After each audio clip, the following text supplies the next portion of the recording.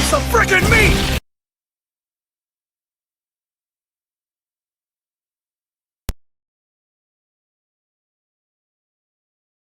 Time to mince some frickin' meat! Time to mince some frickin' meat! Time to mince some frickin' meat!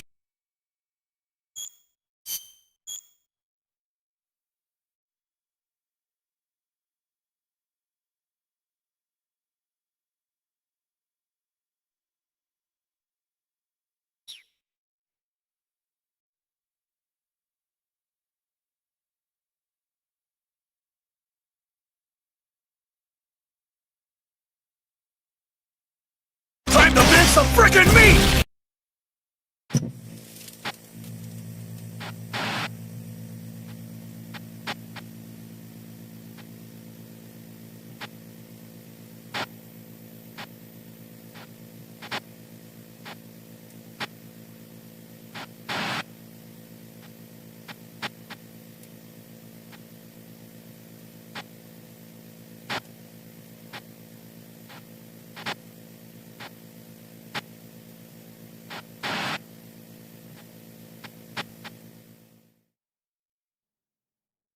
Time to mince some frickin' meat!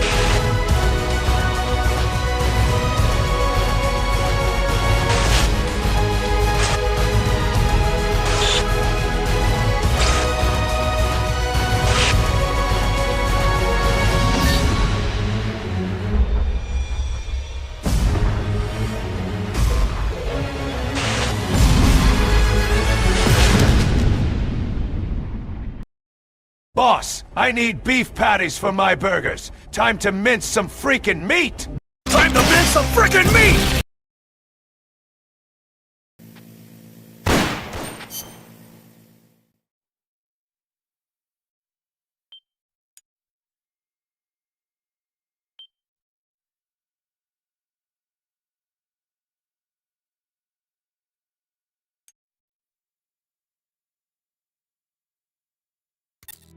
Got a sec, Snake? What's up?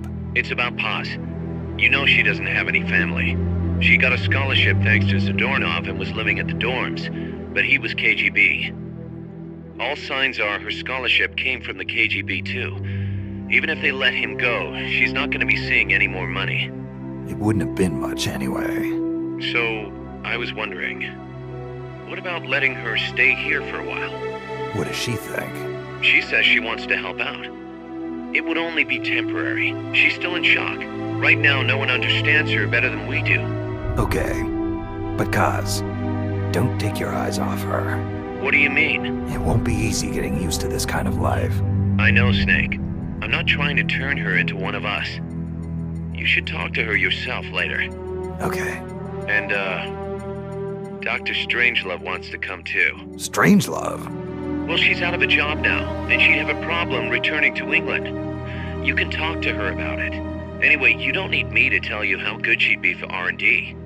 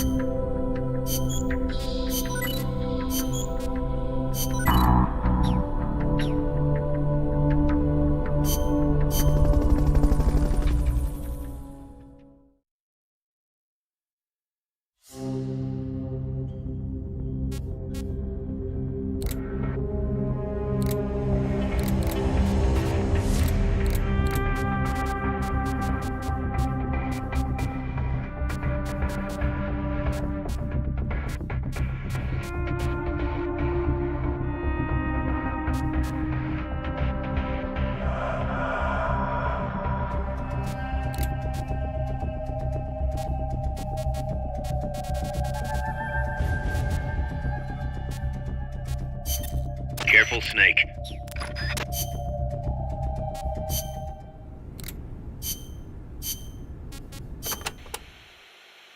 By the way, Kaz, who do you think's our queen bee? Good question. I was thinking maybe Poss. I was thinking Strangelove. Well, I can see that. Or maybe Cecile. On second thought, I might go with Amanda. How about this, Snake? We'll have an army of queen bees. Sure. Why not?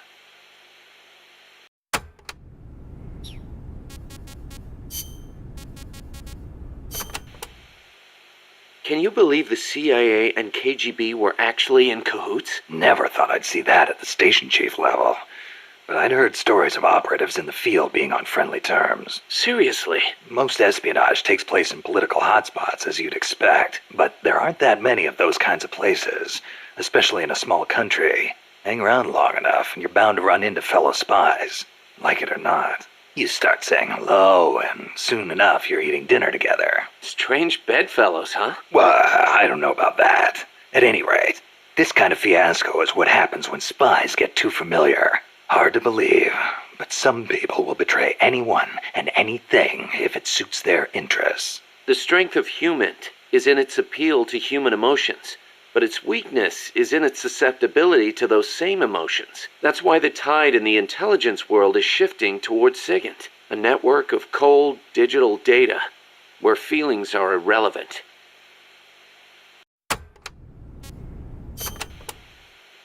Snake, you got a sec? What's up? Prime Minister Gary of Grenada is asking the UN to set up an agency to study the UFO problem. Grenada? That island in the Caribbean? He gave the press a bunch of photos. Says they proved the existence of UFOs. One of them caught my eye. That's the... Yep. The weapon Huey called the chrysalis. Kaz, this is the photo I gave to Chico. He said something about selling it off as a photo of a UFO. Looks like it found its way into the pages of a magazine. But why would the Prime Minister of a country believe tabloid trash like that? There's been reports all over the Americas of abductions and cattle mutilations lately. You think they're true? I think the CIA might be involved. If they are, then Gary could be. I know. If he digs too deep, he's gonna get himself into trouble. But Grenada's right next door to Cuba. I guess that would make it tough for the CIA to intervene, in a sense. Upsetting the domestic balance of power could cause it to go red all of a sudden. True. Well, in any case, it's not like we can do anything about it. Just wanted to let you know. Gotcha. I'll be careful not to let any more photos leak.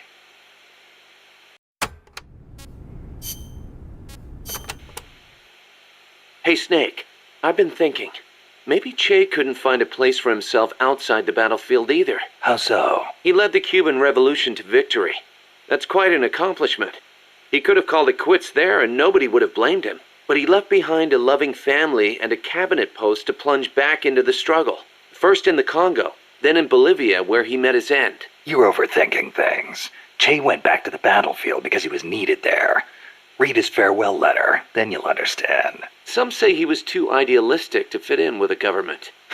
Too many scruples, most likely. Maybe so, but I still can't help thinking the reason you look up to Che is because you see something of yourself in him. You left your country behind and plunged into battle. You wander from one battlefield to another, going wherever you're needed. Che was a revolutionary as well as a warrior. He took up arms to fight for his beliefs. I don't do what I do for any ideology. I'm a warrior. Nothing more. Nothing less. Okay, boss. You're right. Just wanted to see how we stacked up against a real hero.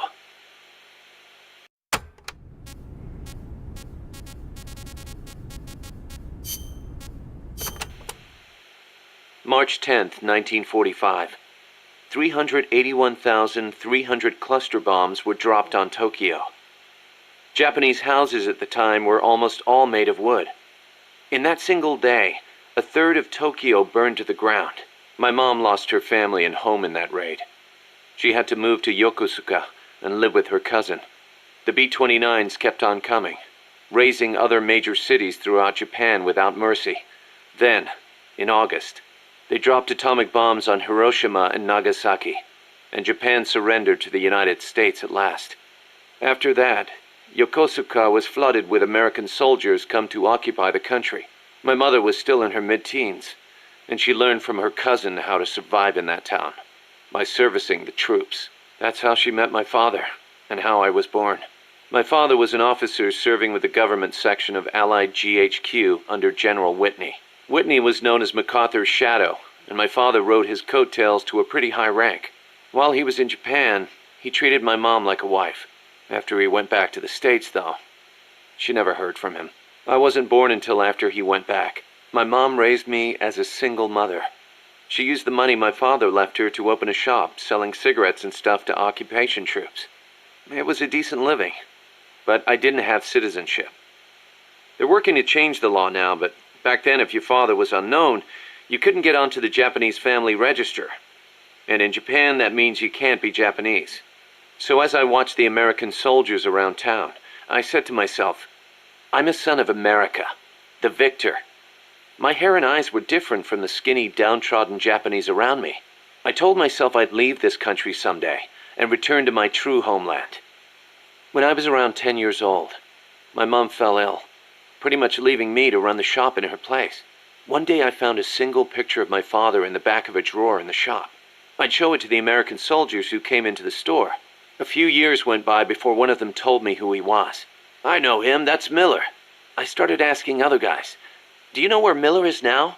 Can anybody tell me where Colonel Miller is now? Turns out he'd left the service and was making a living as an instructor for soldiers in Virginia. It was one of his students who finally told me that. I wrote him a letter in English. I'm your son. I want to go to the United States. Day after day I waited. Then just when I was about to give up, the post office delivered my future to the door. My father sent me some money. I thought my dream was going to come true. I was only thinking of myself. So I went to my bedridden mother and convinced her to let me go. My father arranged for a car to pick me up. It was jet black. When the neighborhood kids who'd always made fun of my hair saw it, their jaws practically hit the ground. I put my mom in a hospital and went on my own to America. When I met my father for the first time, he was living alone in a big house. He told me he'd lost his son, his American son, in Vietnam. He showed me a picture of my older brother. I guess that and his divorce left my father feeling lonely, which is probably why he finally took an interest in me. He'd retired from teaching. He was stooped over, could hardly walk, but he gave me two things: the name Miller and money for school. I used it to learn English and then go to college. America was exhausted from years of fighting in Vietnam. They were waging war in a foreign land, while at home, people were screaming for peace.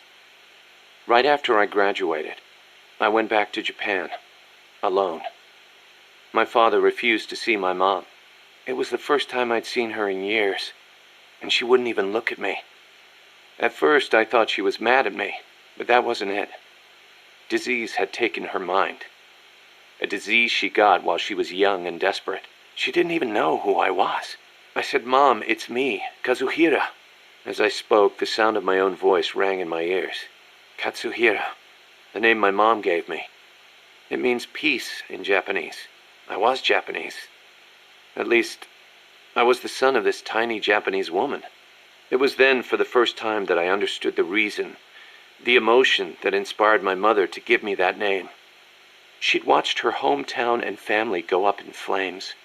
Her body and her mind were ravaged by war. And yet she chose to have a child named Peace, with a man who was once her enemy. Japan lost the war. But what good is war as a measure of a country? Since the war and up until the oil shock last year, Japan's economy has grown every single year. It's on its way to becoming a stronger country than ever. I stayed in Japan and joined the JSDF. I was 22 at the time. I did it to pay our bills. But it wasn't just that.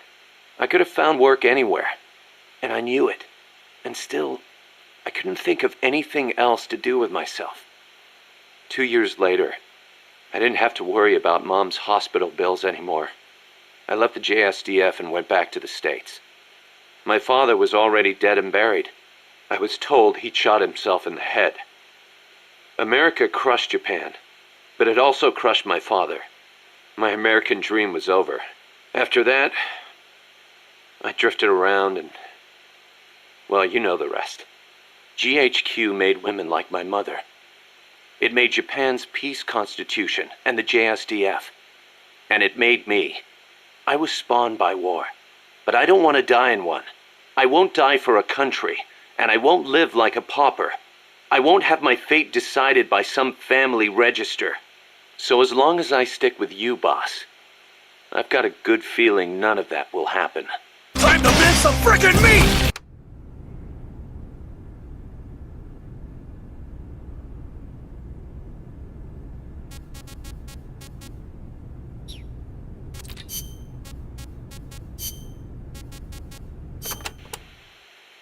Professor Galvez was a KGB spy? I thought he helped me out of genuine concern for Costa Rica's future. You didn't know. How could I? Believe me, Snake. He introduced himself as a peace researcher at the university. He had an office and credentials and everything. They're masters at creating cover personas. They think of everything. ID papers, jobs, sometimes even families. Don't feel bad you didn't see through it. But you did? From the first time we met. I wish you had told me. Sorry. I didn't know if it'd be right. You might have gotten mixed up in things you shouldn't. That is impressive, though. Sizing him up at a single glance. He reeked. Reeked? He had this unmistakable air about him. The air of someone who's been given a mission and will see it through no matter what. Like me. I could just smell it. That is amazing, Snake. I'm just kidding. It was his prosthetic hand.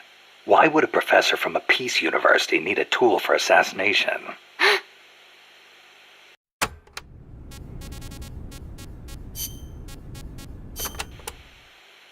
I have a favor to ask you, Snake. Name it. I want you to give me a job here. I want to help out. You sure? You just went through a hell of a time. You should probably take it easy until you're settled. Thank you.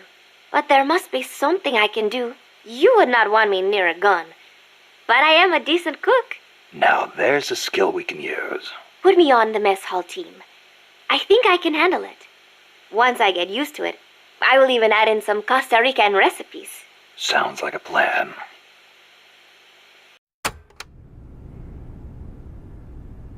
While Pliskin and Ryden were defusing bombs, I was locked in a room eating all of the food as I minced my friggin' meat.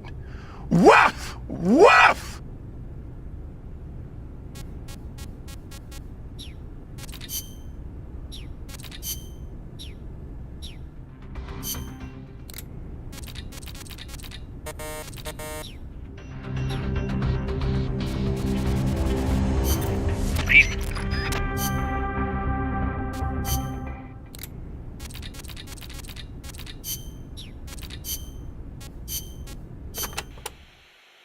Nuclear deterrence means preventing the use of nuclear weapons in conflicts between states.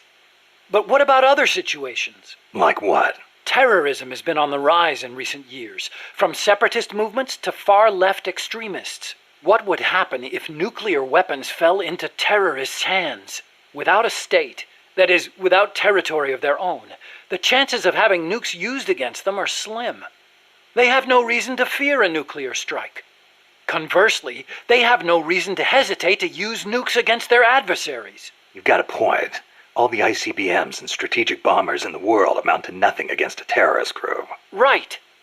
Of course, this is all still hypothetical.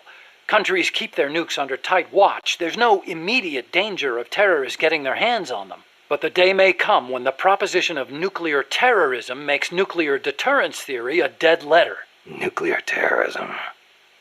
Interesting.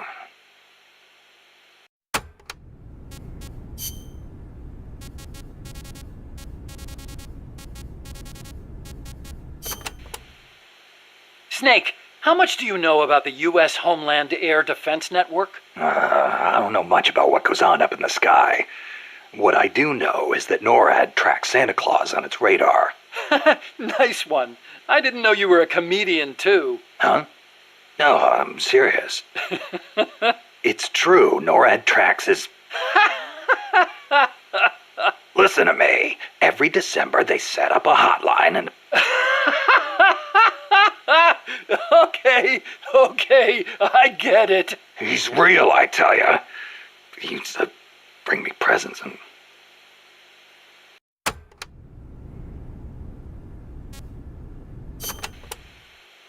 Okay, Snakey. As all good little boys know, keeping tabs on Santa Claus is a very important job for NORAD.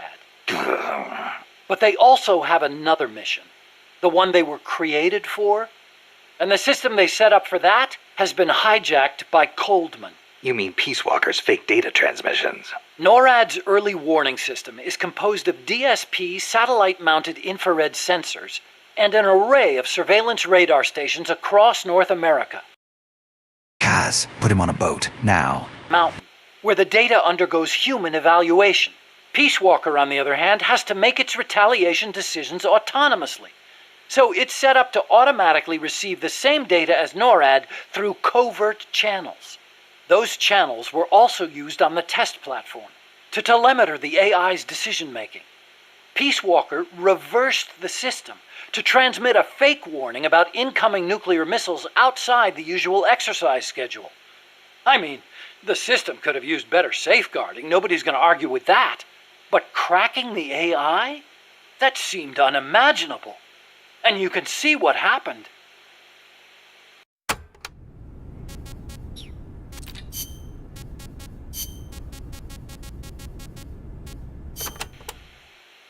Hello? Snake? Mon chéri? You been drinking, Cecile? Can't you please do something about this pest? Who? Monsieur Miller! What's he done now? Wine. Wine? He said he thought the soldiers might tire of having beer all the time. So he's brought in some wine instead. And then he gave me a bunch. Well, that was nice of him. But the past 2 years have been bad for French wine. Perhaps it is the bad weather we have had. But whatever the case, I told him the last thing you want to be drinking right now is French wine. Well, California and Chile have good wine too. But then he goes and stocks the pantry with nothing but French wine from 72. The stuff is a disaster. Then he says, "Come on, Cecile, have a taste of the old country." I had a terrible feeling about it, so I decided just to taste it at first. And then again. And then a few more times. Took one for the team, huh? But when you do a tasting, don't you usually spit the wine out? But bottle after bottle, nothing but garbage. Absolute garbage. Not one half-decent bottle in the whole lot. Taste of the old country, he says. Sorry to hear that. I cannot believe this. What will we do with all this wine? The guys aren't too picky when it comes to taste. You sound just like Monsieur Miller. Huh? When I complained, he simply said, "As long as it gets the job done." You people are such culinary savages. Allez tout vous faire voir. Somebody take me back to Paris, please. I think you've had a little too much, Cecile. Ugh, this Monsieur Miller tried to roofie me with his stinky French wine from last year. Ugh, he kept talking about some sauna freak off party or whatever. What degenerate imbecile is this Monsieur Miller?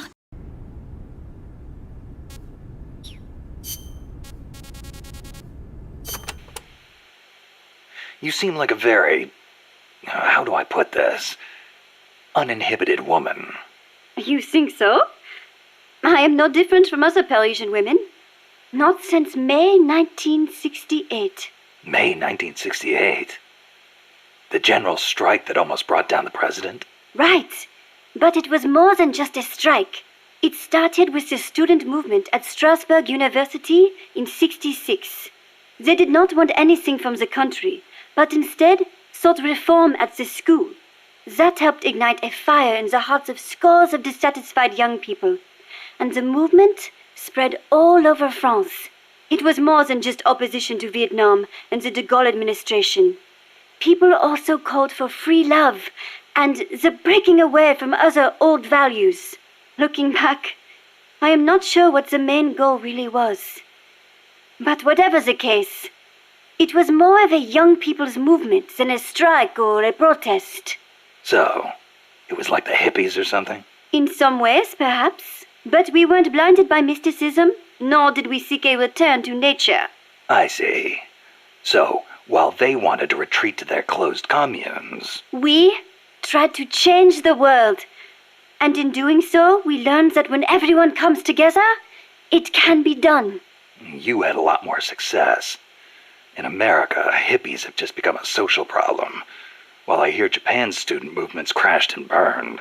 I wonder what was different. Good question. I'd like to know myself.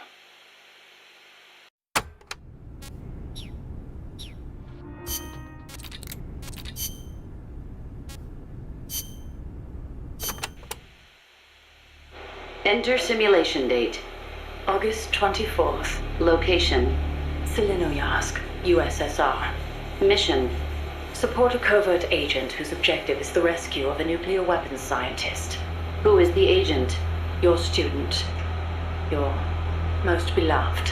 Acknowledged. Define current mission progress. With your help, the agent has successfully made contact with the target. All that's left is to wait for recovery. Now, deduce the best course of action. I take the scientist away from the agent. What for? As a gift when I defect. Why are you defecting? To reform my special forces unit with my former comrades in arms. No, I don't want to know your objective. I'm asking for the reason. Why are you betraying your country? I do not defect in order to betray America. Betrayal is merely the outcome of that defection. Response time is always slower here. Perhaps she lacks confidence in her judgment. You're a hero in the West. Why should the Soviets trust you? In addition to the scientist, I provide them with a portable nuclear warhead in order to win the favor of a Russian GRU officer. And then you launched it. Launched? The nuke? Me? That's right. At a target inside Soviet territory. Nuclear weapons make my blood run cold. They blot out the future. How could I? Karma. Is it my karma? The karma my mistake has brought upon us? My... Attention. Discontinue forward reasoning. Cross-check with knowledge base. Affirmative. Cross-check complete. Revising conclusion as follows. I steal the new weapons developed by the scientist, and then launch the nuke at the Weapons Design Bureau. Forward and backward reasoning are in conflict. Attention! Return to forward reasoning. Affirmative. Your apprentice returns for the scientist. I send him away. He doesn't give up. I send my comrades to defeat him. All of them fail. Even the GRU officer who oversaw your defection is defeated by your apprentice, along with the new weapon. Now, what is your course of action? I fight him. Why? With your GRU patron dead, there's no reason for you to fight. Why not just run away? I must fight him. I do not see the reason. With a soldier of your caliber on his side, how could the GRU officer be defeated to begin with? Did you betray him too? I've been waiting for a long time. You could switch allegiance from GRU to KGB and take the remaining nuke as a gift. There's no chance they wouldn't welcome a hero of your stature. Drift away. My place is with them now. I didn't ask you that. Give me the basis for your reasoning. Tell me the truth. Politics determine who you face on the battlefield. Why won't you answer me? It's like you were just waiting for him to kill you. I was disloyal, betrayed my country. I deserve to die. How can you say that? You can't be a traitor. You're not that kind of person. Kill me. Kill me now. Stop it! Stop it! Attention! Discontinue reasoning. One must die, and one must live. Stop it, damn you! Discontinue! Life's end. Isn't it beautiful? Shut down! Always in the same place. Her reasoning goes haywire. Someone holds the key. Perhaps it's him. I'll get it out of him. One way or another.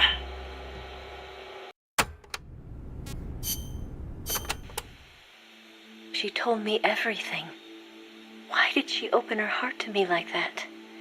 At the time, I couldn't understand it. But now, I think I do. Snake, she wanted you to know the truth.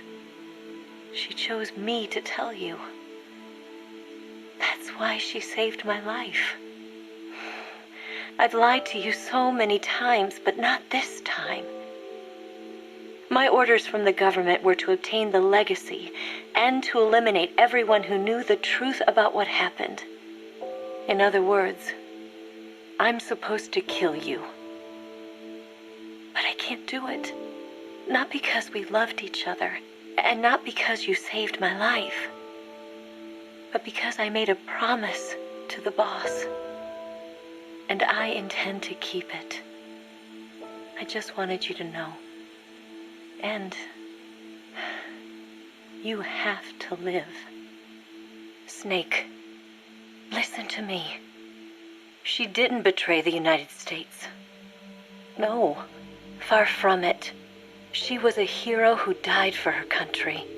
She carried out her mission knowing full well what was going to happen.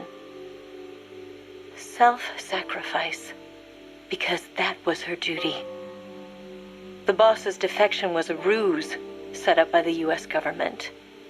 It was all a big drama staged by Washington so they could get their hands on the philosopher's legacy. And the boss was the star of the show. They planned it so that they could get the legacy that Colonel Volgan inherited and destroy the Shagohod at the same time. Only a legendary hero like the boss could have earned Volgan's trust. Finding out where the philosopher's legacy was hidden was to be her greatest mission. Everything was going according to plan. But then something happened that no one could have predicted. Colonel Volgan fired an American-made nuclear warhead at Sokolov's research facility. Khrushchev demanded that the U.S. government provide proof that it wasn't involved. They couldn't just abort the operation to steal the legacy. So the operation itself was greatly expanded and revised. The authorities in Washington knew that in order to prove its innocence, they'd have to get rid of the boss. And that one of their own would have to do the job. The public couldn't be allowed to find out about it. Not ever. This, they concluded, would be the best way to keep the whole thing under wraps. The boss wouldn't be allowed to come back home alive. And she wouldn't be allowed to kill herself. Her life would be ended by her most beloved disciple. That was the way the government wanted it. That was the mission she was given. And she had no choice but to carry it out. Her death, at your hands, was a duty she had to fulfill. Out of duty, she turned her back on her own comrades. A lesser woman would have been crushed by such a burden. The taint of disgrace will follow her to her grave. Future generations will revile her. In America, as a despicable traitor with no sense of honor. And in Russia, as a monster who unleashed a nuclear catastrophe. She will go down in official history as a war criminal. And no one will ever understand her. That was her final mission. And like a true soldier, she saw it through to the end. But I think she wanted you, of all people, to know the truth. She wanted to live on, in your memory. Not as a soldier, but as a woman. But she was forbidden to tell you herself. And that's why she told me.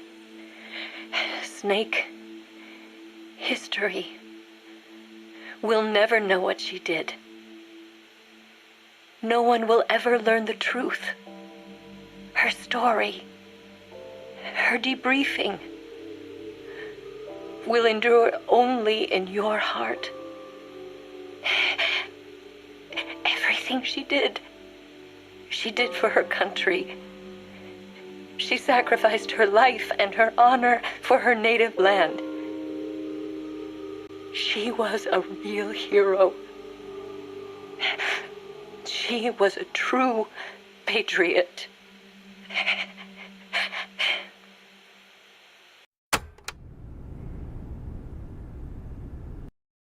Initiate! The boss, GPT. Generate me an image where you break Snake's arm and throw him off a suspension bridge. Wait, what do you mean I reach my daily data limit? Why do I need to be on your premium subscription plan? Goddamn paywalls! Don't you already have the Philosopher's Legacy?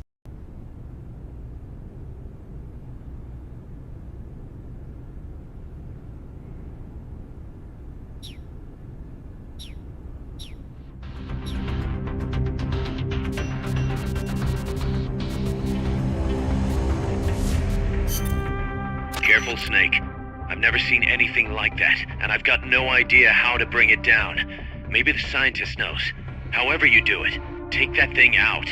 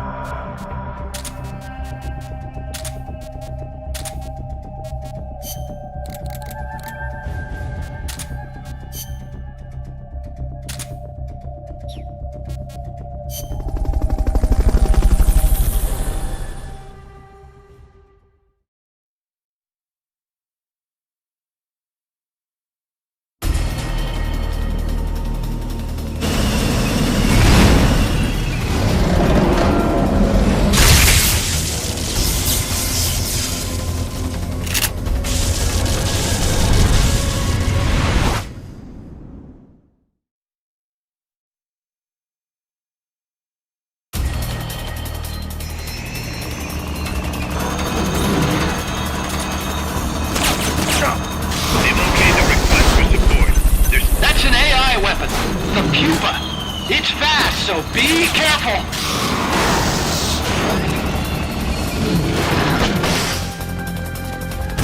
Engaging track units. Destroy the treads on the left and right to stop it from doing its punch attack! Lie flat to avoid getting hit when it charges!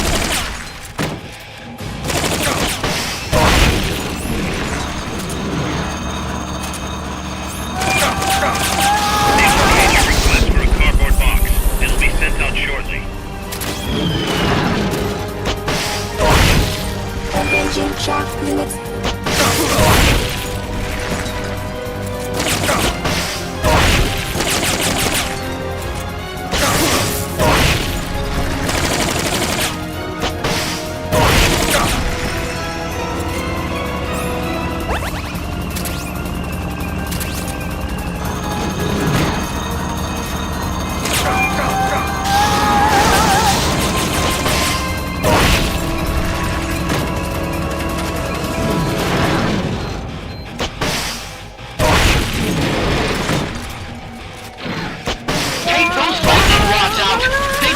Electroshock attack! Blow the hatch and climb into the AI pod! You should be able to get in the AI pod!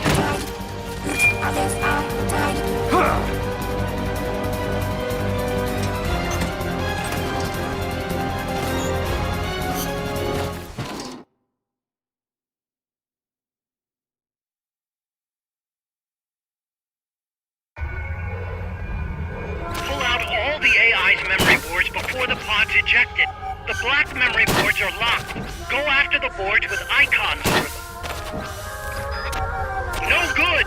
That one's broken! You can unlock memory boards by destroying the mechanical components that they control.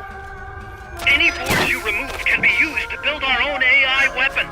Memory boards have different functions according to the icons displayed over them. Go ahead and take whichever ones you want.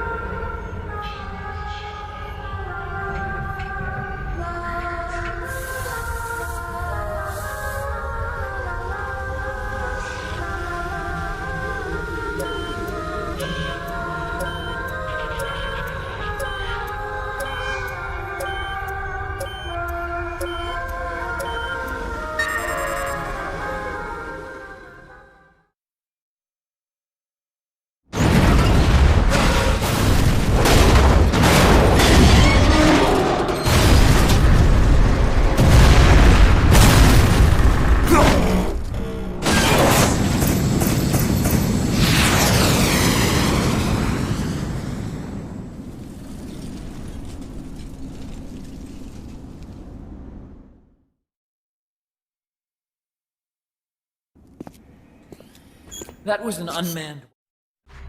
There's no need for a human pilot.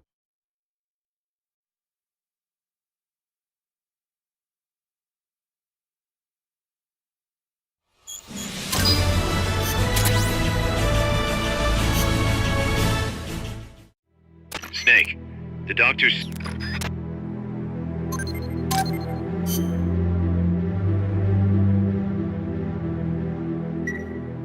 Snake, we fitted Zeke with its own AI pod. We were having trouble adjusting the AI, but Dr. Strangelove was able to get it up and running. Strangelove? Why the surprise, Snake? Whoa, we're an army without borders. We need a deterrent against foreign intervention. That's what Zeke is for. It may even prove necessary to... I'm not against deterrence itself. The problem is when a nation comes to rely on it.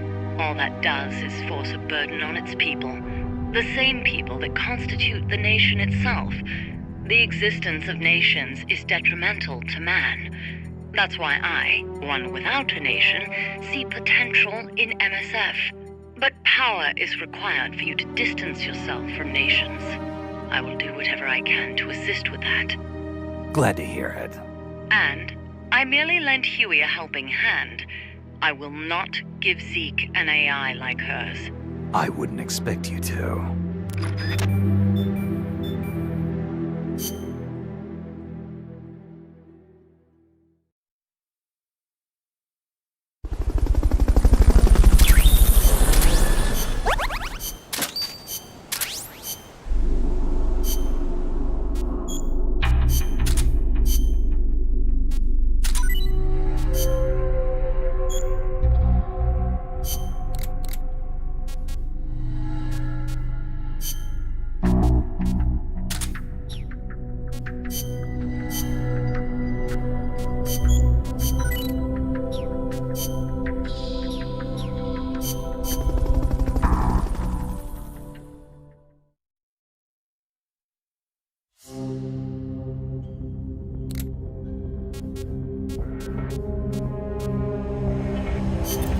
The boss has infiltrated the area around the coastal supply facility and knocked out the soldier there.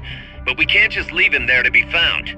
I need you to get in there and capture the unconscious soldier using the Fulton recovery system. Do it quickly before he comes to.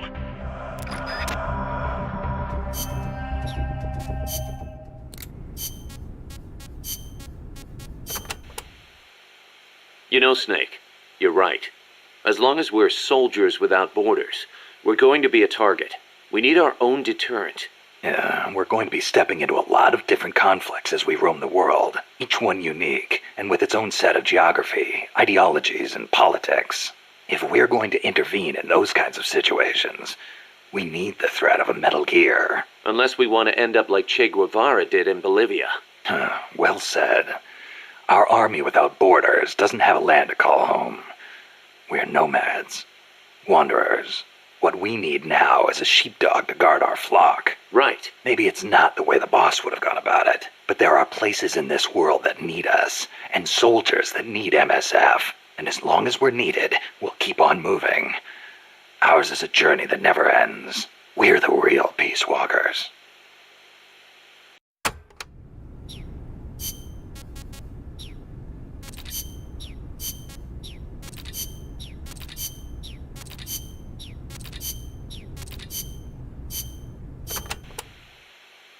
AI stands for Artificial Intelligence. It refers to a man-made machine possessing an intellect on par with that of a human being. Is that even possible? Possible. You've seen it with your own eyes. What the AI weapons are capable of.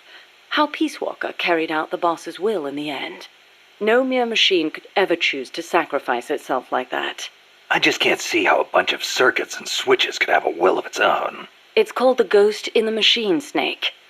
And it exists.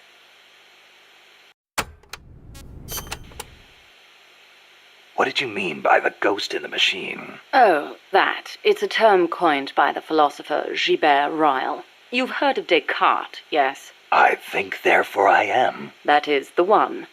Descartes espoused the dualistic theory of mind and body. He believed that our thinking minds exist in a separate dimension from our bodies, which are governed by the laws of physics. But if that were true, then couldn't you say that a mechanical body, inhabited by a ghost mind, is a human being?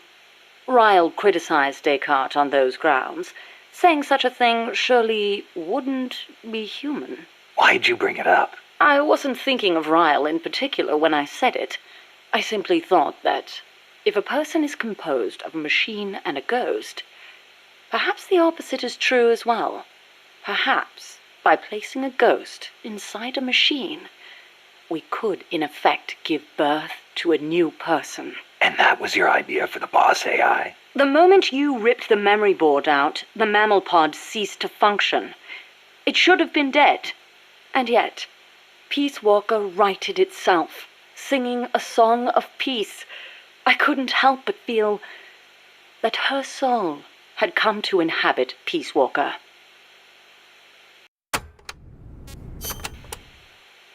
Let's say, hypothetically, there really was an intelligent machine. How would you prove it? What's the difference between a high-level computer and an AI? It depends on what you choose to define Looks as like a formidable recruit. For example, Welcome aboard, Snake, soldier. listen to my voice, talking to you now.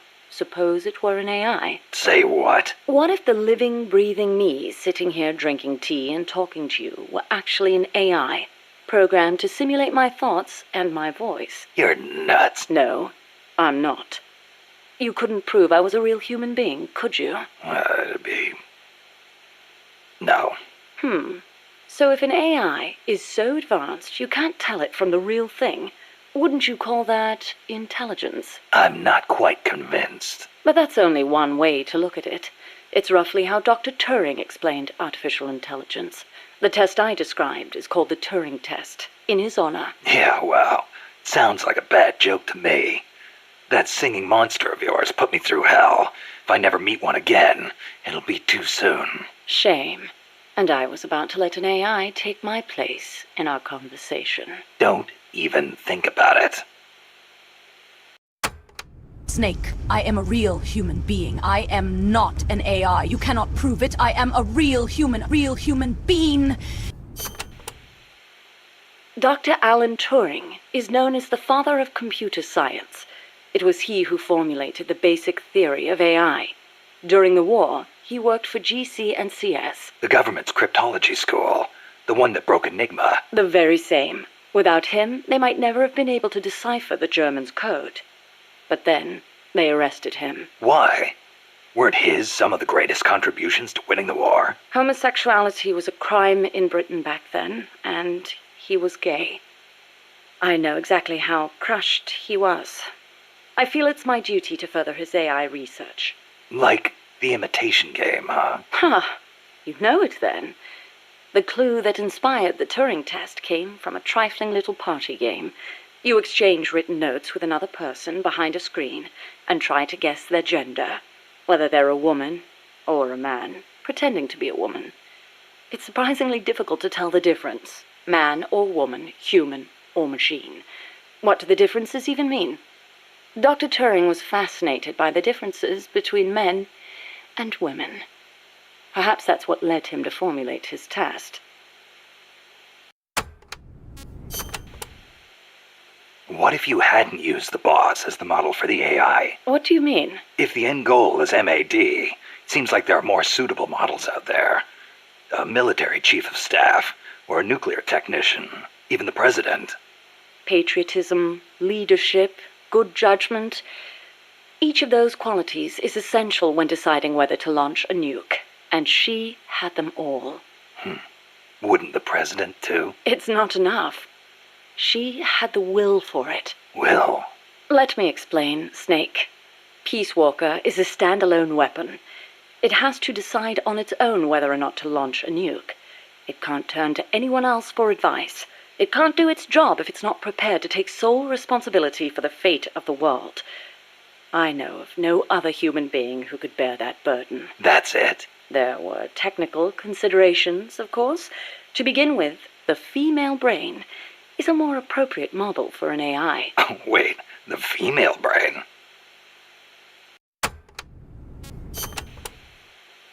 What do you mean by that, modeling your AI after the female brain? Snake, what is the human mind capable of that a computer is not?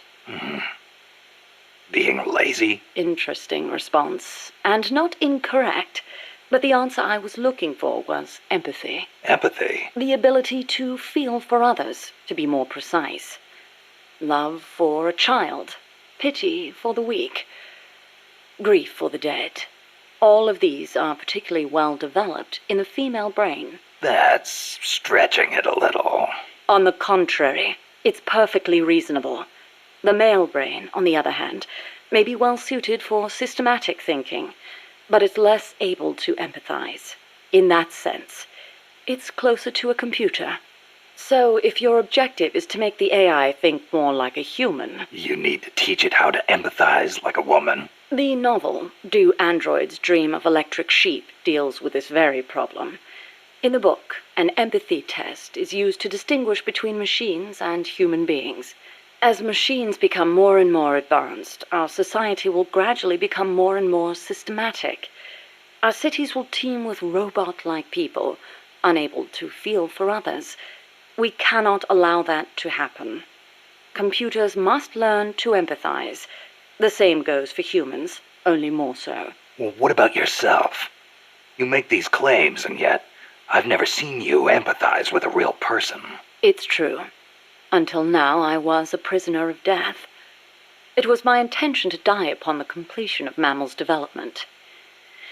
She was my one reason to live. But you changed your mind. I did. Because she taught me the dignity of living. My eyes are open now. I want to go on living and seeing real people. Brothers! I see.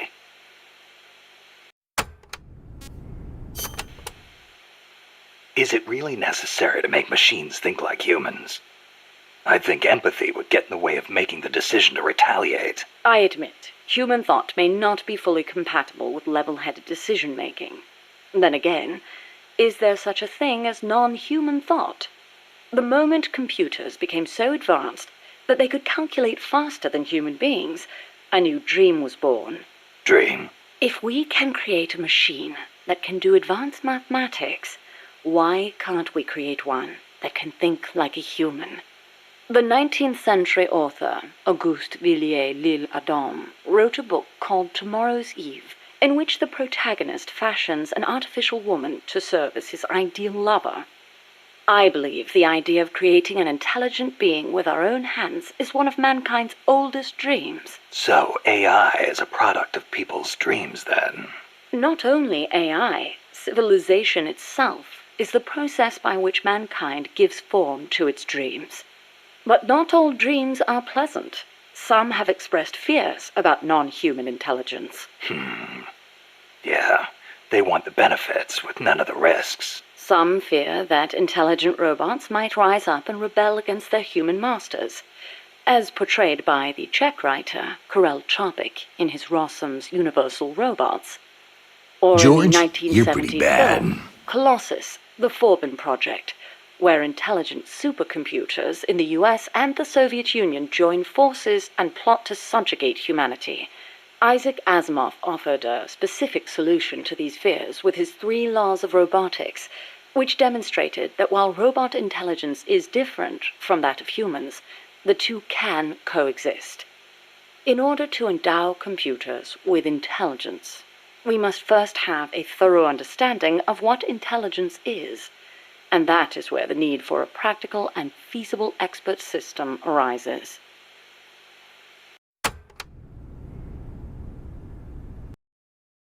Boss, we need to go to Love Box right now. My meat needs to be minced immediately. Ready? Where's my freaking meat, dude? God damn. So what's an expert system? The AI housed within Peace Walker began development as such a system. An expert system is a type of proxy program by which a computer Time to miss some frickin' meat! an expert would.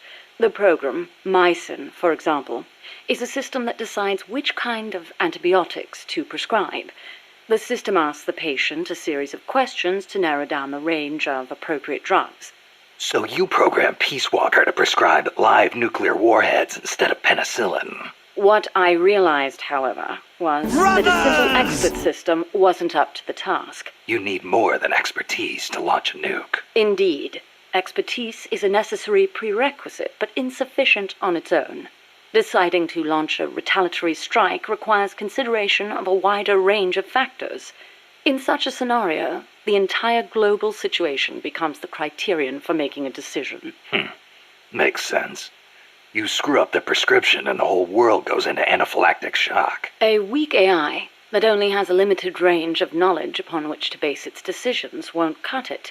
Therefore, I had the AI study the boss's thought patterns, thus creating a true expert system.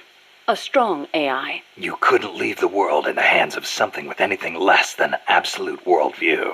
I could have built a simple expert system in no time at all. Say, how would you like a system that decides which guns you should equip according to the mission's parameters? I'll pass. I'm not going to leave my life up to somebody else's judgment. Especially not a machine.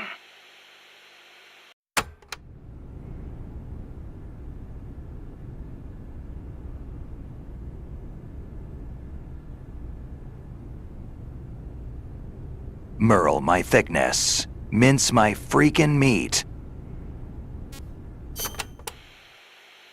With current technology, AI are inevitably enormous in size. But as circuit integration continues to advance, they will become even smaller. As small as human brains, and perhaps smaller than that. And in the meantime, robotics will continue to advance as well, to the point where we can create androids, robots that resemble humans. And then... And then what? Time to miss some frickin' meat! I don't need to spell it out for you, do I? Don't tell me you're thinking of making an android imitation of the boss. Surely the thought has crossed your mind as well. Of one day being reunited with her? Enough! I don't want any part of it. I see. I didn't mean to offend you. In reality, AI is more likely to evolve in the opposite direction anyway.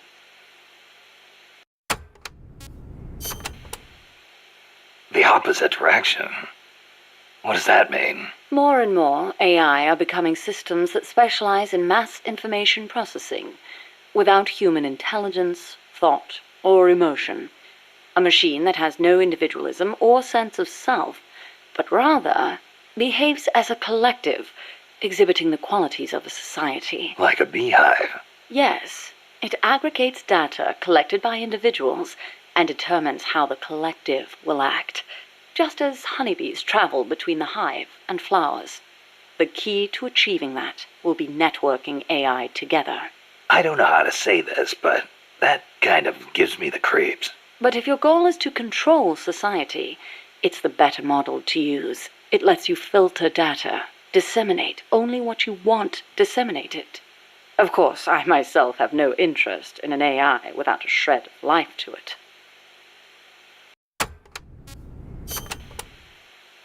Earlier, you called the mammal pod a butterfly. Not a pupa or a cocoon, but an imago. Yes, the AI that came before the mammal pod were works in progress. Works in progress? They were enough to keep the frame running, but not enough to make decisions about nuclear retaliation. They weren't quite complete. They were pupae. Only when I added the boss's data did the AI take on its true form, becoming a butterfly and taking flight. And that's why the nose art on Peace Walker was a butterfly. I gave the mammal AI the code name BS Imago.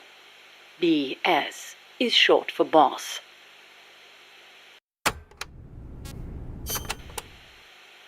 Huey called that gigantic unmanned chopper a chrysalis. Is that another one of your AI code names? Yes, you're referring to the TJ Chrysalis 6000. There's also the GW Pupa 5000, the TR Cocoon 7000. I get it.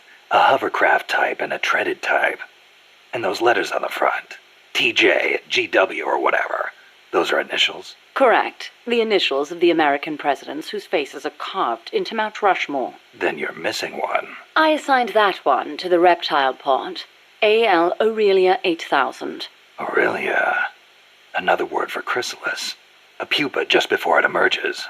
All of the initials, except for BS, were of Coldman's choosing. I chose mine from the storied ranks of British royalty. MS, AV, EW. What do those stand for? You can't guess.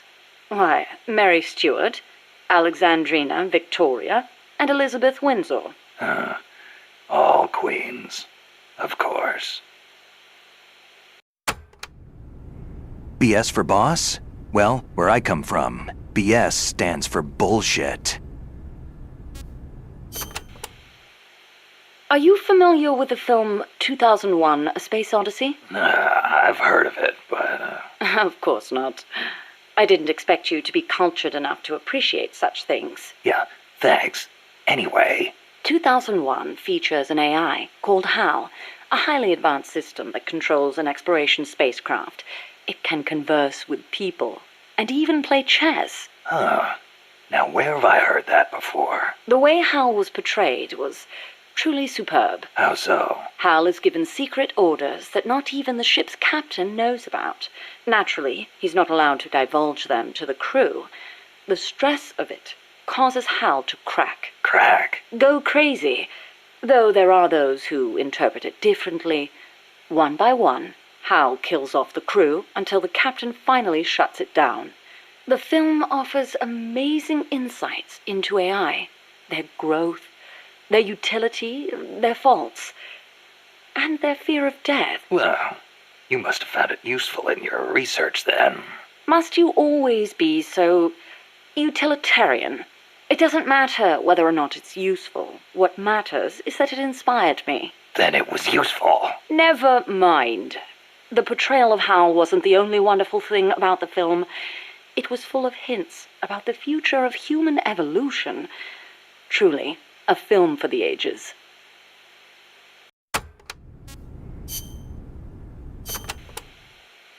Strangelove, when did you and the boss first meet? Did she ever tell you about what she saw in space? Yeah. I saw the same thing along with her. The Soviets beat America into space with Sputnik, and so America rushed to be first in manned spaceflight. NASA used her as their top secret guinea pig, launching her deep into the cold blackness of space. I took part in the project as a scientist. You were there with her? Yes. For a brief time. We were one and the same, she and I. We sought each other out, completed each other. Did you know that inside every woman there's a universe? And that we are able to sense this in each other? We connected because of our empathetic female brains. As time went on, I began to have doubts about offering such a noble soul as sacrifice. Why did she have to... The flight test was a narrow success, and she miraculously made it back alive. But her mind and body were horribly mangled, and there was nothing I could do for her. We were no longer one and the same.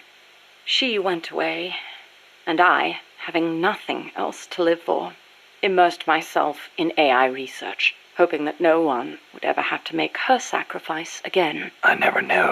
It's not really worth knowing. We were ships passing in the night, that's all. Perhaps someday I'll tell you the long version, if you're interested.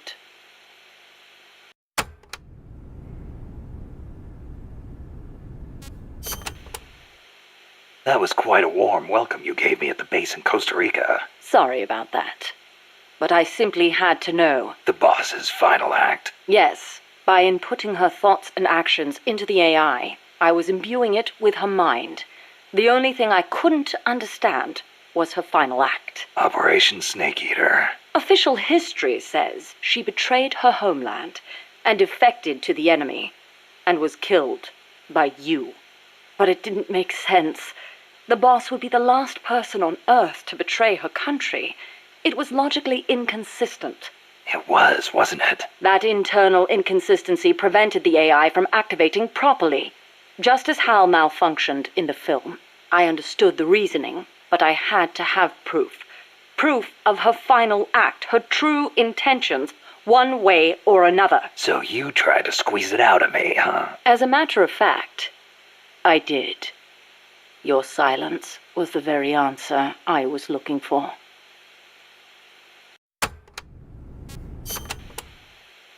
That white horse the boss rode. The Andalusian, yes. How'd it get to Costa Rica? I went looking for it. It was her final witness. Even if it couldn't speak, I found it and brought it here. Where? I thought for sure it'd be blown to ashes by those MiGs. I searched the ends of the earth for that horse, and found it at last in a horse market in Britain. Britain? Are you saying it came all the way over the Ural Mountains, through Europe, and across the English Channel? Who knows, really? Perhaps someone took it there. Wait, the thought never occurred to you that it might be a different Andalusian that only looks the same? I can't prove it. Or rather, I couldn't. What do you mean? You should know best of all. That horse wouldn't let anyone ride it. And believe me, I nearly killed myself trying. The only one it allowed on its back was you. That was the proof. Though I hate to admit it. And to think, I ran it to its death. But in that last run, it regained the glory of its youth, using the last of its strength to pursue its former master. Any horse would wish for such a fine end. What do you make of Peace Walker's final act? I recreated her thought patterns exactly. It was exactly what she would have done. The world's most empathetic mind weighed the past, the future, and the entire world, and decided not to retaliate. Merely knowing that is enough for me.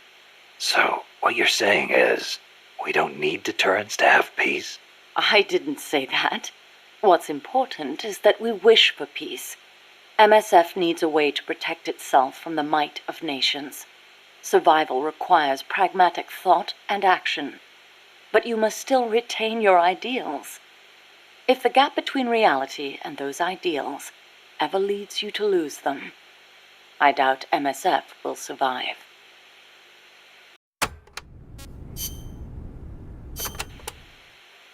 Strangelove. Is that a code name? No, just a nickname. Don't tell me you don't recognize it. From Kubrick's Dr. Strangelove, or How I Learned to Stop Worrying and Love the Bomb. It's a film that came out in 1964. A dark comedy about the absurdity of nuclear deterrence. You were in a movie? No, stupid. I got my nickname because of that movie. Why? Because you look like the doctor in the movie? No, that Dr. Strangelove was a man. So? Back when I was at ARPA, I kept a photo of the boss on my desk. I was totally engrossed in my research and showed no interest in the opposite sex. Plus, I had a photo of a woman on my desk. The fools around me turned it into a cruel taunt, calling me Strangelove. Even for a bunch of shut-ins who never went out to the cinema, that title seemed to ring true with them. Anyhow, in their eyes, homosexuality was something strange. They were incapable of seeing things outside the lens of their own standards. Being strange means you have your own unique point of view. I rather considered it an honor. So, you were with ARPA before you came here, huh? Yes. Back then, it was really the only place I could make a living from my AI research. And before that? I started out at NASA. That's where I met her. When Boss went into space? Yes. It was that incident that turned me away from aerospace engineering. Space is entirely too hazardous a place for human beings.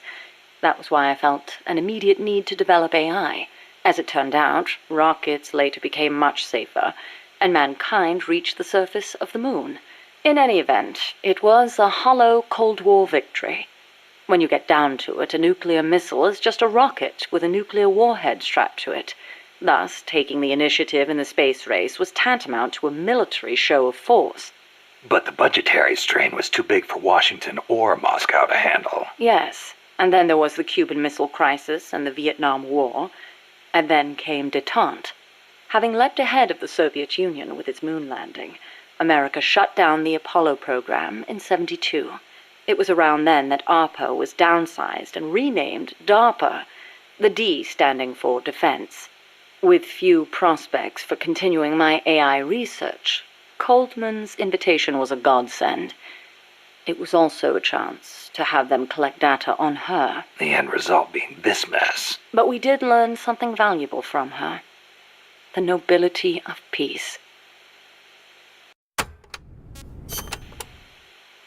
Why'd you agree to come here? To Mother Base? You intrigued me. Me? Hold on. You're not planning on modeling your next AI after me? Not a bad idea, but I have no intention of ever again attempting to transplant human thought into machines. Oh, that's a relief. You are the man who inherited the boss's will. You're gathering people around you, even now, shaping them, building a new organization. I'd like to see how it turns out. You're not planning to go back to AI research? I never said such a thing. Of course my work will continue. Here? In my eyes, the growth of MSF as an organization is analogous to the development of the nervous system. The way you become intertwined, stimulate each other, branch out in new directions. It's really quite inspirational. Interesting way to put it. Of course, I intend to repay you for your hospitality. The fruits of my research will be at your disposal. Why not assign me to the R&D team? I promise you won't be disappointed.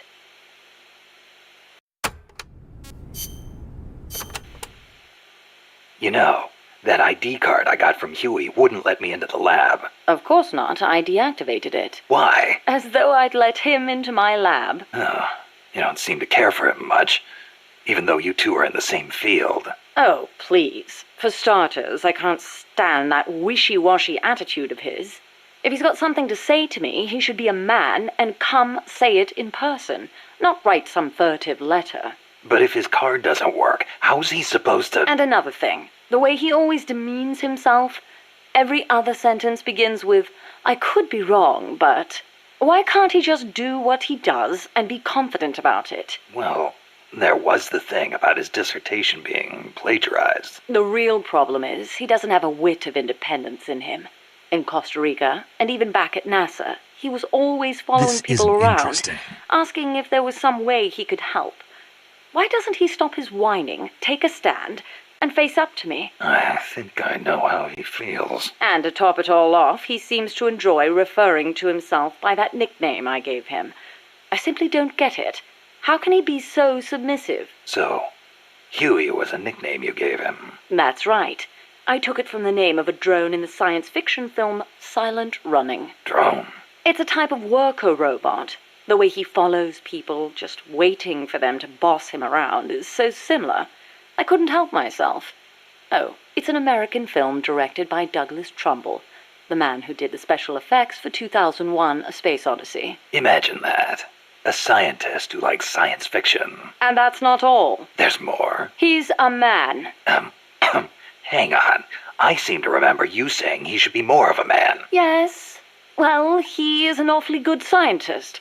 Without his reptile pod, my mammal pod wouldn't function, just as the cerebrum can't exist without the cerebellum and the brainstem.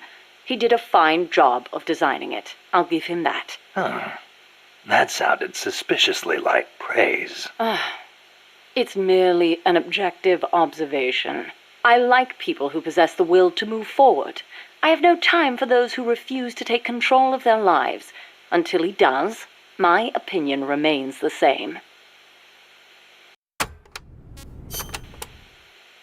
So, you and Cecile seem to be enjoying yourselves back at that lab. What are you insinuating?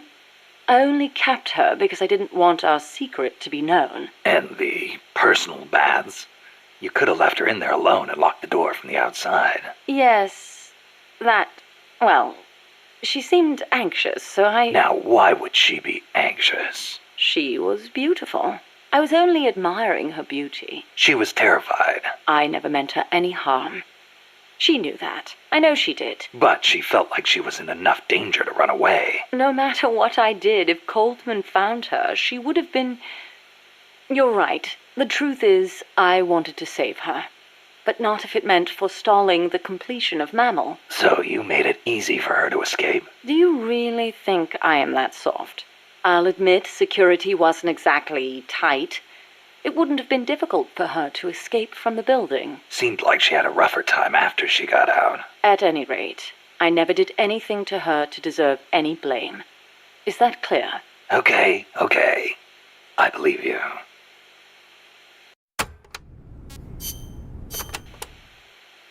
Huey's probably mentioned this, but just to be clear, there's a limit to the parts we can produce here at Mother Base. Therefore, I've built Zeke's AI using memory boards you pulled from other AI weapons. Will that work? In the human brain, individual functions are spread across multiple regions. The same is true of AI. Multiple parts sharing the same function interlink to strengthen that function. For example, the more sensor memory boards you have, the greater Zeke's search and detect capabilities will be. Install more movement boards, and you'll increase its mobility. Meaning the AI's capabilities change depending on how much memory we give it? Exactly.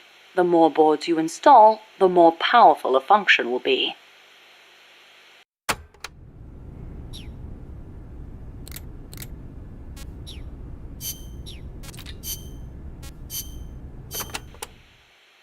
I'm about to leave for Costa Rica, a place completely unfamiliar to me, and on a top-secret mission for the CIA, no less. No guarantees I'll come back alive. Might even get rubbed out by the CIA itself. So I'm leaving behind this record. For her sake. For the boss's honor. Ever since I was a child, I've loved to look up at the night sky. I'd go outside after sunset and drink in the cold air. The moon, Venus, so many stars floating on the edge of infinity. In Manchester, it wasn't very often you saw the night sky in all its star-studded glory, but it was enough to stir a deep longing inside me. Even as others cowered beneath Nazi air raids, I was out there, watching the skies, dreaming of one day reaching the heavens. There were, of course, more practical concerns. My skin was incredibly sensitive. Even the slightest bit of sun would turn it an angry shade of red. Playing outside during the day was completely out of the question.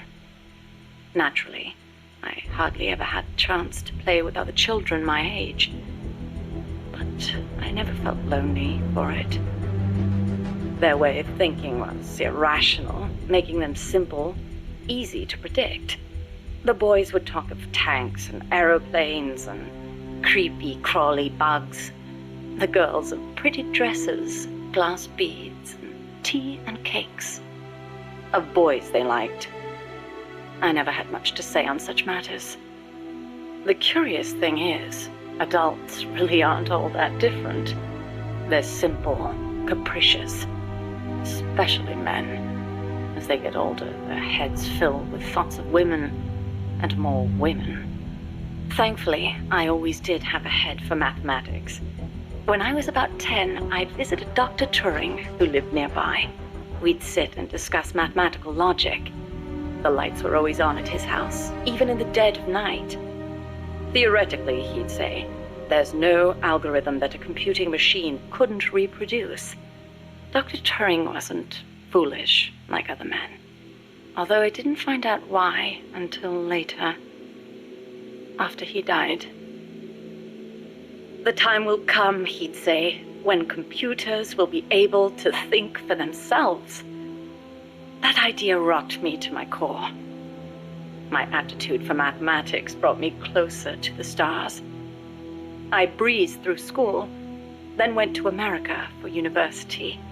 While I was studying at Caltech, NASA was established. I signed up in a heartbeat. I was a pretty good computer engineer at the time, and NASA needed skills like mine. The work was enjoyable. Even though I'd given up on going into space myself, it was a pleasure just being a part of it all. I was assigned to Project Mercury, America's effort to compete with the Soviets in manned spaceflight. 7 men were chosen as pilot candidates for the program, becoming heroes overnight. People called them the Mercury 7. The project made good progress, more or less. We had all the funds and materials we needed. After countless hours of analysis, we even had plans for something on par with Sputnik. We thought it'd only be a matter of time before we caught up with the Russians. They'd sent a dog into orbit and brought it back safely to Earth. But NASA top brass dismissed that success as a fluke. The Americans recovered their re-entry capsules at sea, but the only ocean bordering the Soviet Union is the Arctic, so their re-entry capsules had to make impact on land. A dog was one thing, but human spaceflight would still take some time, or so we thought. At the end of January 1961, we successfully put a chimpanzee named Ham into orbit. He returned to Earth as healthy as ever. NASA was giddy with success. It was then that a new woman showed up for duty.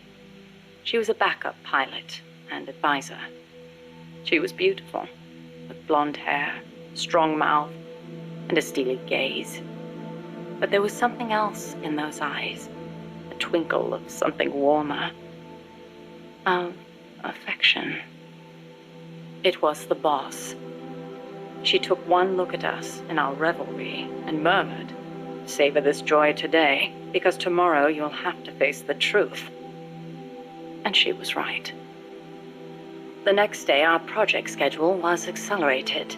We'd received new information that the Soviets were mere months away from putting a man into space.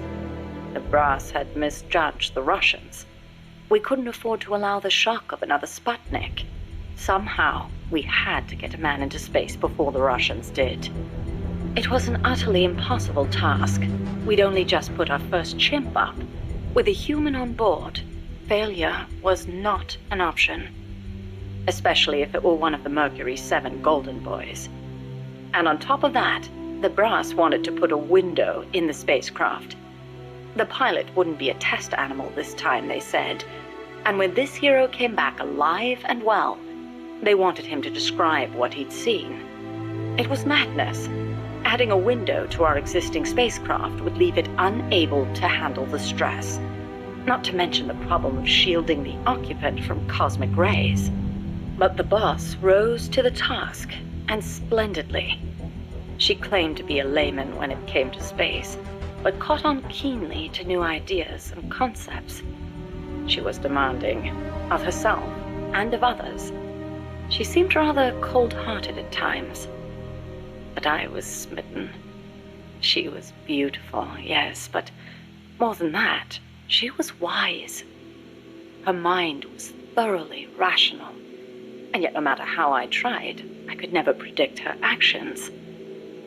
It was easy for me to assume that her judgments were drawn from an enormous base of knowledge. Quite simply, her life experiences were more diverse, more intense than anyone else's. To me, they seemed boundless in their breadth. In her, I saw a reflection of the night sky. Perhaps because I too was a woman, she and I became close.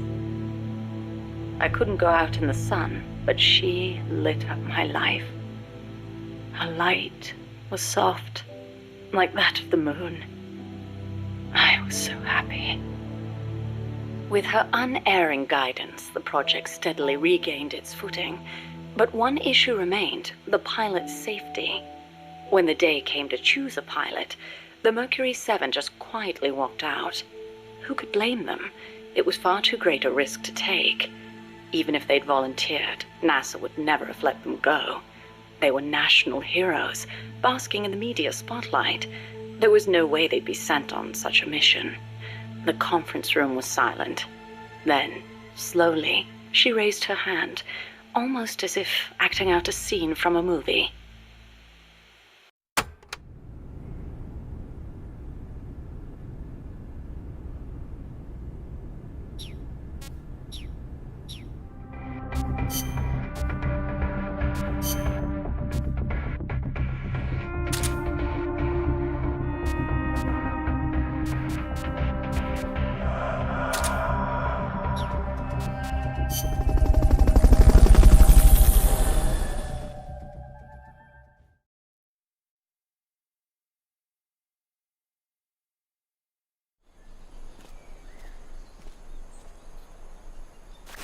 Use Fulton Recovery to bring back knocked out soldiers. To use Fulton Recovery on a soldier, get up next to them so the icon appears, and push the action button. Don't move.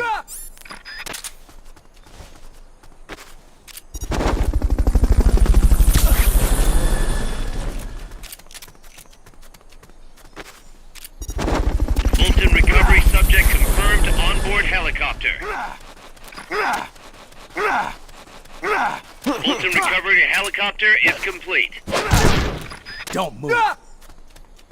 Looks like that soldier's out cold. Try using Fulton Recovery on him. Okay. Mission complete. The folks back at Mother Base will be thrilled.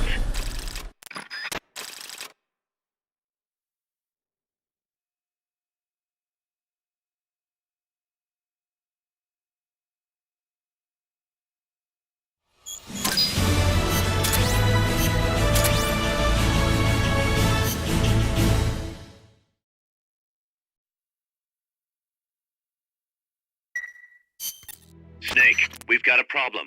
Zadornov's not in his cell. What? He must have used his prosthetic as a blowtorch to cut through the bars, but we've managed to narrow down his location using a transmitter we planted on him. I'm adding a new mission. Find the KGB agent Zadornov.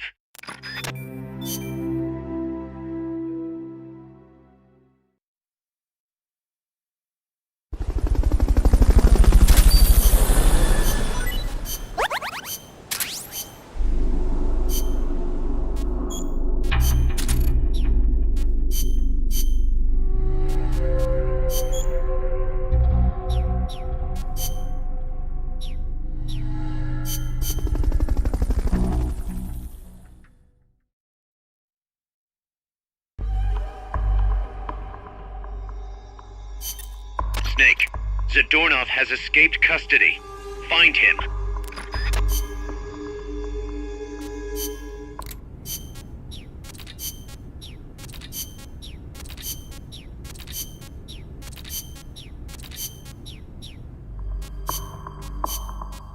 Stealth.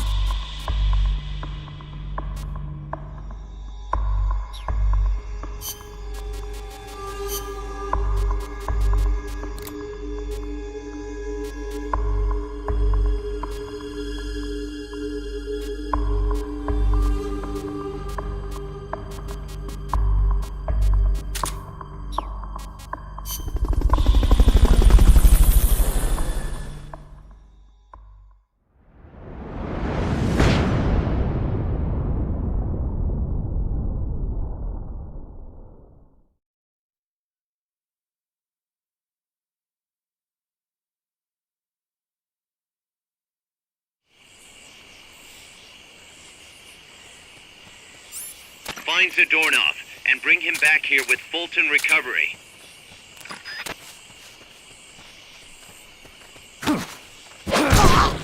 Freeze.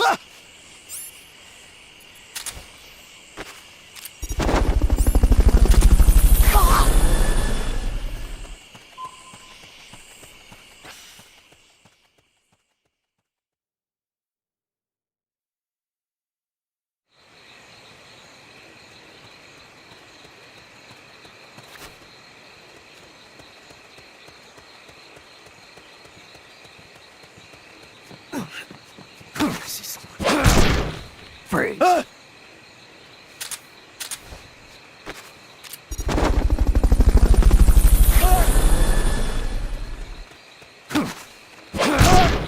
Freeze.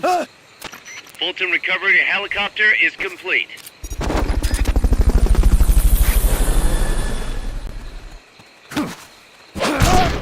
Freeze. Fulton recovery subject confirmed onboard helicopter.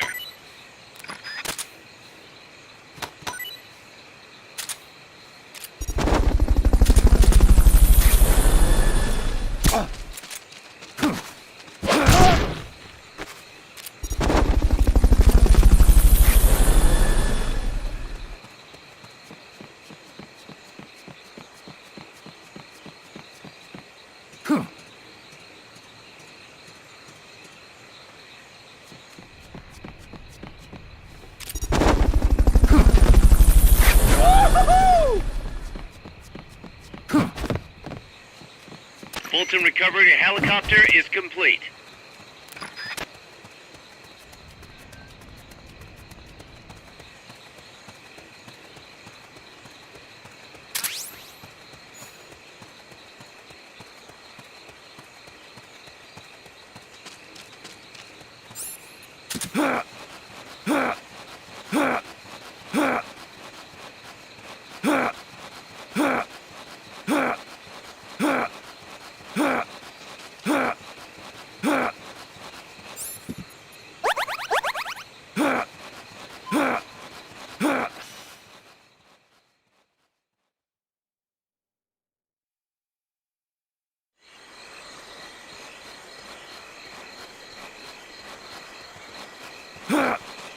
Wait. Check any out-of-the-way spots. I have a sneaking suspicion that doorknobs around there.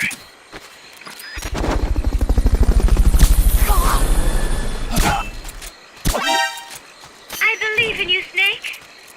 A dinosaur footprint. It's that island. Dinosaur footprints? Nah, it must be some sort of large bird. There's only so many places to hide. Search every nook and cranny. Check any out-of-the-way spots. I have...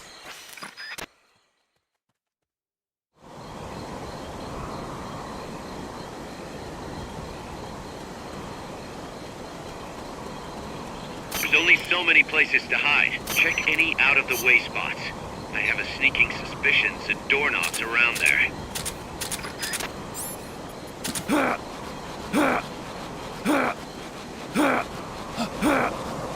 The enemy's... Freeze.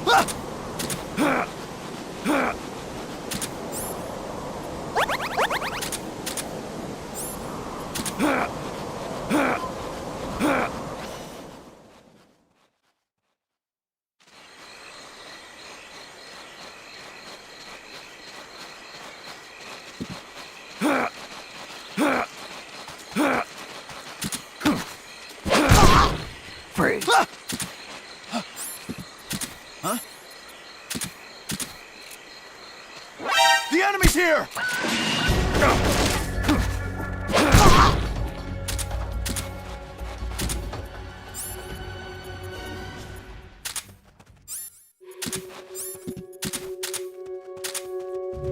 HQ, come in!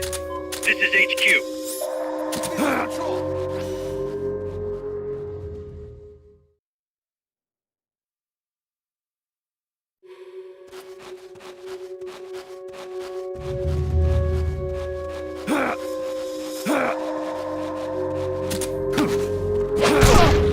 Freeze.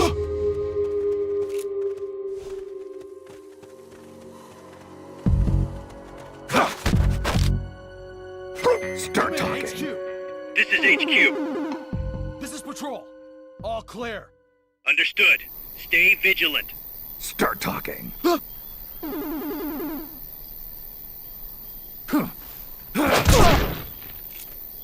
Freeze.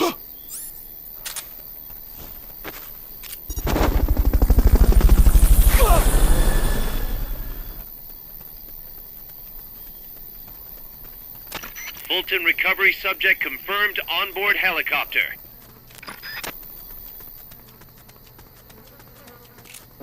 The enemy's close!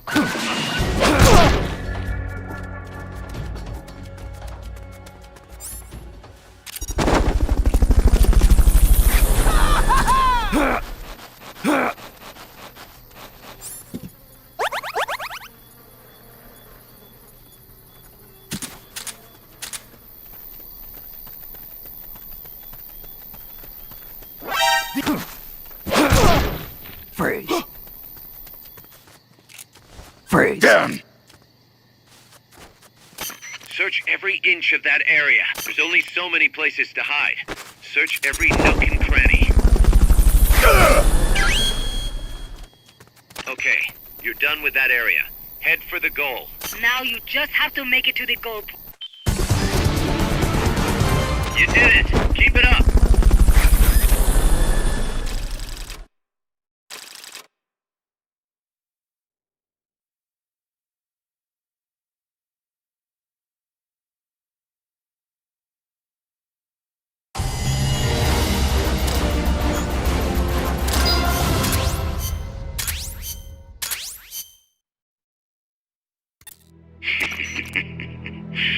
So, you found me. It wasn't hard. What are you up to anyway? Just going for a stroll. Kaz, I've got Zadornov, returning home. Acknowledge, Snake.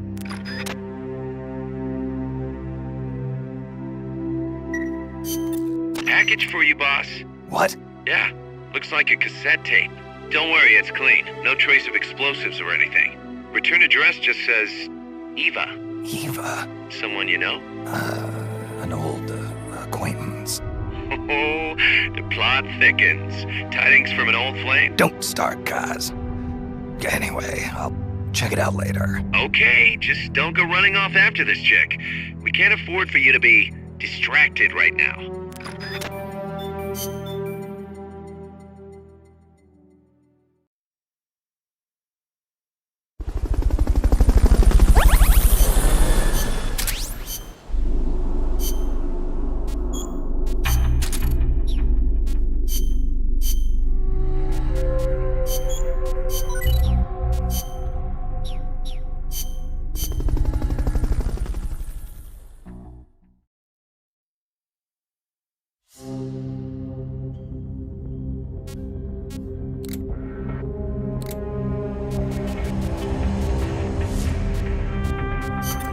Here's a rundown of your mission. This one's perfect for a warm-up. Nice and easy. Don't let yourself get lazy, though. Stick to it and get the job done.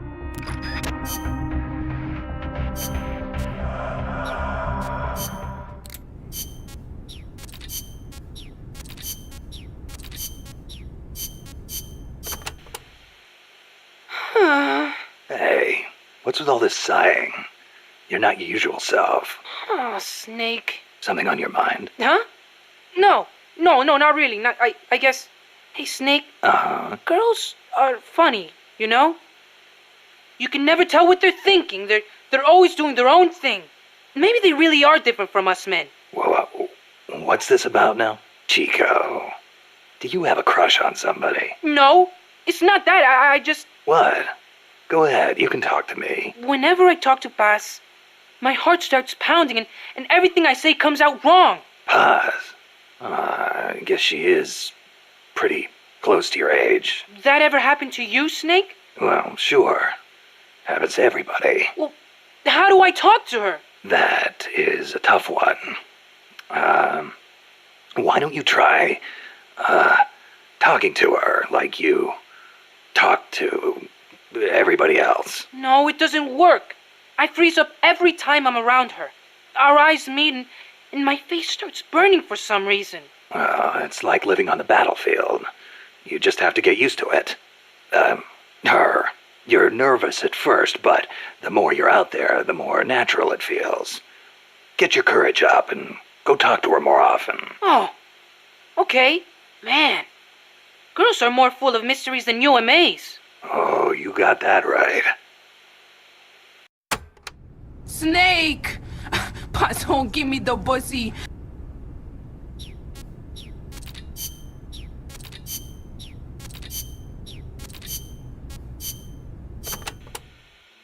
Hello?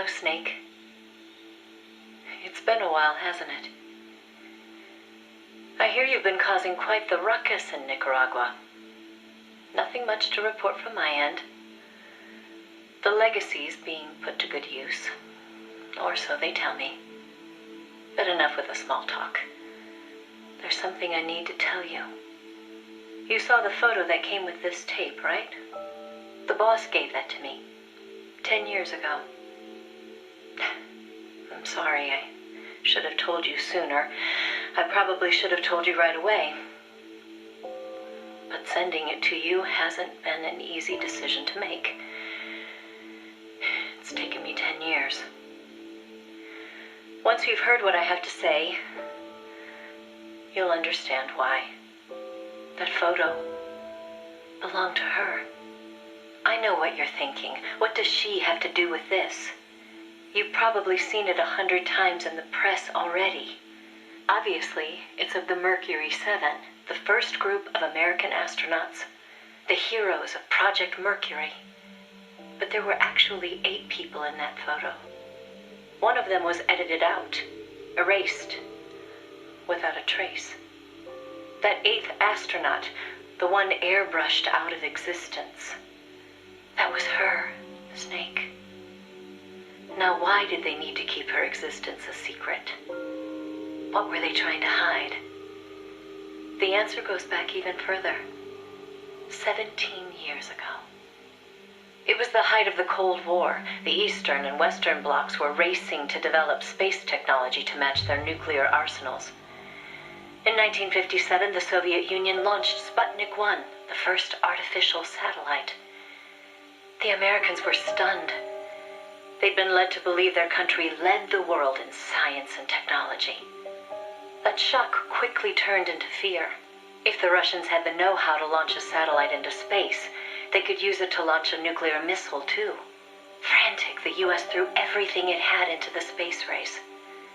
The following year, the Army succeeded in launching the first American satellite, Explorer 1. The National Aeronautics and Space Administration was established that fall, and Project Mercury with it. The goal was to send a man into space, and 7 men were chosen as pilot candidates. The media dubbed them the Mercury 7. They were immediately hailed as national heroes, icons of Western space exploration. But after Explorer, America suffered a series of failed rocket launches. Desperate, the government made a fateful decision. Unable to wait for its space program to mature, they'd steal the Soviets' technology, at the same time sabotaging their space program. You know better than anyone how hard a mission that was. The Soviet space program was shrouded in secrecy. Recovering that information would be no easy task. Using the help of an insider, they'd insert a sleeper agent into the research institute, or else recruit one of those insiders to do the job for them. And, if necessary, the mission leader would have to go in and sort things out themselves. Someone was needed with experience, knowledge, and superior intuition. And the only one for the job was the boss. The president himself asked for her by name. He needed someone who could be trusted with the fate of a nation. Who else to turn to but the hero of the Second World War? It was June 1959. So you see, Snake, that's why she left. That was the top secret mission that took her from you.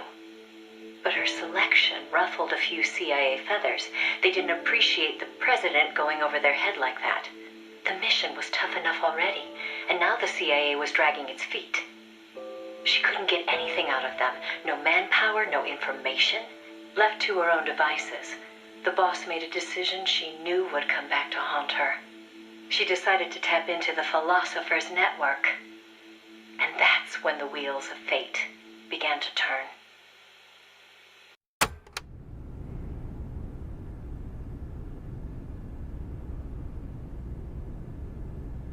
Ah, yes. Very good chat.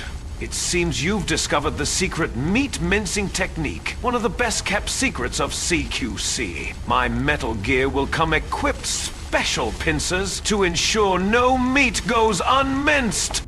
Time to mince some frickin' meat! The Philosophers were a secret society of power brokers formed in a pact between the US, Russia, and China in the early 20th century. Of course, by that time, the American and Soviet branches had already parted ways. But there were those among the remaining Russian philosophers not entirely happy with the one-party communist state. The boss reached out to them. She arranged clandestine meetings in Berlin, hoping to find a way into OKB-1, the Soviets' premier design bureau. She worked tirelessly to win their sympathy, in some instances using huge sums of cash, in others by helping them over the Berlin Wall. It was a dangerous game to be playing. The Philosophers had everything on her, and not just information either. She'd given birth to a child on the battlefield, only to have them immediately snatch it away. I know she told you that story. If that child was in the hands of the Soviet Philosophers, she'd be putting more than just herself in danger. But she did what she had to do. At the time, the Soviet Union was believed to have an arsenal of missiles far greater than that of the United States. If that proved to be the case, Moscow would be free from the yoke of nuclear deterrence, raising the possibility that the Soviets might actually launch nukes if they felt it necessary. As you know, the so-called missile gap turned out to be a Soviet bluff. Moscow had gone to incredible lengths to perpetuate the lie. In fact, the whole space race was really just a part of an elaborate ruse. Only we didn't know that at the time. She used to joke that even she swallowed the whole missile gap story, hook, line, and sinker. She put her life on the line, for the sake of her country. It's time for Jack to mince some freaking meat. Time to mince some freaking meat! A sleeper agent inside OKB-1. NASA began to receive huge volumes of technical data from the Soviet program. By the end of 1959, they'd succeeded in sending a chimpanzee named Sam on a ballistic rocket flight. The rocket never left the atmosphere. But all the same, it was a huge success for NASA, restoring confidence in its technology. Then, just when the operation was starting to produce results, the CIA came calling. "You're a war hero," they said. "No need for you to dirty your hands with this sort of black ops. We'll take it from here." In effect, they wanted to reap the rewards for themselves. But the boss didn't object.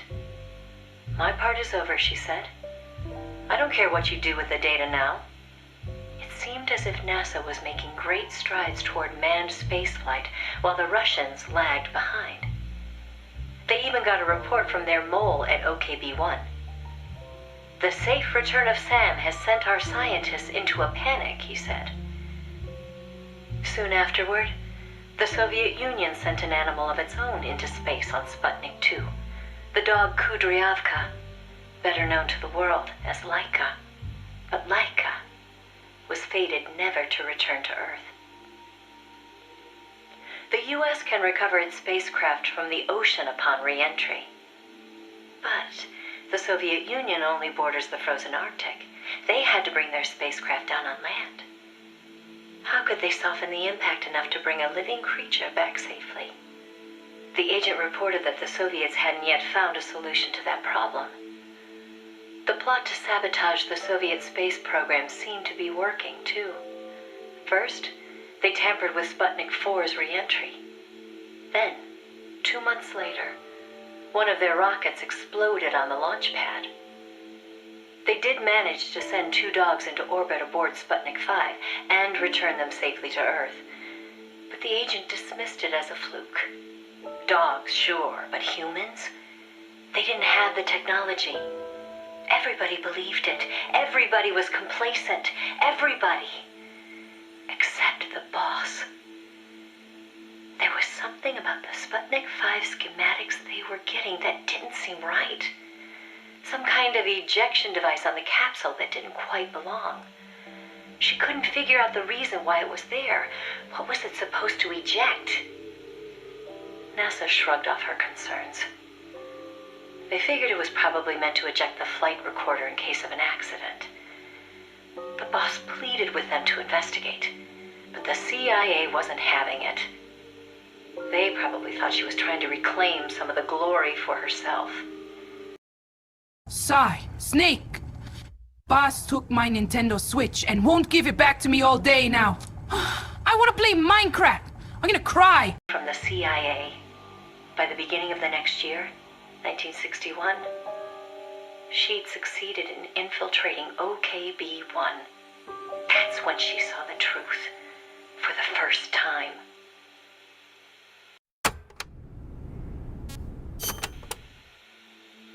The sleeper that she'd worked so hard to place was a double agent. He'd been turned by the Soviets and was feeding the Americans lies. But what shocked the boss even more was why. The CIA's access agent had been taking a large cut of the sleeper's pay. The sleeper felt what little he was left with wasn't worth the risk. When he got a better offer from Moscow, he took it. At some point, the Americans' intelligence operation had become an open book to the Soviets. And contrary to what the sleeper had been reporting, the Soviets' manned spaceflight technology was quite advanced. It wasn't until she infiltrated OKB-1 herself that the boss learned the truth about Sputnik 5. After the spacecraft re-entered the atmosphere, it ejected the pilot, seat and all, at an altitude of 7,000 meters. It was the Soviet solution to the problem of land recovery. The mystery device attached to Sputnik 5 was for that purpose. The pilot would parachute down from that high altitude wearing a bulky spacesuit. Crazy, I know. The Soviets knew exactly how dangerous it was, of course. So much so that they gave Yuri Gagarin, the first man in space, a special 2-rank promotion before re-entry. Only Moscow could come up with this kind of plan. With total state control over information, they could easily pretend it never happened in the event of a failure. The boss passed the info on to NASA. It was their worst nightmare. The glory of mankind's first spaceflight was about to be stolen from them by the Soviet Union. It was Sputnik all over again. And the CIA was caught no less off guard. Their ineptitude had caused the fiasco in the first place.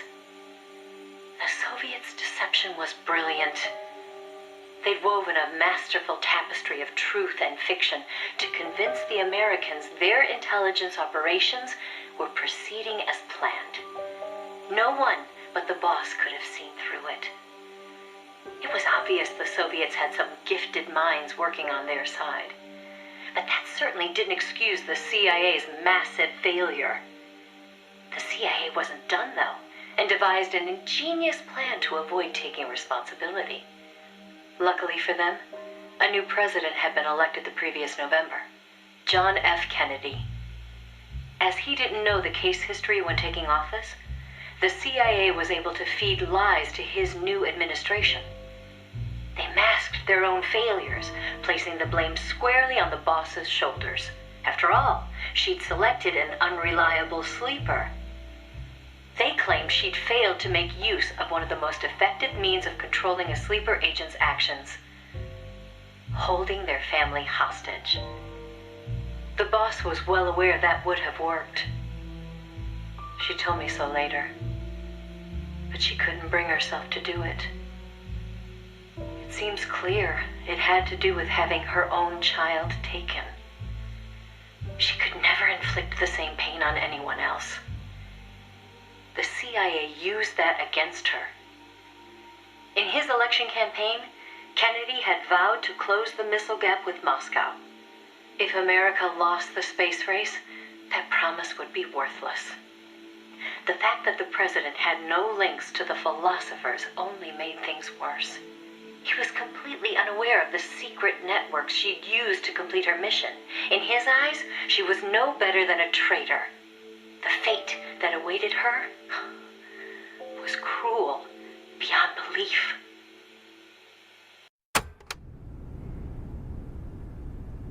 Get the fuck out of my room, I'm playing Minecraft!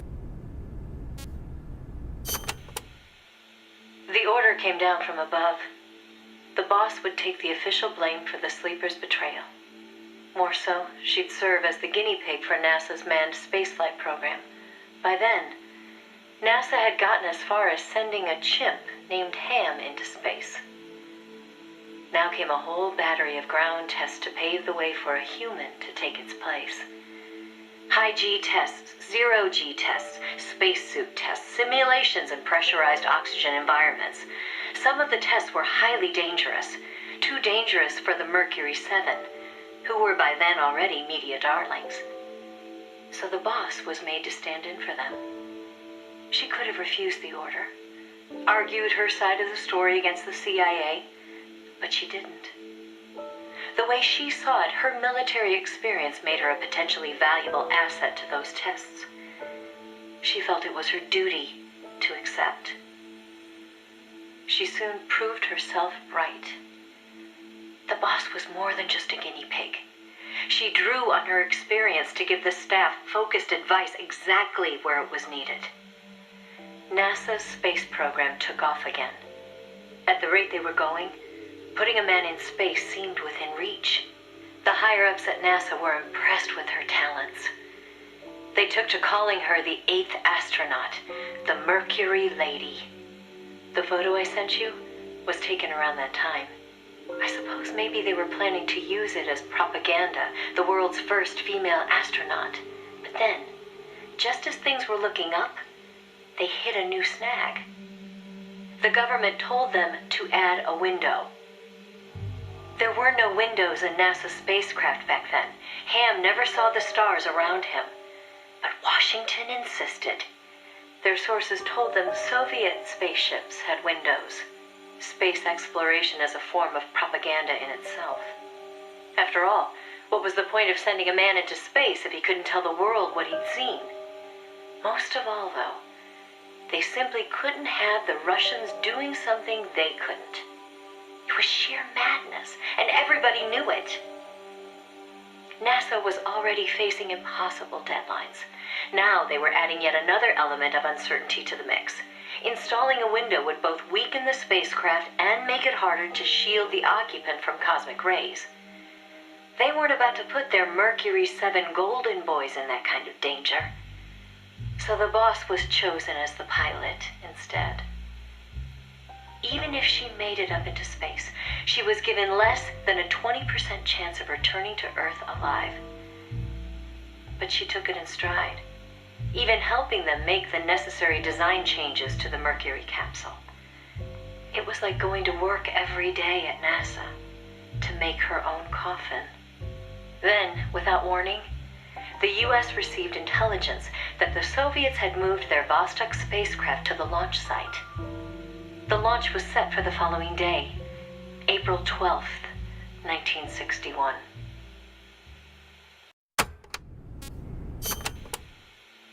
America couldn't let the Soviets beat them with Vostok. NASA was forced to cut short the testing process and move the launch date up.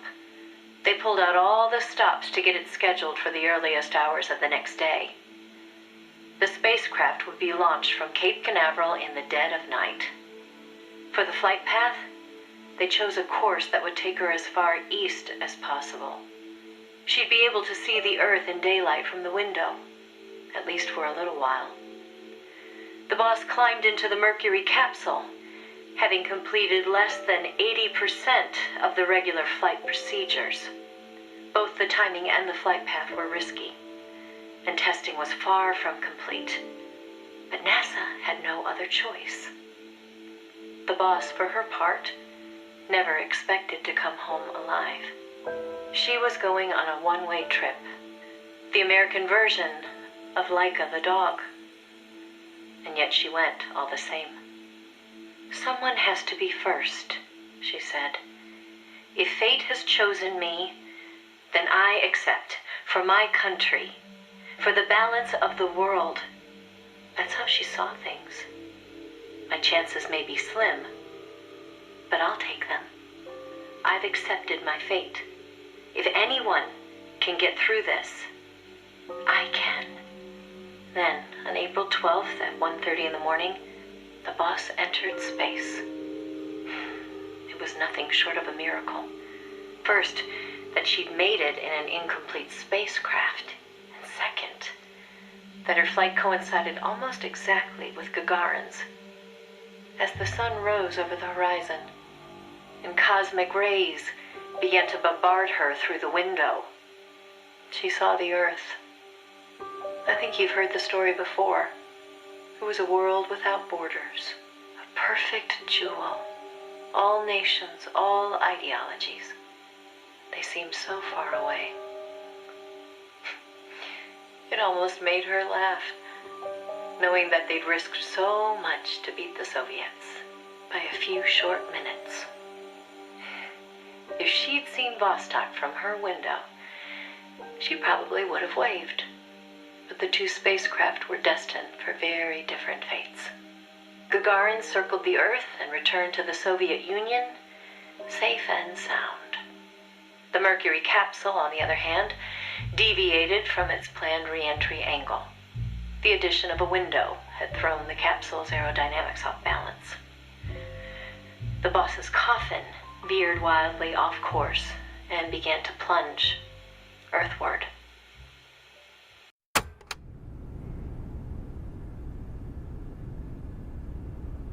Oh my god, Ava. Stop yapping! Why didn't you send me any new boob pics in that envelope, instead of these boring-ass tapes? The course deviation caused the capsule to miss its splashdown point by a wide margin. It didn't have enough time to decelerate before crashing into the sea. The force of the impact shattered the spacecraft before it started to sink like a stone. The boss used the last of her strength to escape to the surface. Her body was covered in bruises and scorched by radiation. It was a miracle she was still alive. She slipped into a coma and didn't regain consciousness for 6 months. To some, what was worst of all was that she had lost the space race to Gagarin by only a few minutes. That aside, it should have been a proud day for America. Its first manned spaceflight. Sadly, her accomplishment was kept out of the history books. An attempt to save face by Washington. In contrast to Gagarin's orbital flight, America had only managed a ballistic trajectory. Her flight time was much shorter, too. And most importantly, the Soviets had brought back both spacecraft and pilot safely. NASA couldn't even conjure up a half-hearted tale of heroic survival. The coup de grace, though, was the Soviet propaganda campaign that kicked into gear after the flight. The Earth was blue. Those were the words of Gagarin on his return, and the whole world was listening. In the blink of an eye, Gagarin was an international celebrity, earning accolades from every corner. It was a PR coup for the Soviet Union. Meanwhile, Washington could only grit its teeth in silence. They decided there was no value in making the boss's flight public, that it would only make matters worse. So they buried it instead, labeling it a dark mission.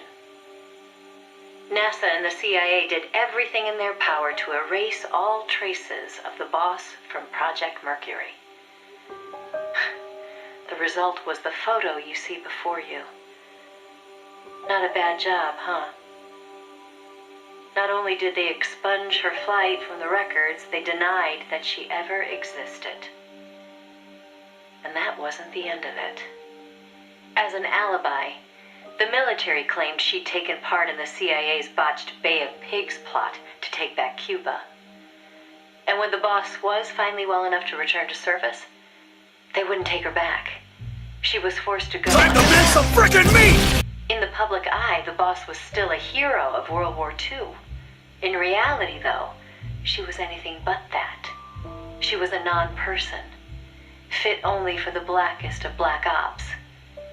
In effect, she may as well have been dead. Gagarin went on a worldwide tour in front of millions of adoring fans. The boss, meanwhile, was a walking secret, unable to breathe a word about her experience. The authorities in Washington had this to say: "Why are you still here? If only you'd had the decency to give us a nice quote like Gagarin and then die an honorable death, you'd have gone down as a hero." 3 weeks later, on May 5th, Alan Shepard, one of the Mercury 7, made his own ballistic flight. They sure didn't try to cover up his achievement. Of course, he owed his success to the lessons learned from the boss's tragedy. Before sending Gagarin up into space, the Soviets had used a mannequin called Ivan Ivanovich to test the landing procedure, which would make the boss America's version of a crash test dummy. But she didn't care. "I'm happy to be the dummy," she said, "if it'll help the project succeed. Nothing would give me greater satisfaction." And that still wasn't the end of it.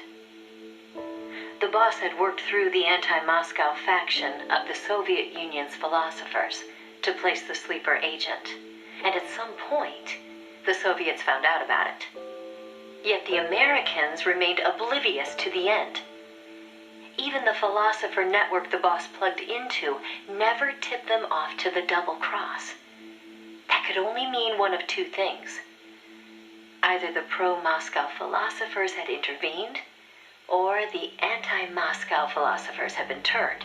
Either way, it was a situation their American counterparts couldn't stand. To preserve the philosopher's good name, and to repay her debt, so to speak, the boss once again made her way into the Soviet Union. There, she found herself face to face with the Soviets' own agent.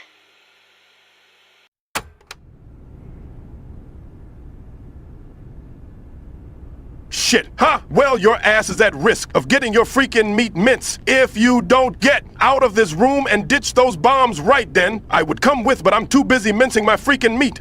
Wah! Wah! Wah!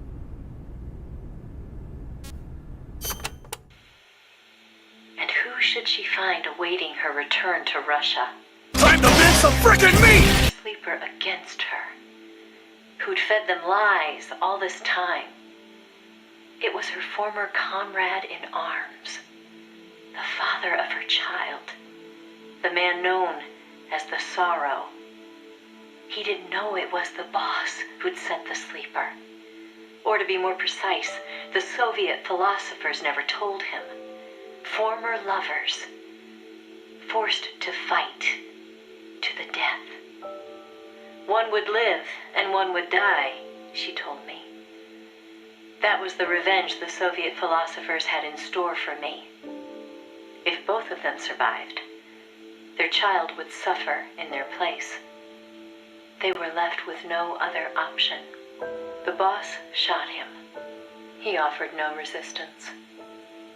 When she returned from the Soviet Union, there was no place left for her to go. She'd sacrificed everything. Everything. For her country. And in return, they treated her like a dead woman. She was made a scapegoat for no good reason. Only because power had changed hands in Washington. Any lesser being would have long since cracked. It was then that one of her old SAS comrades reached out to her, Major Zero, and so Fox was born. She undertook a mission that, well, you should know better than anybody. You were a part of it. 20 days after Shepard's flight, President Kennedy announced that America would put a man on the moon. Without the intelligence the boss obtained, America's space program would never have caught up.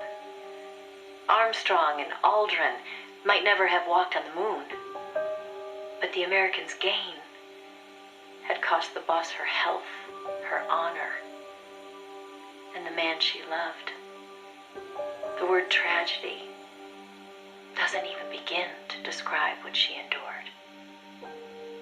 The Soviets continued their manned space flights, and in 1963, Valentina Tereshkova became the so-called first woman in space. It said they took their cue from NASA's long-buried Mercury Lady project. And so that, Snake, is the mission that kept her away from you for so long. Now, I know what you're thinking.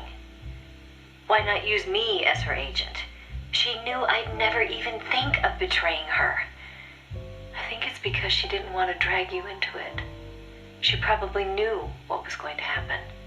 To complete the mission, she'd have to turn to the philosophers, and once she did that, whatever came of it, there'd be a price to pay. No one understood that better than her. So please, Snake, let it go. When she gave me the photo, she left me to decide whether or not to pass it along to you. I know she was torn about it, just as I was. She knew you'd probably blame yourself. Why did she hold on to it for so long? That, I can't say. To remind her of how much it hurt to be erased. She wasn't that kind of person. No. I think she meant it to be a message to you. She had her identity, her life, taken away. But she wanted you, of all people, to know the truth.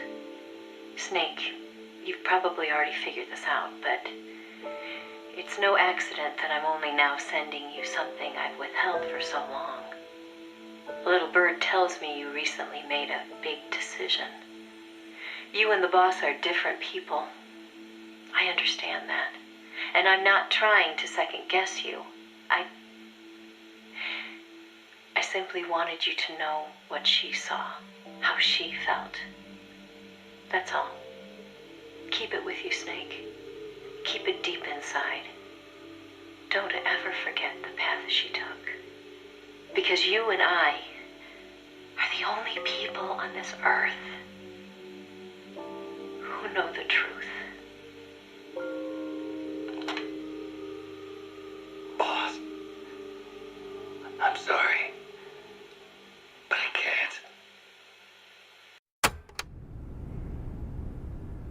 Are you done? Fucking finally! I hereby award you the title of Big Yapper. Now shut the fuck up!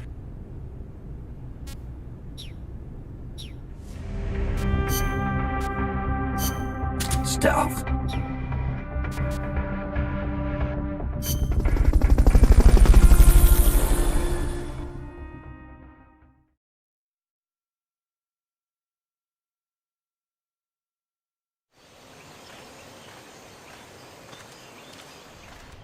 You need to use Fulton recovery on all the soldiers. Be careful not to kill anybody.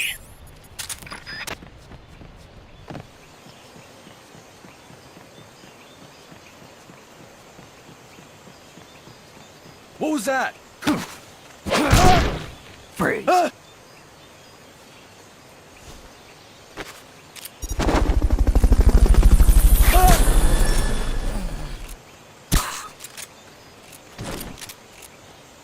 Fulton recovery subject confirmed onboard helicopter.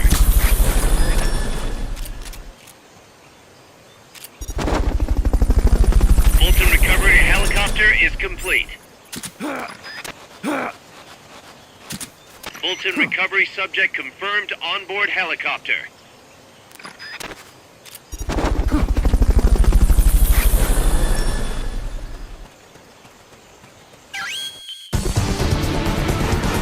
I knew you could do it. Piece of cake, right?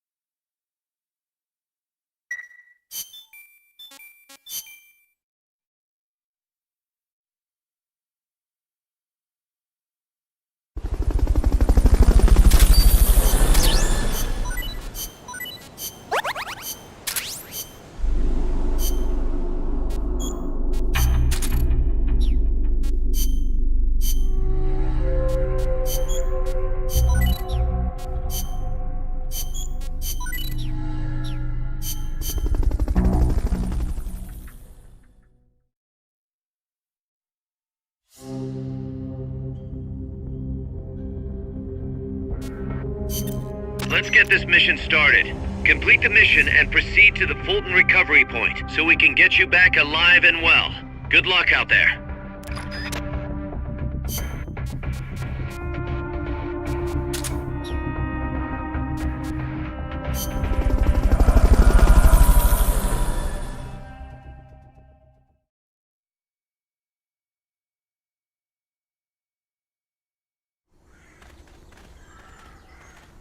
Your current objective is to retrieve the researchers.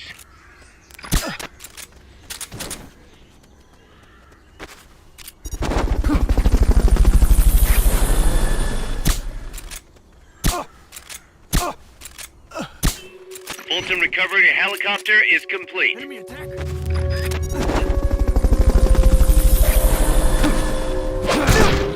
Freeze. Fulton recovery subject confirmed onboard helicopter.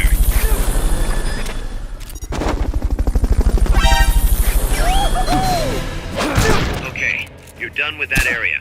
Head for the goal.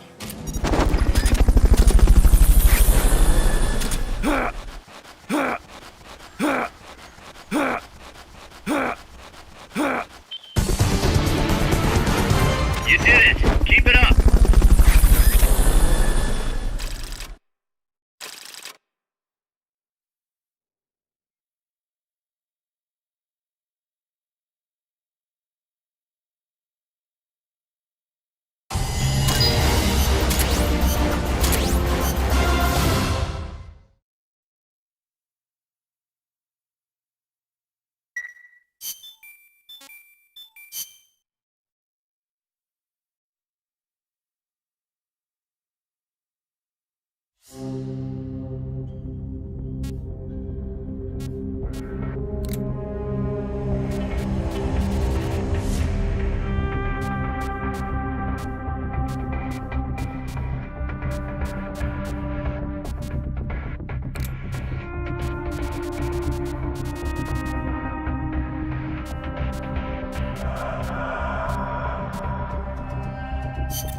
Commencing mission. You're in for some heavy combat with this one. Try and make it back in one piece. Stealth.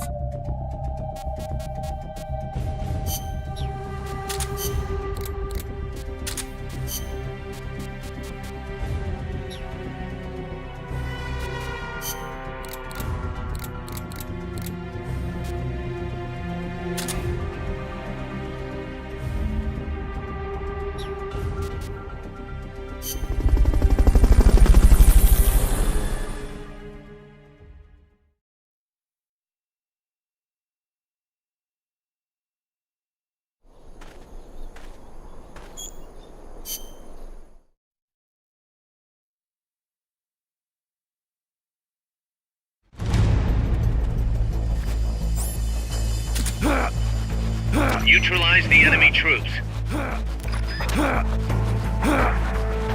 They're trying to find you. Make sure they don't.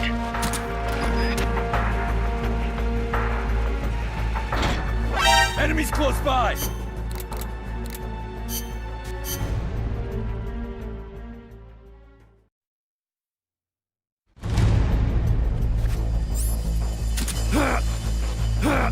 No need to take out the armored vehicle just yet. Neutralize the troops first. They haven't seen you yet. Perfect. Now's your chance. Freeze.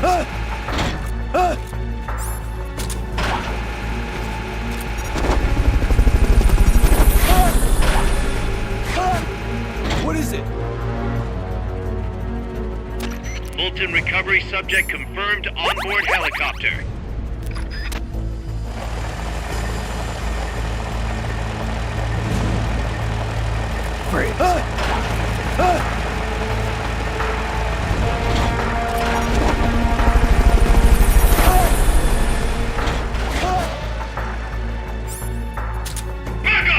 Fulton recovery helicopter is complete. Who's that?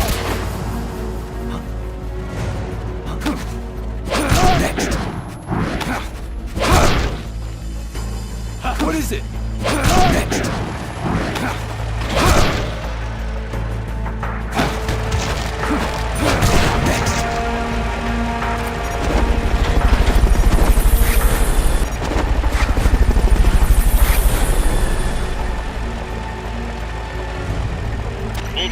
recovery subject confirmed onboard helicopter.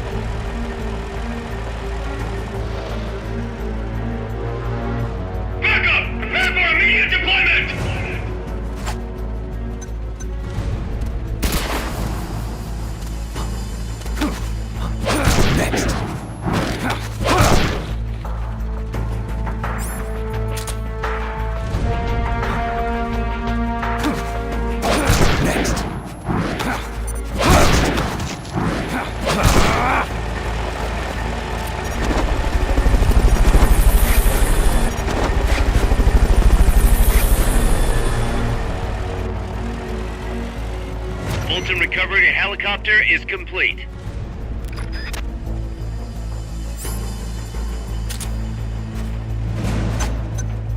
They've okayed your request for a cardboard box. It'll be sent out shortly.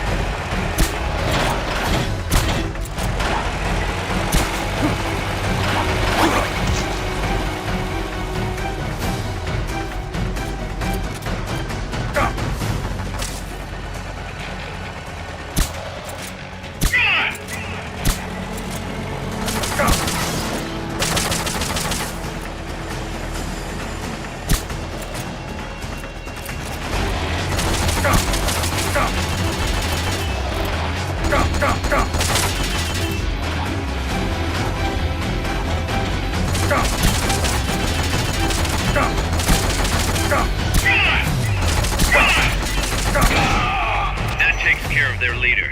Recover him and it's mission complete.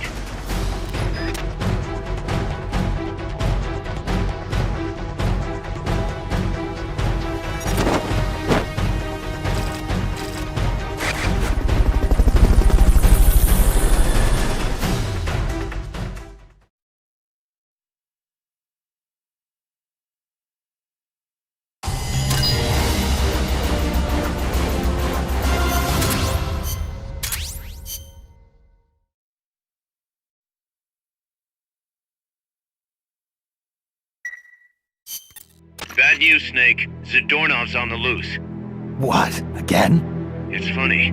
We took away his prosthetic and did a full body check. We even increased the guard. You think he had help? Impossible. Anyway, I'm adding a new mission. Locate and recover Zadornov.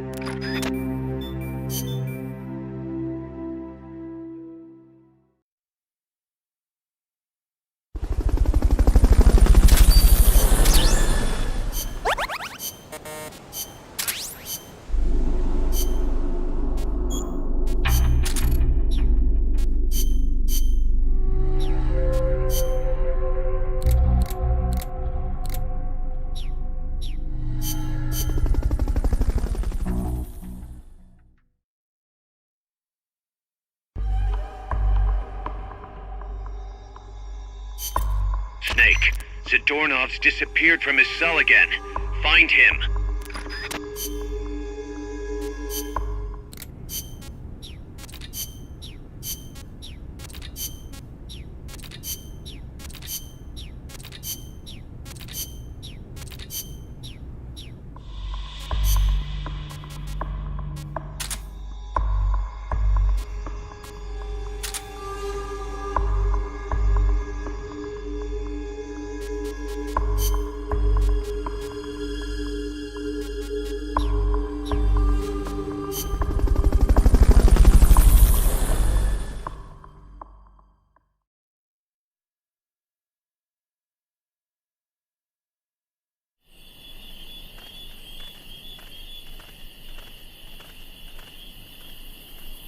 Find Zadornov and bring him back here with Fulton recovery.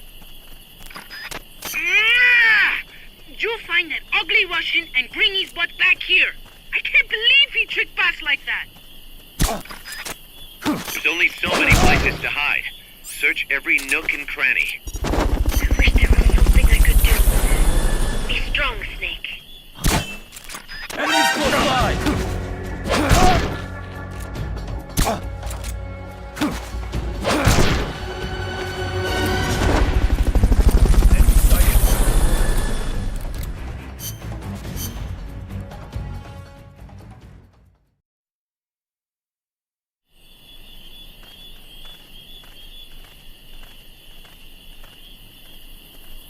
Find Zadornov and bring him back here with Fulton recovery. Freeze.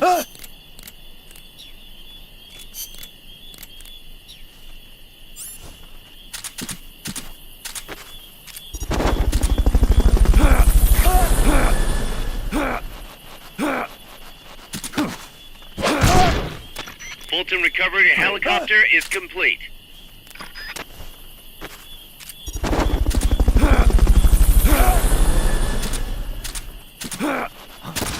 What is it? Fulton recovery subject confirmed on board.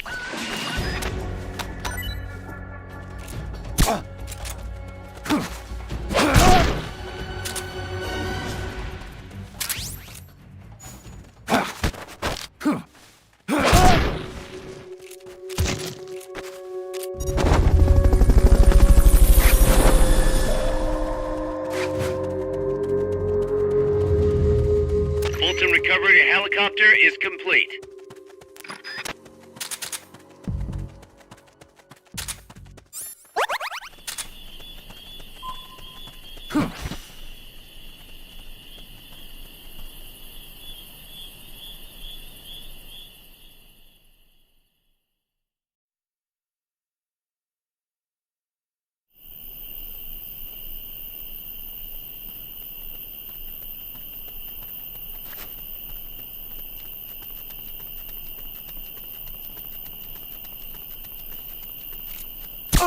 We're under attack!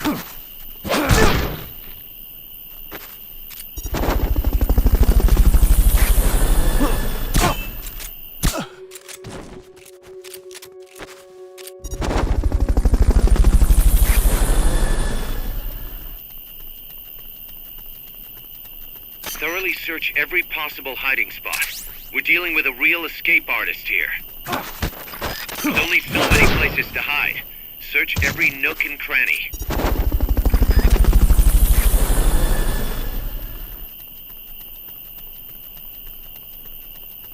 Check any out-of-the-way spots.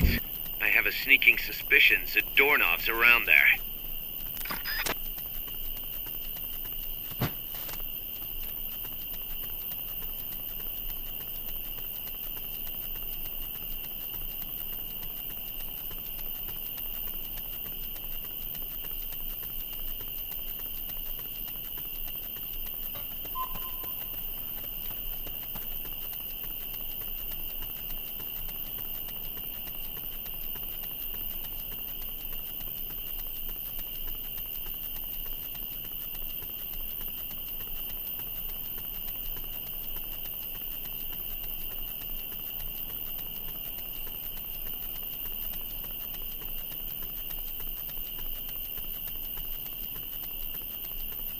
Where the hell did Zadornov go this time? I'm sick of him and his walks. There's only so many places to find Zadornov, Snake.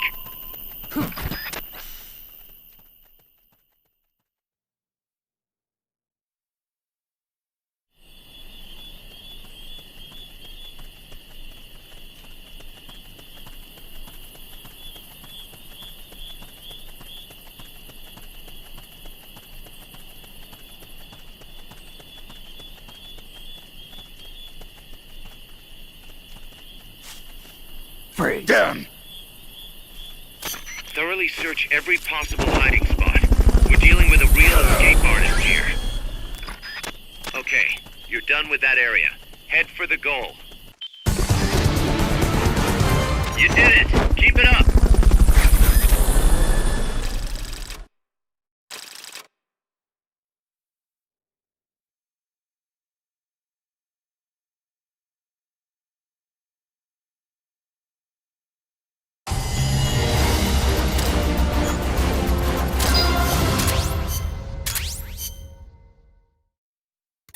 Kaz, I caught Zadornov. Impossible. I thought I'd made it. Acknowledged and appreciated.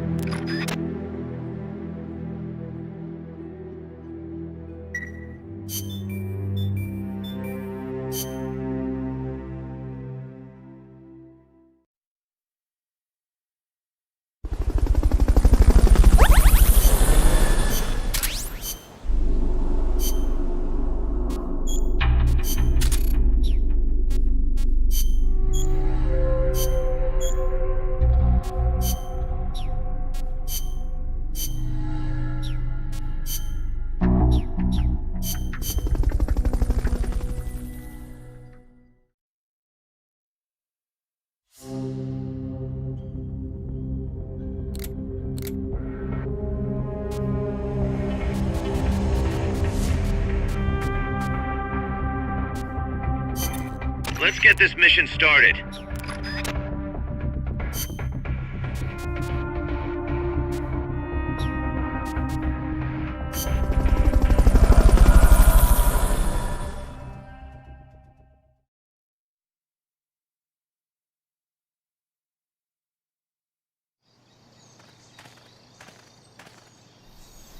Your current objective is to retrieve the researchers.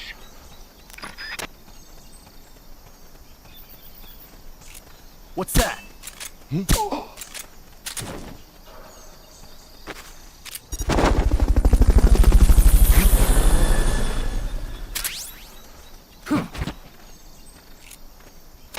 Fulton recovery subject confirmed onboard helicopter.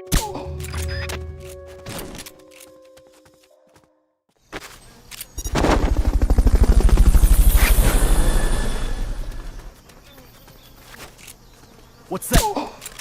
Fulton recovery helicopter is complete.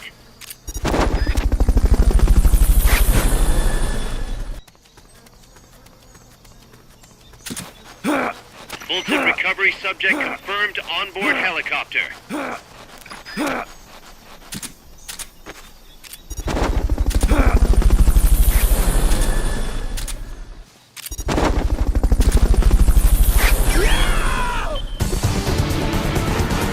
I knew you could do it. Piece of cake, right?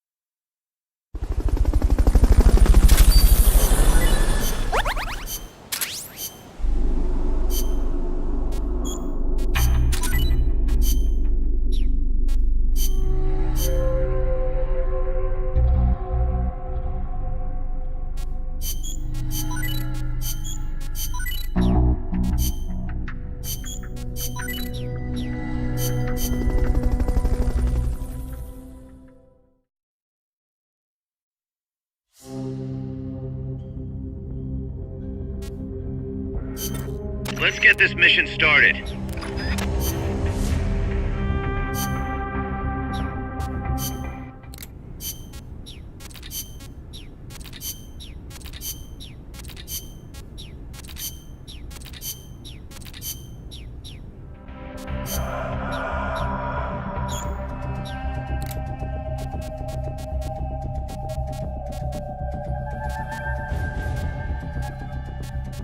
Snake.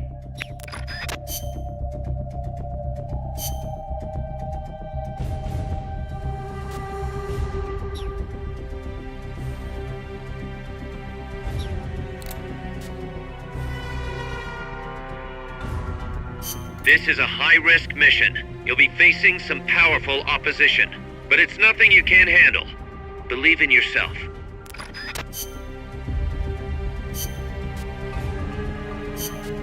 Combat.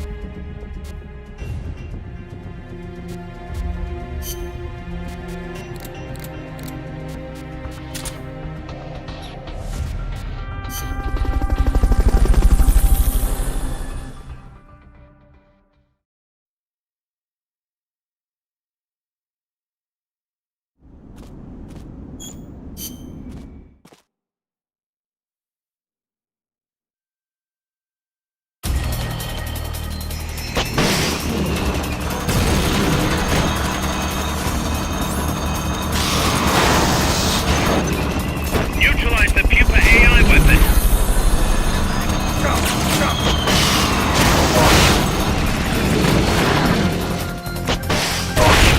Engaging sharp units.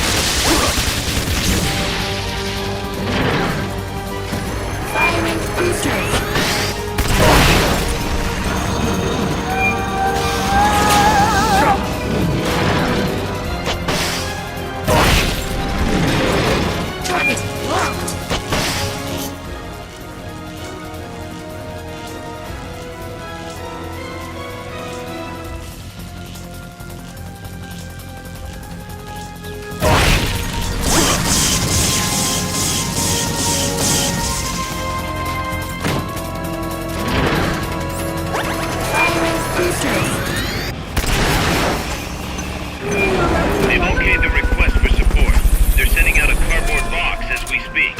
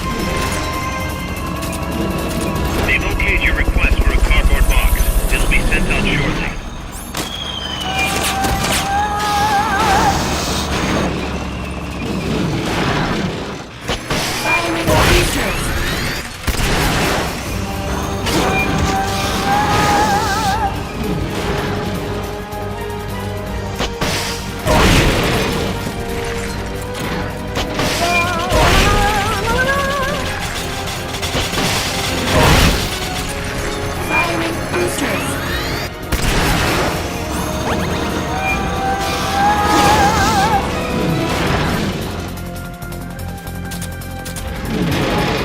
Shock output at maximum.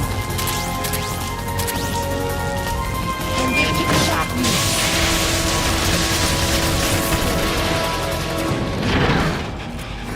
Firing boosters.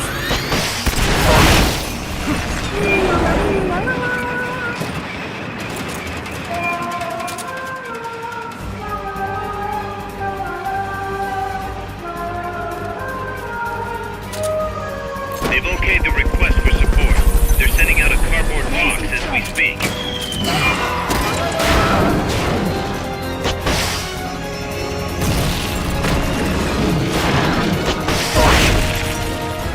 Engaging shock units.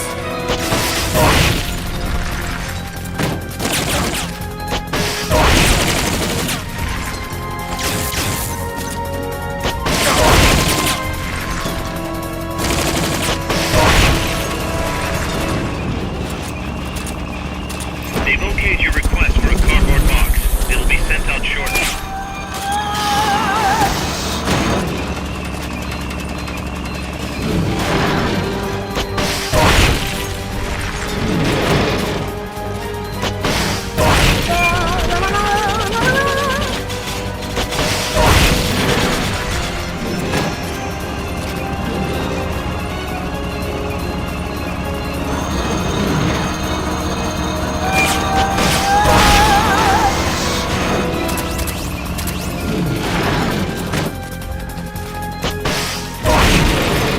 Shock output at maximum. Engaging shock units. They've okayed the request for support. They're sending out a cardboard box as we speak.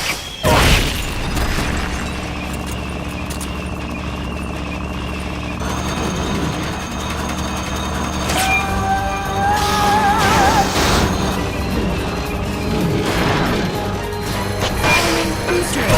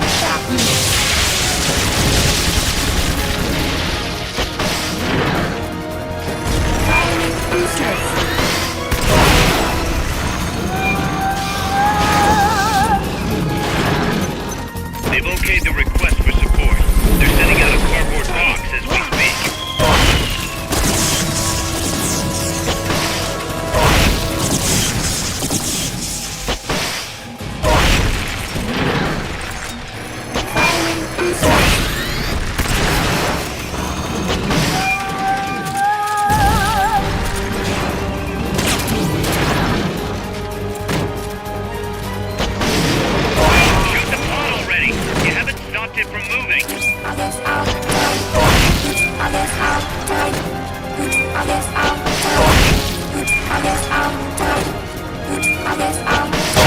the AI block and press the...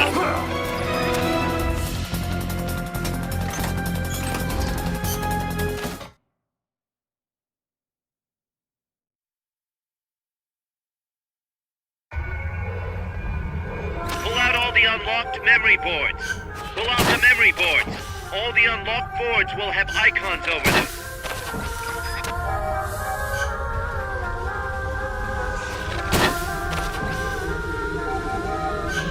Any boards you remove can be used to build our own AI weapon. Memory boards have different functions according to the icons displayed over them. Go ahead and take whichever ones you want. If you attack parts on the exterior of the machine, the memory boards that control those parts should light up. You can tell what a memory board does by looking at its color when it lights up.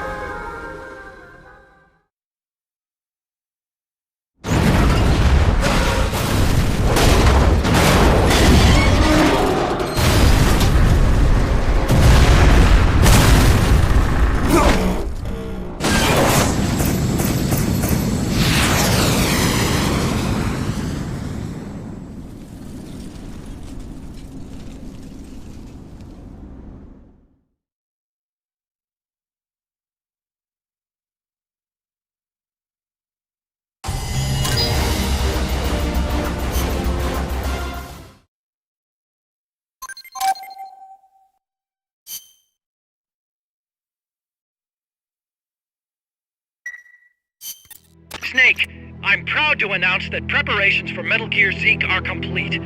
We can activate it any time. Got it. Thanks, Huey. No need to thank me. At least now I can finally say I helped you with something. You can use it in outer ops, too. Just select Zeke when you're forming your unit. Be sure to take it out for a field test. Okay. You can change weapons and check memory boards just like before. Use your observations from a field test to make any adjustments. A work in progress, huh? There's something I need to discuss with you, boss. Get to the point, Kaz. We recovered the nuclear warhead that was loaded onto Peace Walker from the bottom of Lago Kosibalka. What? Warheads are radioactive, even if they're relatively stable. If we just left it there, it would contaminate the lake, or fall into the hands of terrorists. Creating another crisis. Right. So while the White House is figuring out how to cover its ass, I thought we'd take some precautions. What did you have in mind? Load it onto Zeke. What? What else would we do with it? Zeke is our deterrent. To protect ourselves from nuclear attack, we need a nuclear weapon ourselves. Of course, if you're not on board, we could always dispose of it. But it won't be easy getting another nuke. This is a golden opportunity. We could always get rid of it later. Load it onto some fishing boat and leave it out in the middle of the ocean. No one would ever know it's there. But if you want to get rid of it, boss, we'll get rid of it. No, don't. As long as there are nukes out there, we need one ourselves if we're going to be a world power. I knew you'd see it that way, boss. So as long as we stand apart from nations, we need something to put us on equal footing. In a way, MSF is a country itself. And we just became the world's 7th nuclear power. Nuclear power.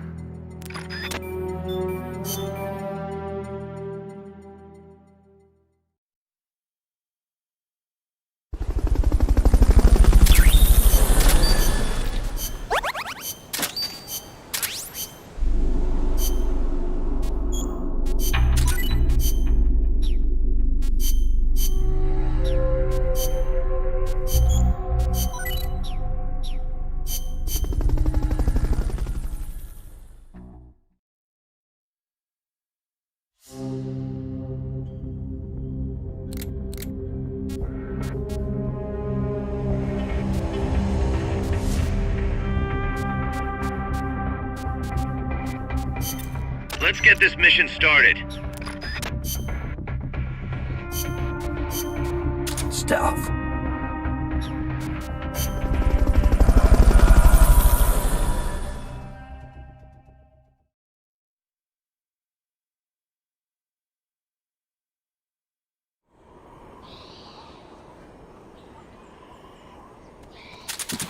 current objective is to retrieve the prisoners.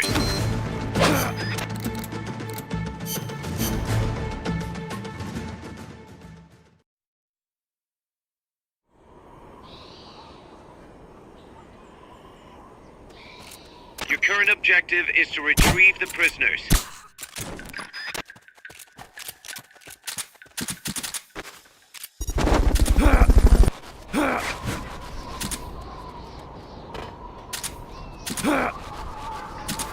Fulton recovery helicopter is complete.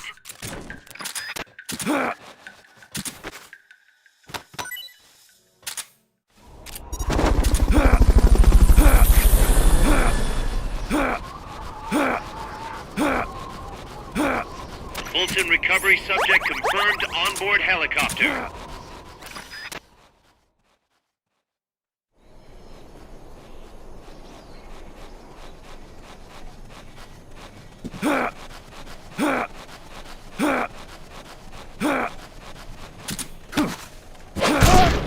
Freeze.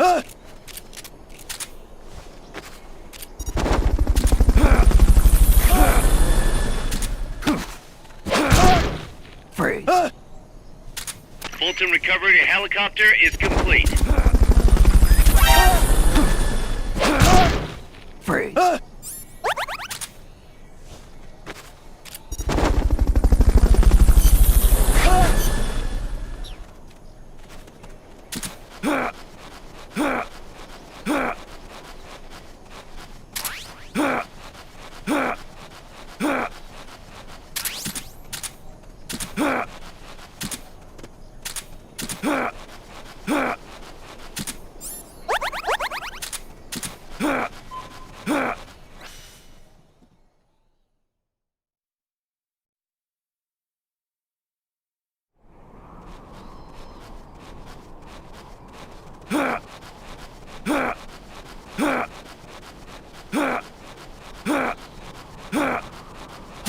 The enemy's here!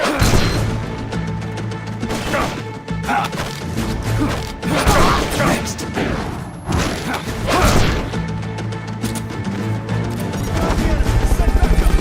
Understood.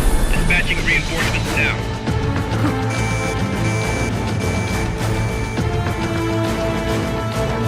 Watch it. There might be bombs planted next to those prisoners.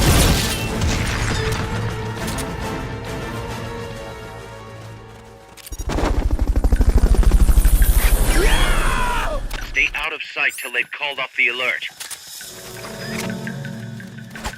I heard something. Stay out of sight till they've called off the alert. Next. Next.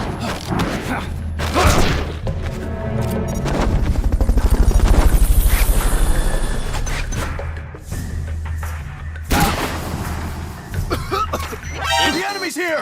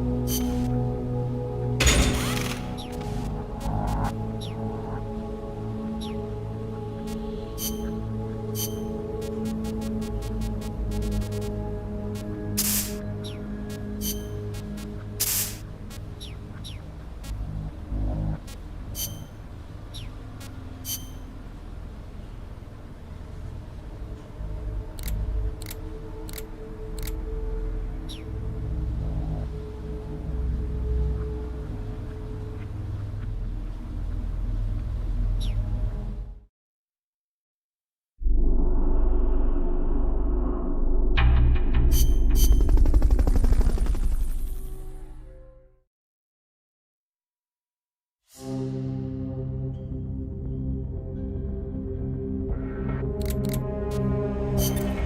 get this mission started. Stealth.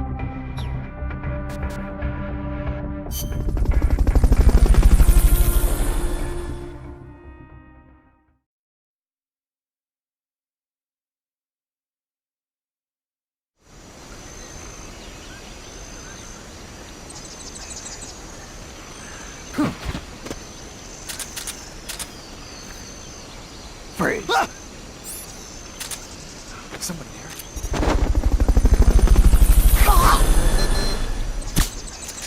Somebody there? Here he is! Fulton recovery helicopter is complete.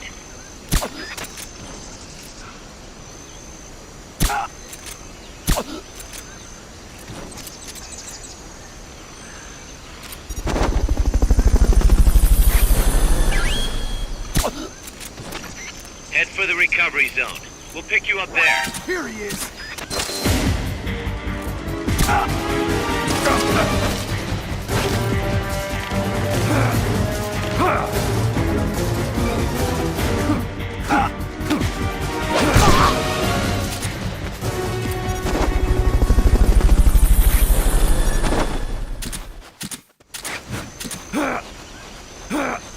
Fulton recovery subject confirmed onboard helicopter.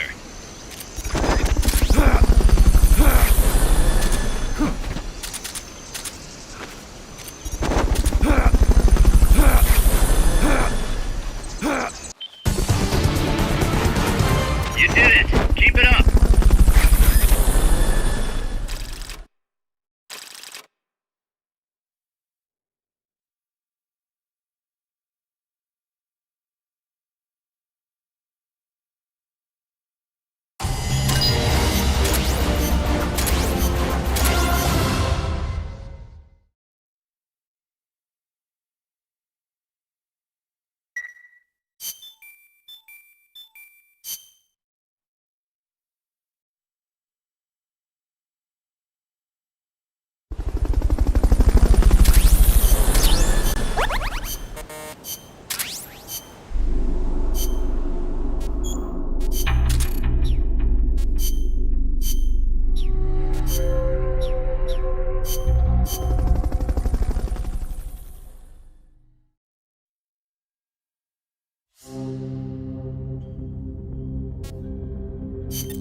Let's get this mission started.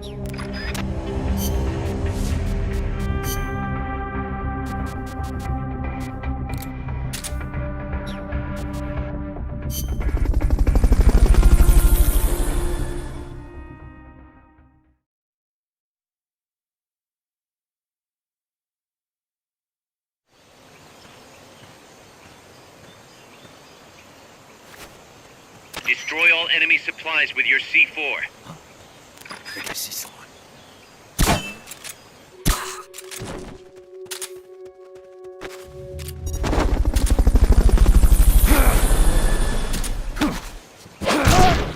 Freeze. Fulton recovery helicopter is complete.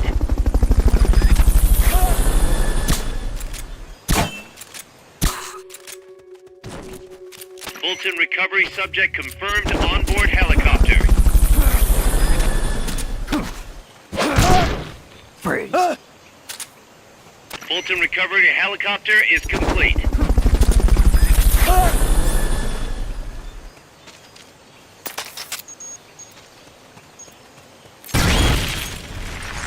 Head for... You did it! Keep it up!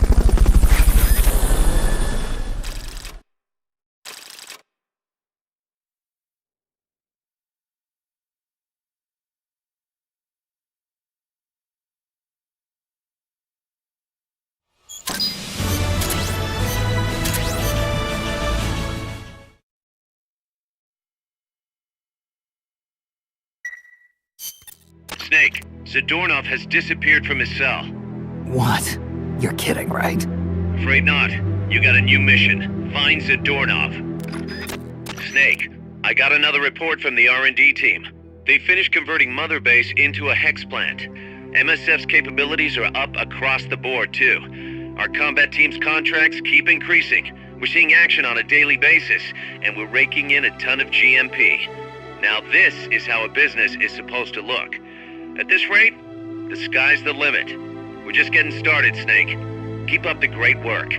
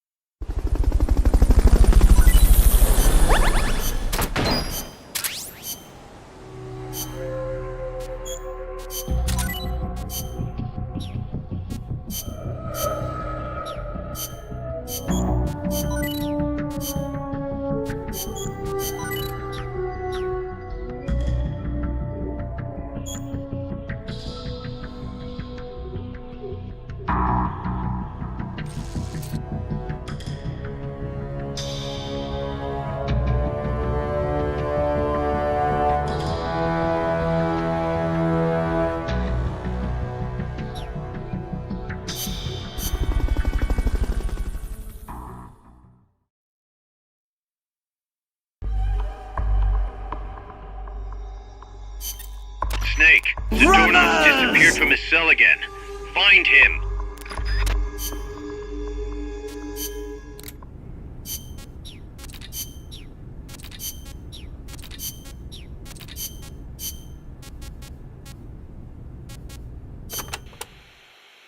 The pupa increases its mobility by using compressed air to hover its rear section. It moves by means of its treads and boosters.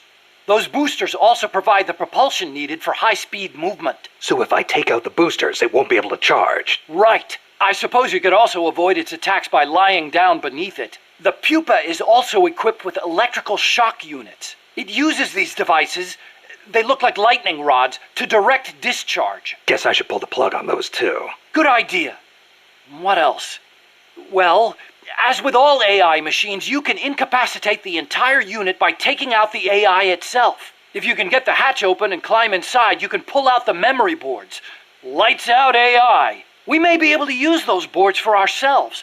If you can, try and get inside the AI pod and have a crack at it. You won't be able to do that until you've damaged it enough to stop it from moving first. Got it. Usual tactics first, then.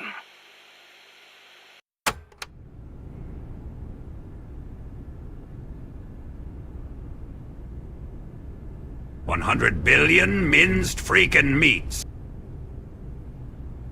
Time to mince some freaking meat!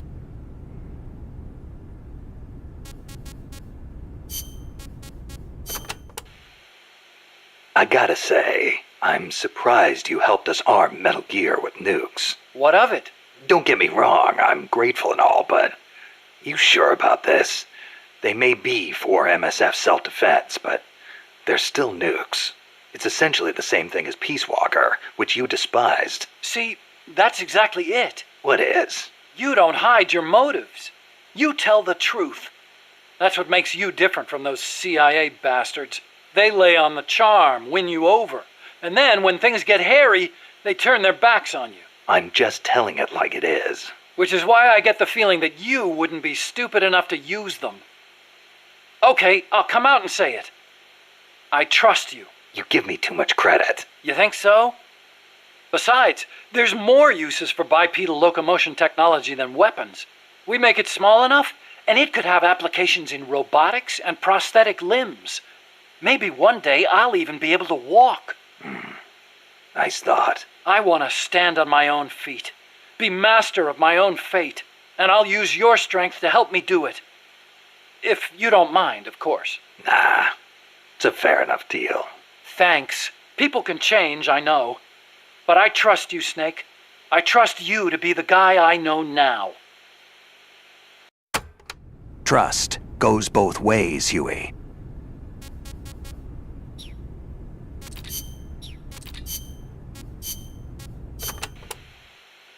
How's the Zeke AI different from Peace Walker's? Zeke's AI isn't a replica of the human thought process. It isn't programmed to make decisions about nuclear retaliation. On the other hand, it is capable of highly independent action in combat when given orders from a pilot. It can protect infantry, destroy the enemy, and If ordered. Launch a nuke. Let us hope it never comes to that. My sentiments exactly.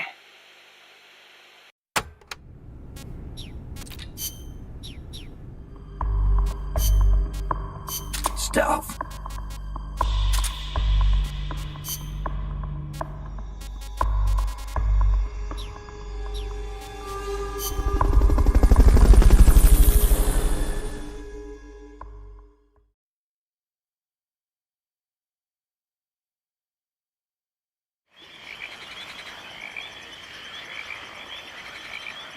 Find Zadornov and bring him back here with Fulton recovery.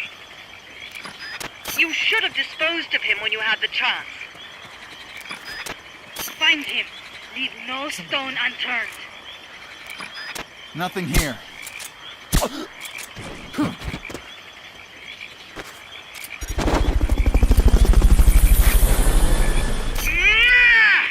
You'll find that ugly Russian and bring his butt back here. I can't believe he tricked us like that. Our future is in your hands. Find Zadornov, Snake. Here he is.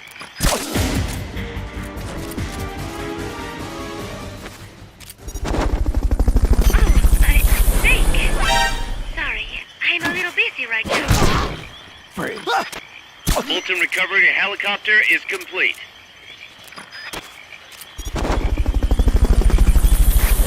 Find him. Leave no stone unturned.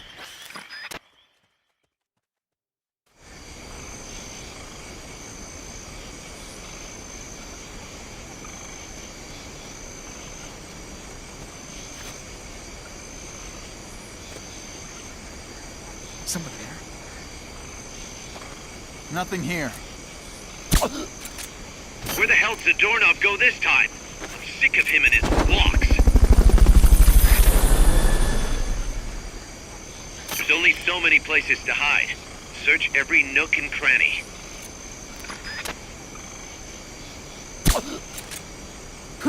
Here he is.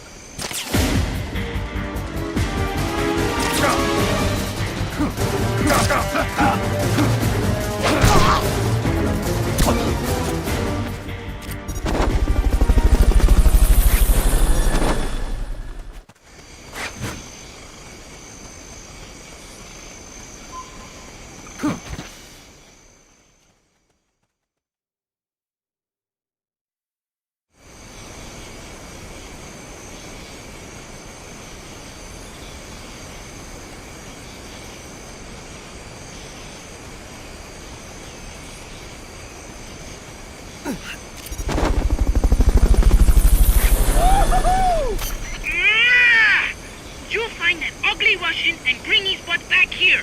I can't believe he tricked us like that. Check any out-of-the-way. Thoroughly search every...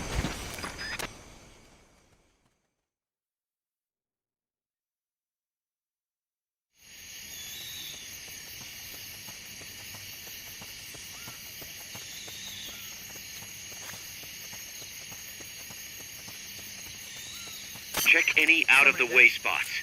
I have a sneaking suspicion Zadornov's around there.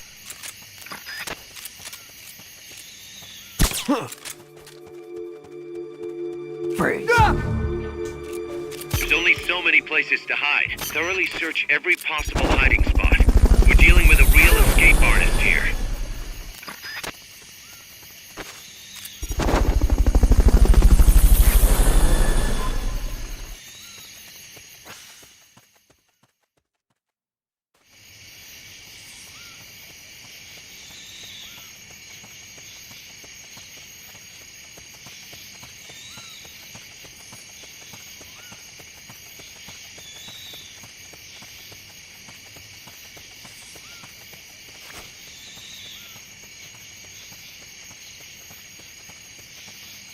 Somebody there?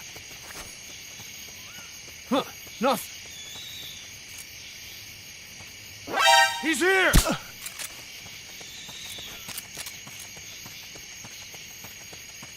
Freeze.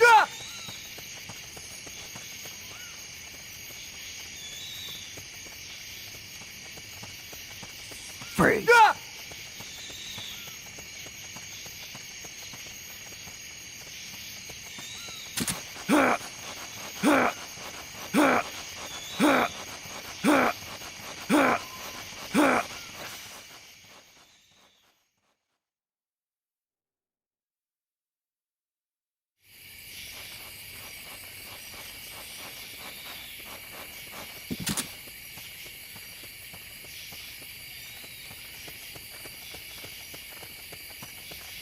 Freeze.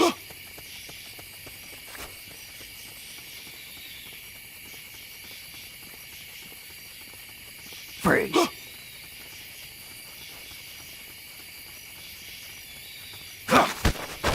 Start talking.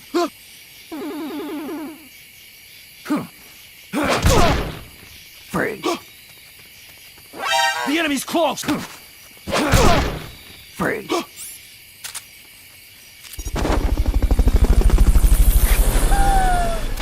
Oh, all right.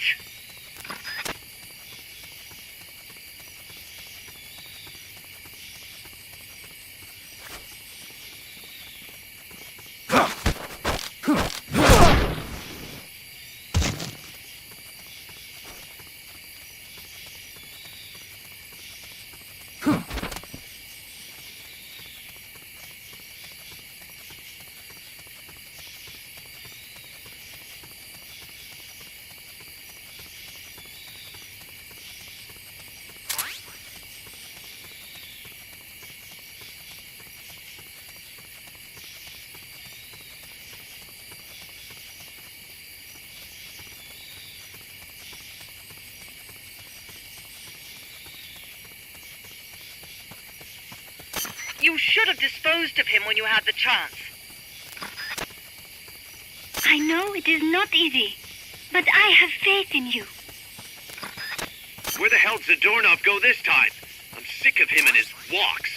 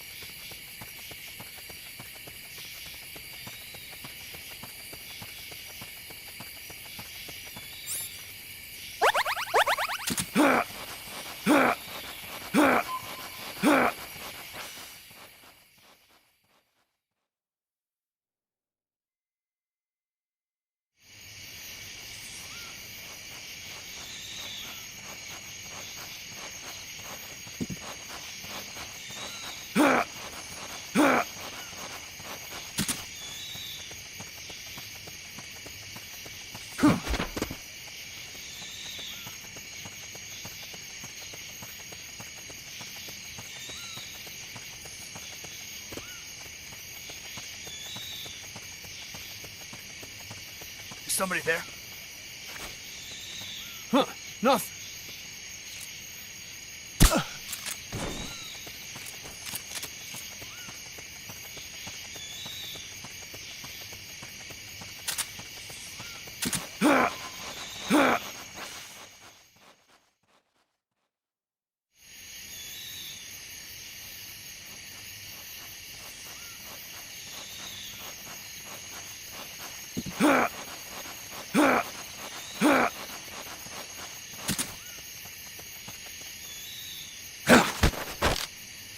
Start talking.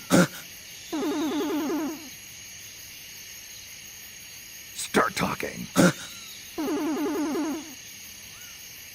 Start talking.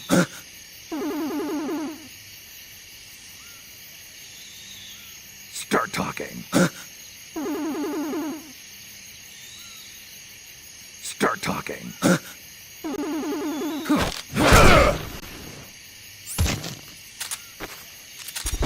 Try using Fulton recovery on him. Okay, you're done. Mission complete. The folks back at Mother Base will be thrilled.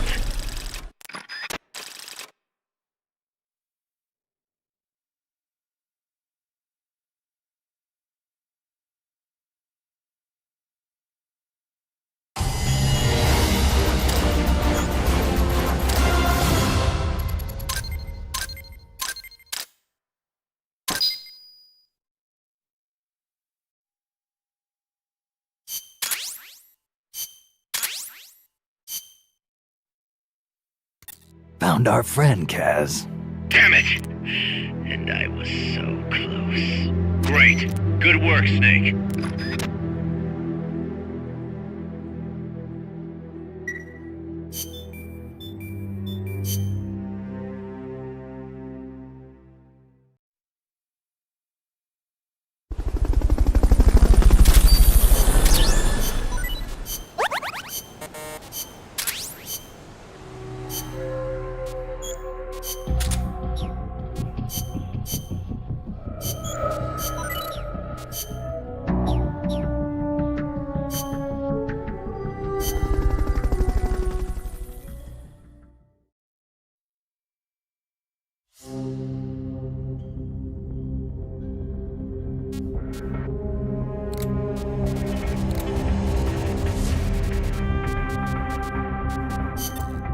Let's get this mission started.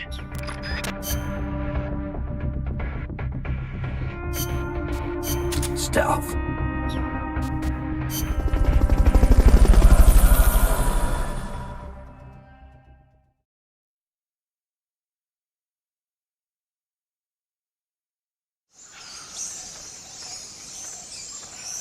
Your current objective is to retrieve the researchers.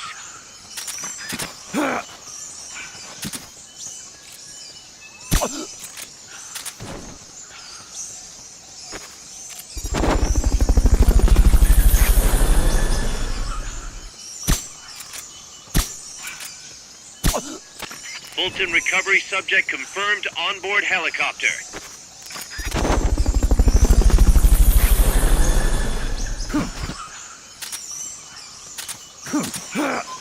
Fulton recovery.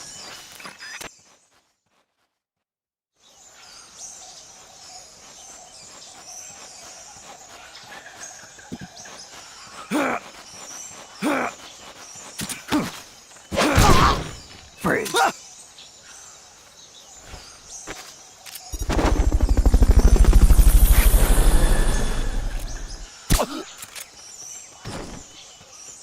I know it is not easy, but I have faith in you. You mean you haven't found the captured researchers yet? You are doing great, Snake. Peace.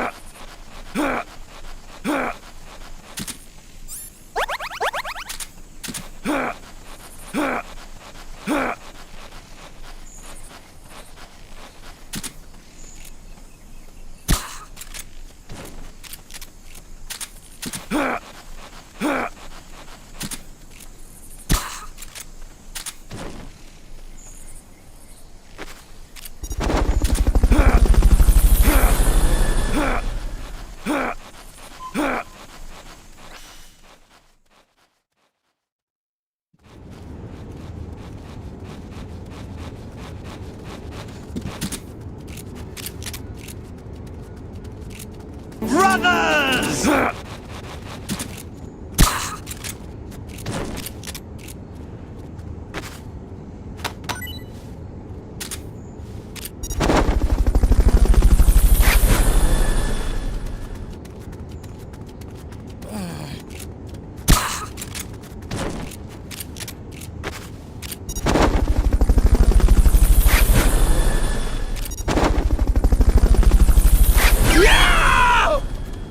Head for the recovery zone. We'll pick you up there.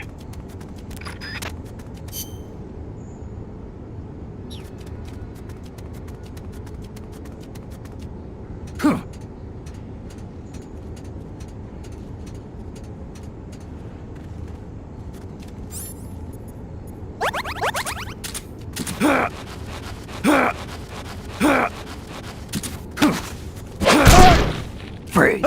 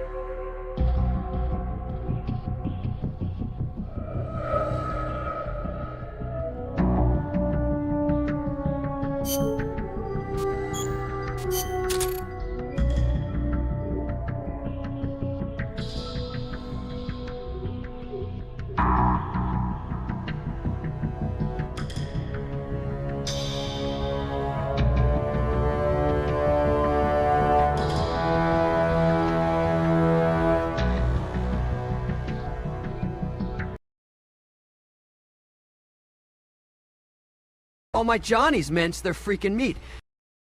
Time to mince some freaking meat!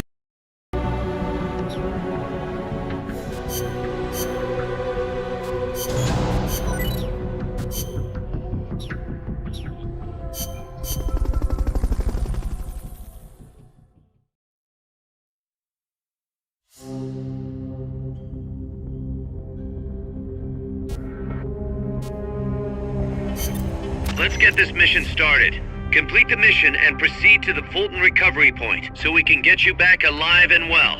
Good luck out there.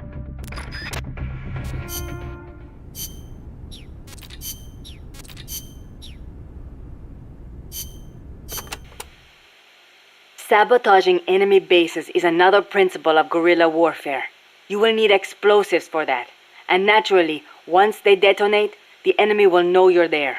So you need to make sure you have enough time to get to safety before they go off. Best to plan your escape route before you go and plant the explosives.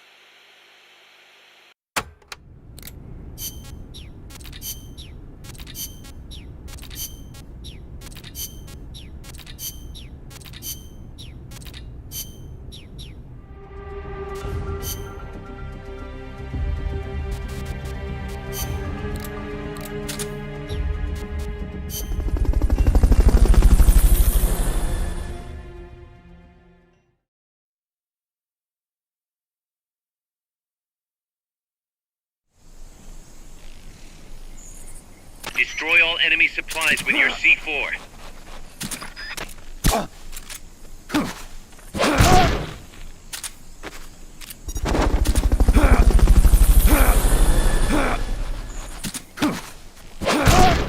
Freeze. Fulton recovery subject confirmed onboard helicopter.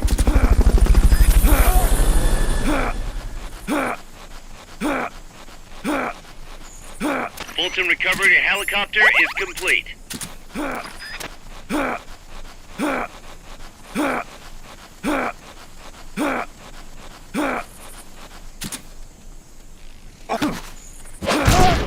Freeze.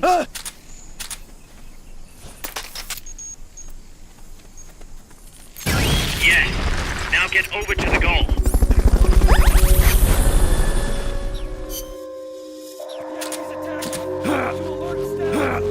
Understood. Dispatching reinforcements. Proceed with extra caution.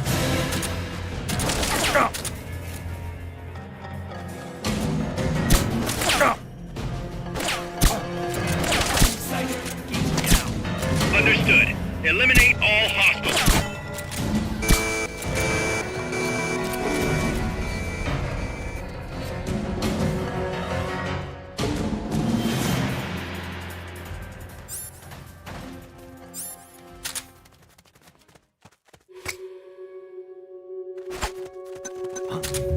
What was that noise?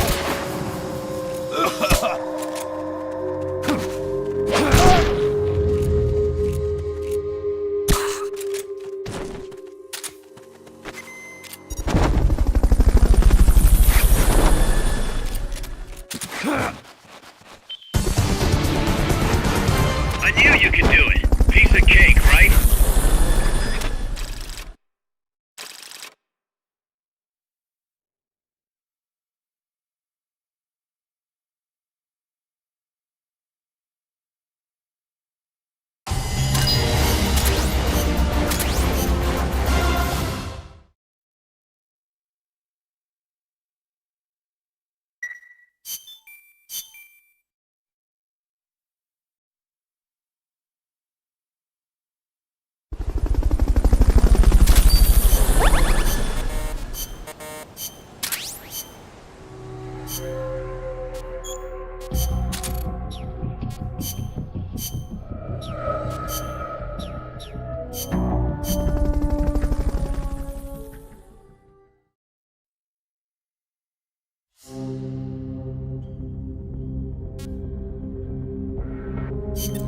Let's get this mission started.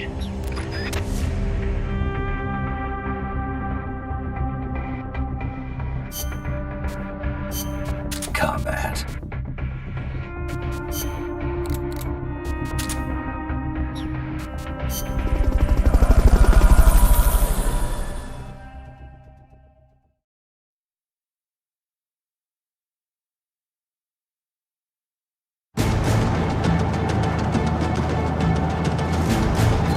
You should be able to see the road from the bridge. Destroy the truck that's driving up that road.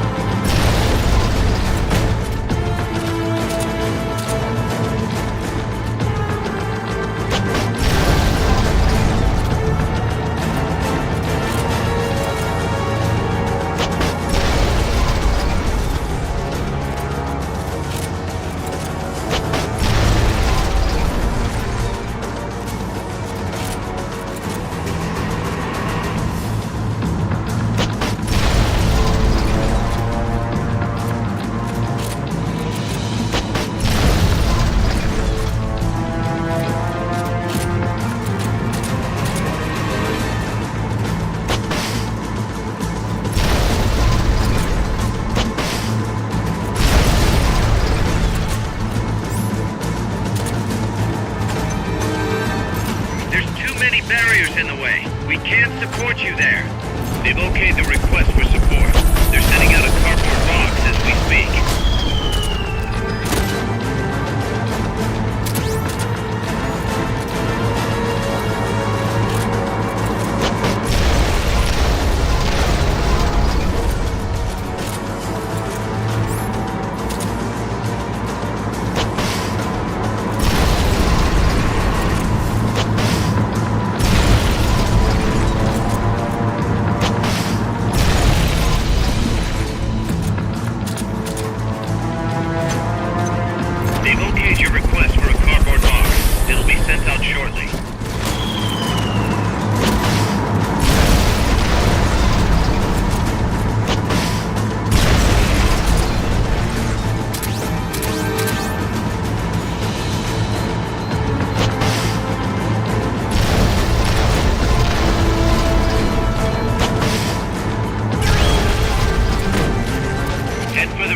Zone.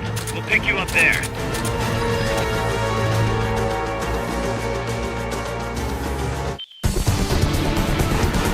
I knew you could do it. Piece of cake, right?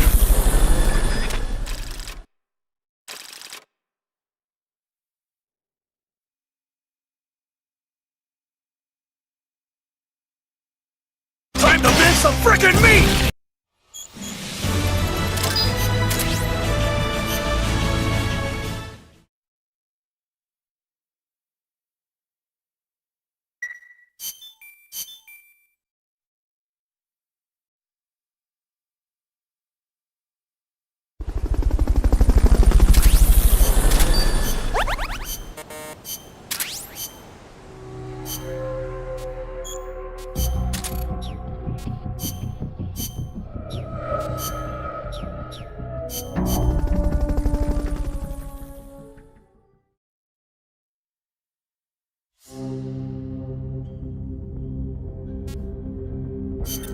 Let's get this mission started. Complete the mission and proceed to the Fulton recovery point.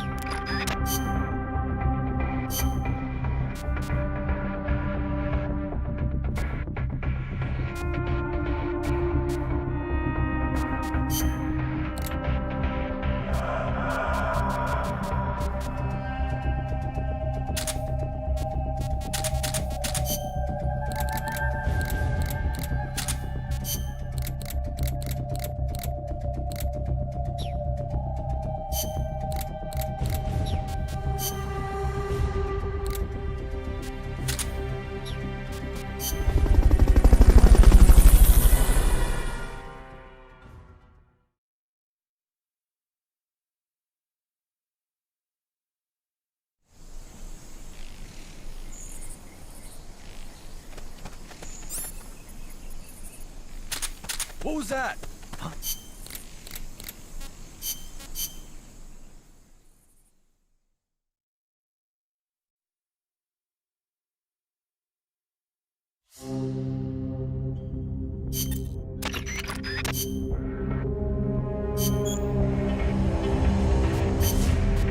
yourself.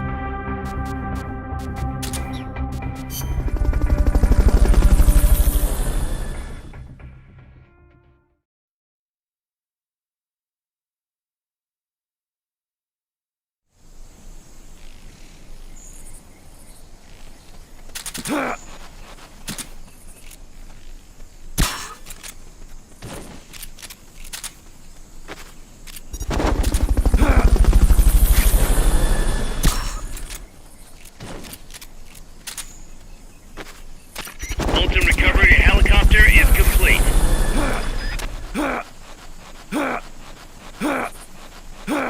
Fulton recovery subject confirmed onboard helicopter.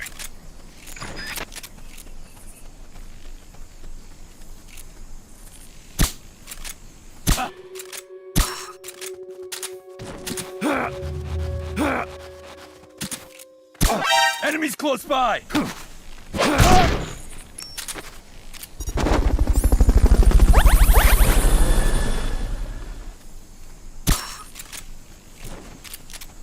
Fulton recovery helicopter is complete.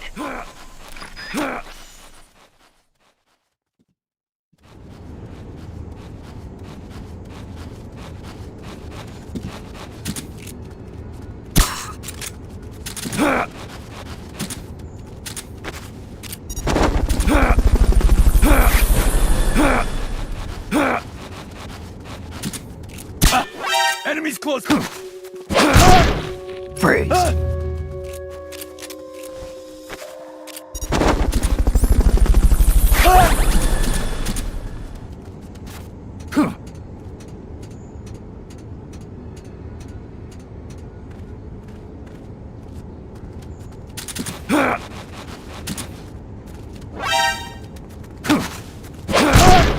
Freeze!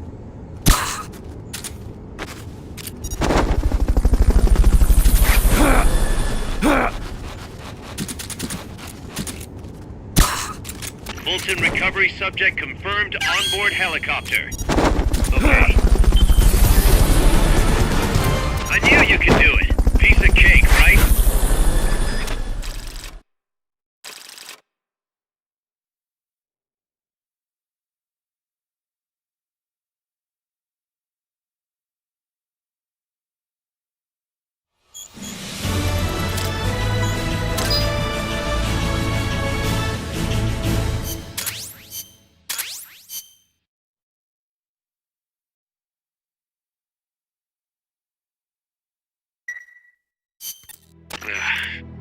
Snake? Don't tell me. Zadornov. Bingo. The guard left his post and the dude was gone when he got back. Sounds like the guard needs a guard. He was off with the girls. Haas invited him to try some of their cooking. He says he loved every second of it. Is that jealousy, cuz? Anyway, there's a new mission waiting for you. Find Zadornov, Snake. Okay.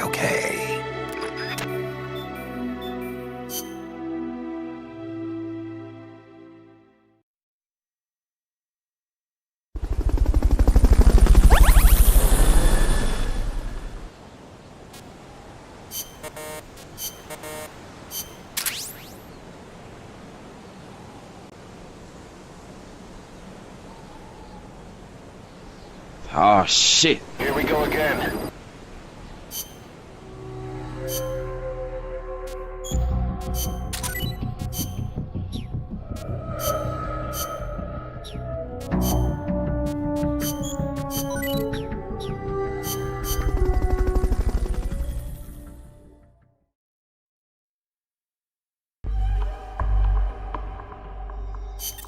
Snake, Zadornov's disappeared again. Get out there and retrieve him.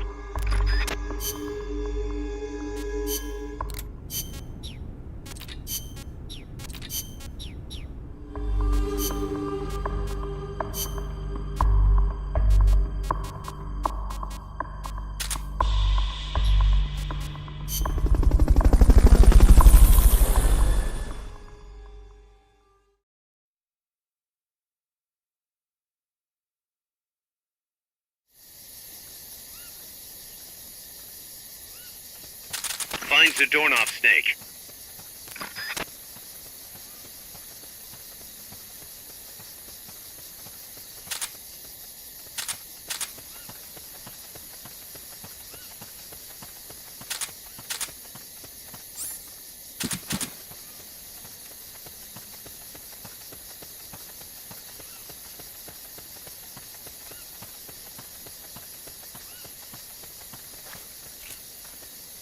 Wait.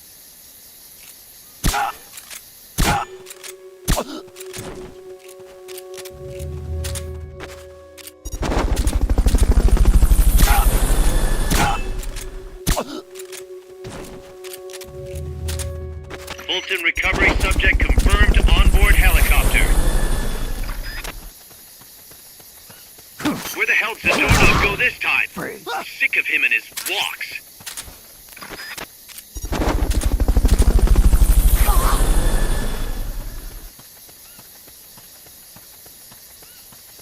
Fulton recovery helicopter is complete.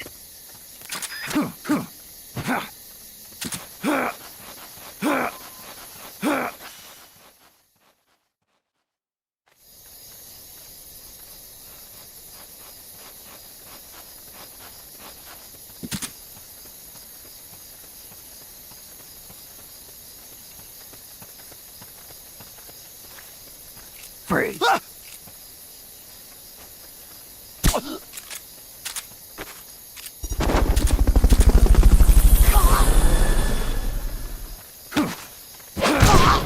Freeze.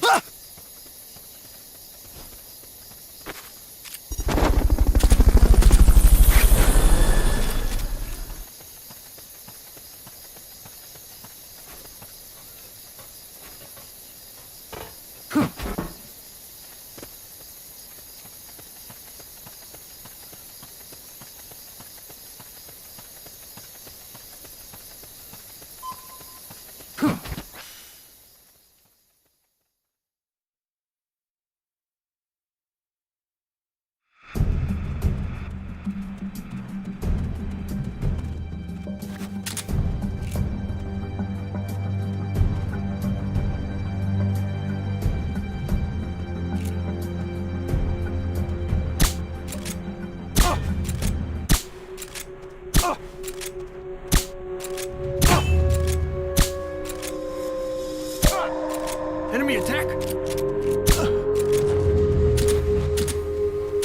We're being shot at! Going to alert status! Understood. Dispatching reinforcements. Proceed with extra caution. Hey! Fulton recovery subject confirmed onboard helicopter.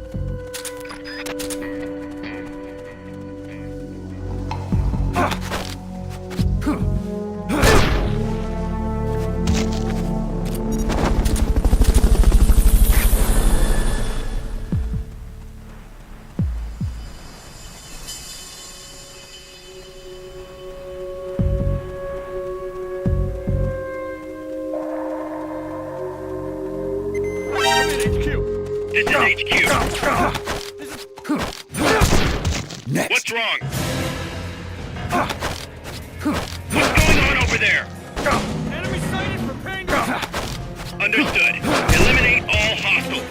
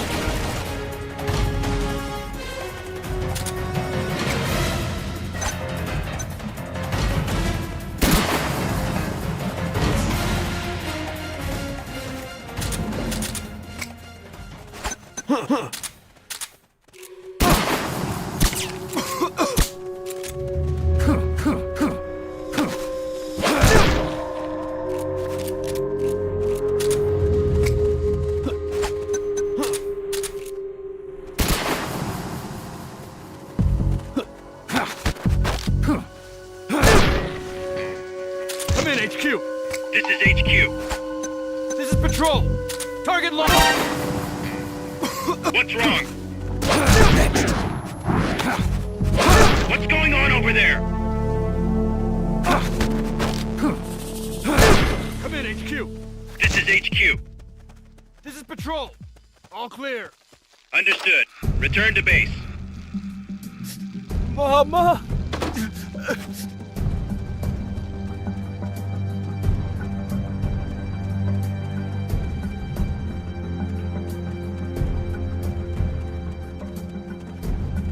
Hey!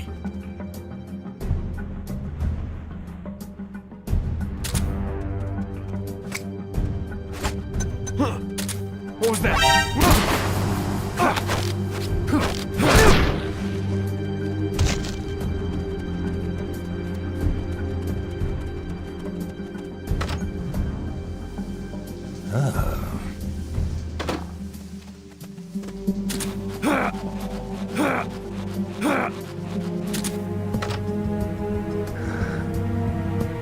Gotcha.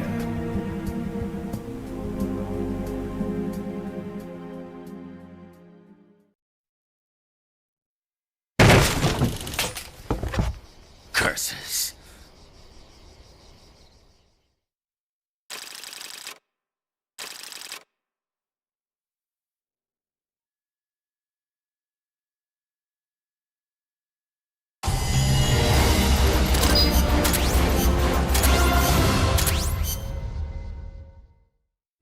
I got him, Kaz. Slipped up again. Acknowledged. Bring him on in.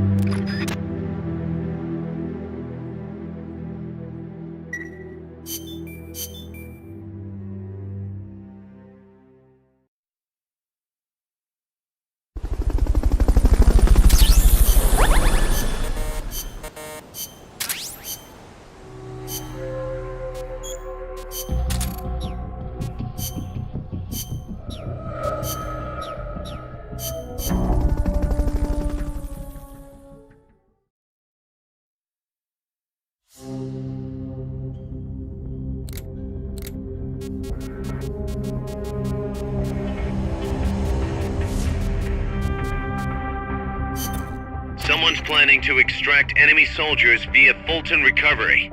Thwart their attempt by shooting down the balloons. We're calling this the Puyan mission. Support our troops. Shoot those balloons.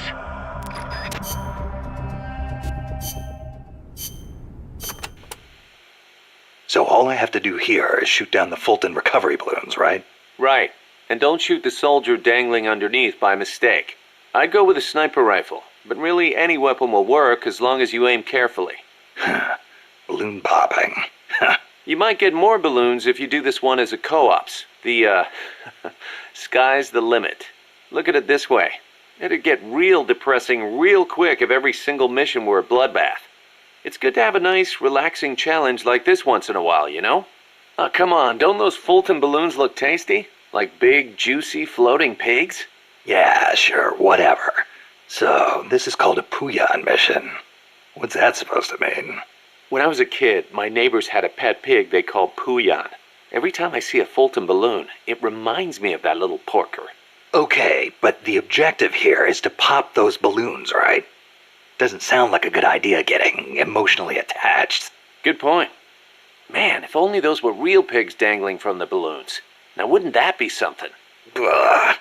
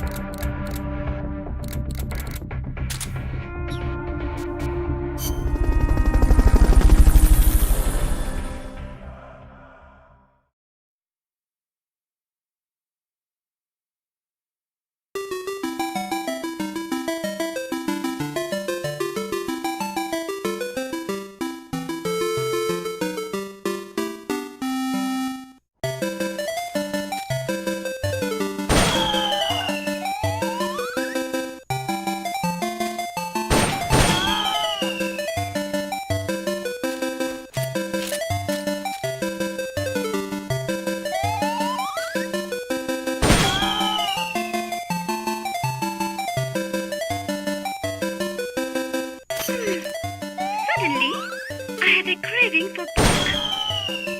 Hey, Snake, did you know the yan in Puyan means something like Mr. in the Osaka dialect of Japanese? You stick it on the end of people's names, so you'd be Snayan.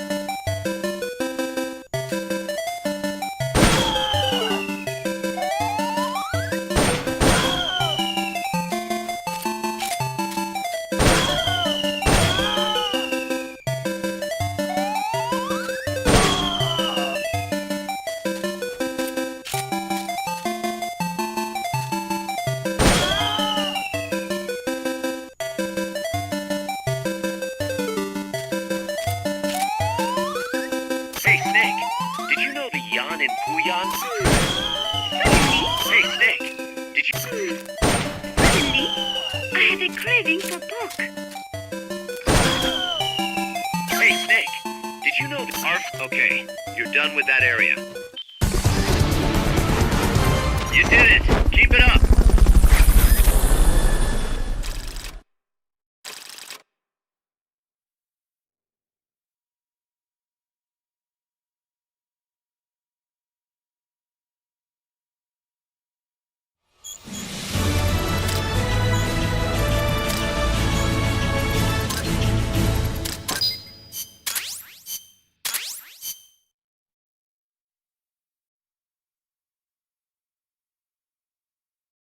Suddenly, I have a craving to mince some freaking meat.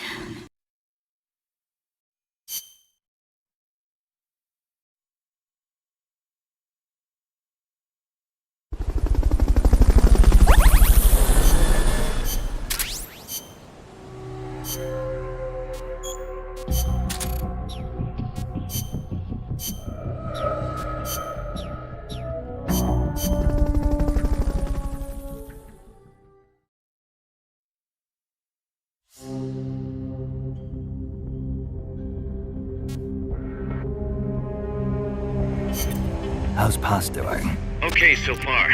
Still shocked about being lied to by Zadornov. But she's actually getting along great with the crew here at Mother Base. Really? That's good to hear. Still, it's gotta be depressing for a girl her age to be cooped up on an offshore plant all day.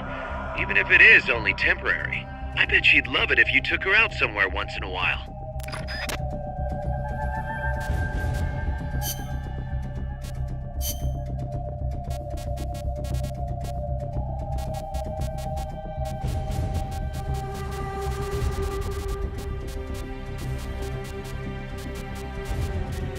Tuxedo.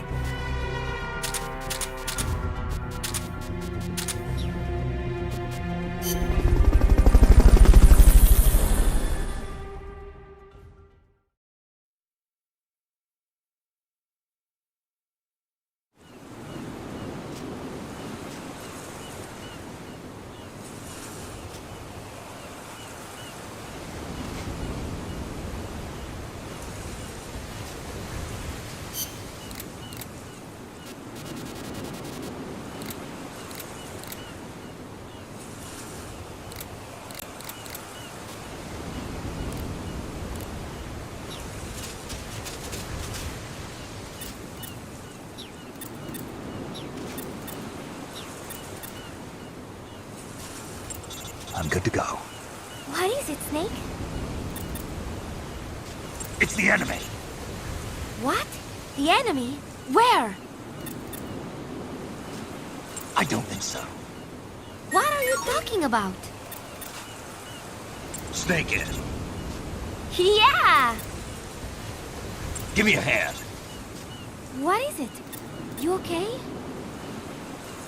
Take cover. What is it, Snake? Co-op in. Yeah! I'm counting on you. What are you talking about? Impressive. What? No way! Thanks. Yeah! Go, go, go. Yeah? Cover! What is that cover for? Hold it. Yeah! Impressive. What? No way! We're pulling out. You do not like being with me?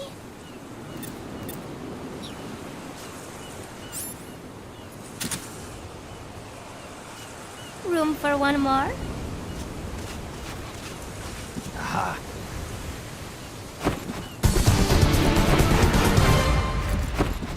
Over already?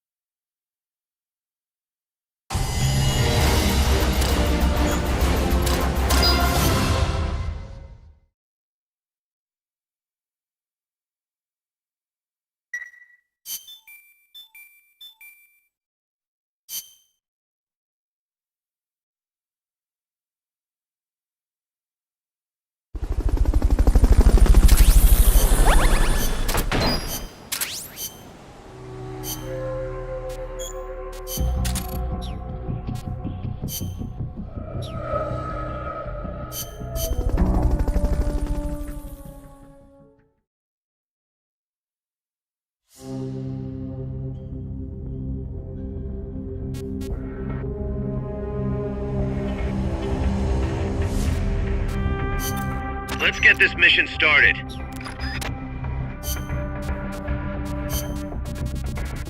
Stealth.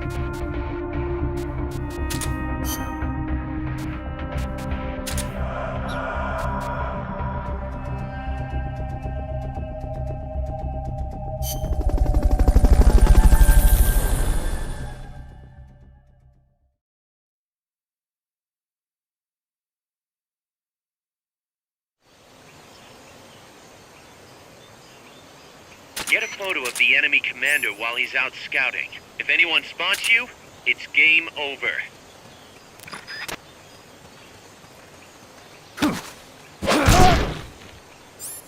Freeze. What was that?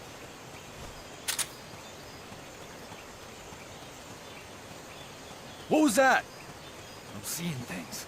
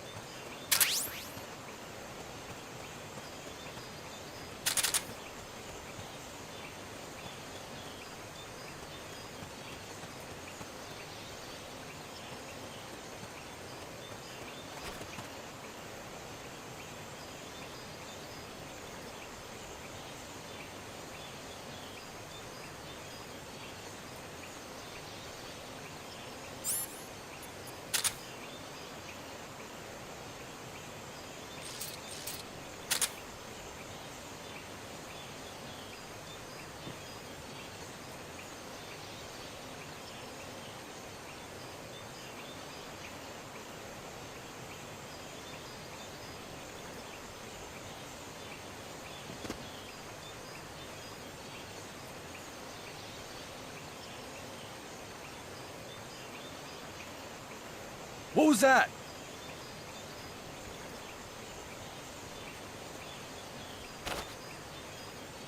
I'm seeing things.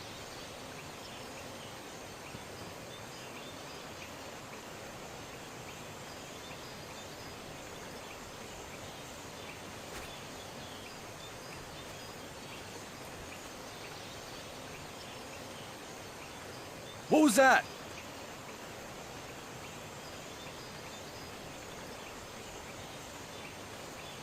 I'm seeing things.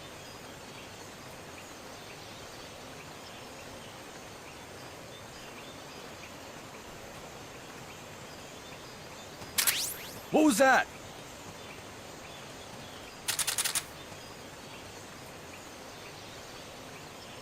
I'm seeing things.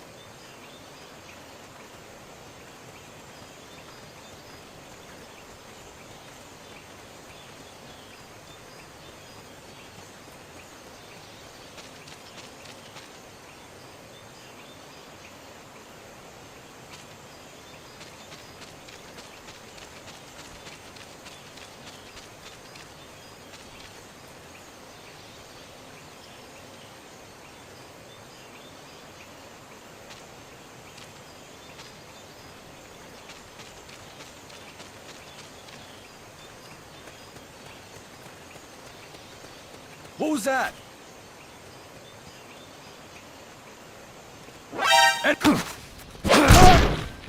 I'm seeing Freeze. things.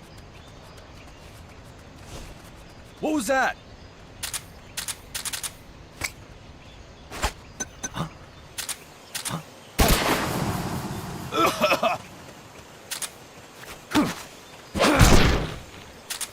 Freeze.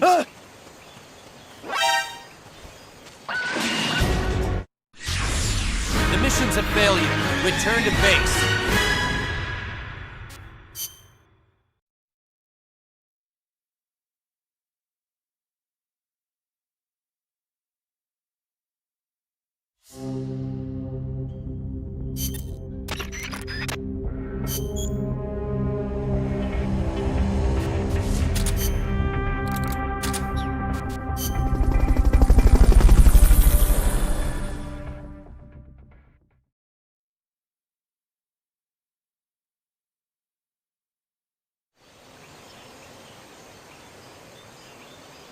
Get a photo of the enemy commander while he's out scouting. If anyone spots you, it's game over.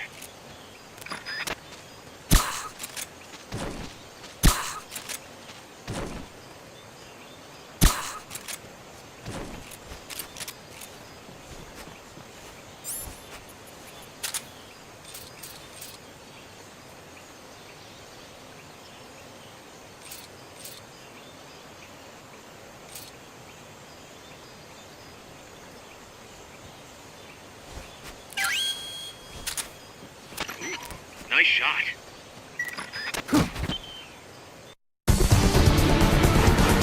I knew you could do it. Piece of cake, right?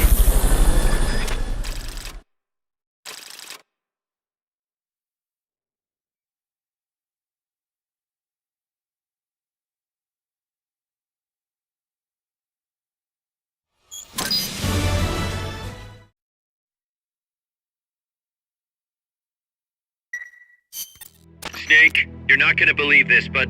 Yeah? Zadornov's missing again. Kaz, are you sure somebody's not, I don't know, letting him out on purpose? You think I have time to assemble a mole hunt? Man, this guy isn't just good, he's so good it's scary. If he's doing this alone, that is. Anyway, he left a trail, so we've got a good idea of where he's probably hiding. You know what the mission is. Find Zadornov, Snake. Oh shit. Here we go again.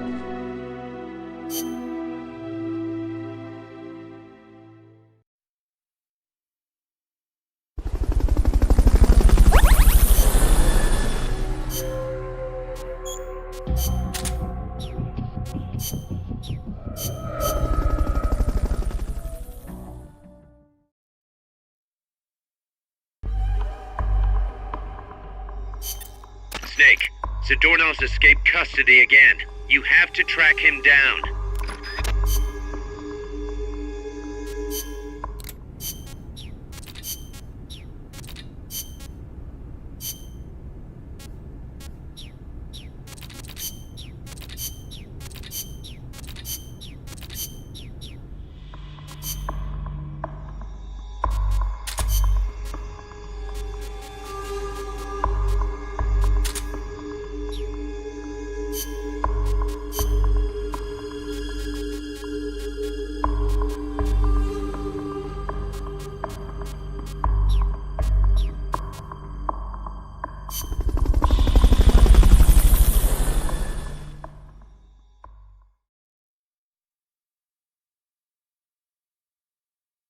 Oh shit. Here we go again!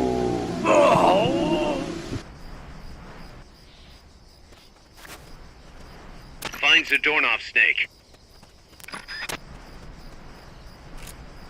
Hey!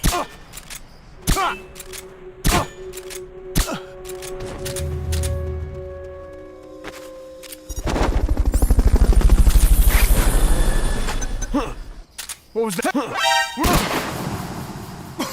Fulton recovery helicopter is complete.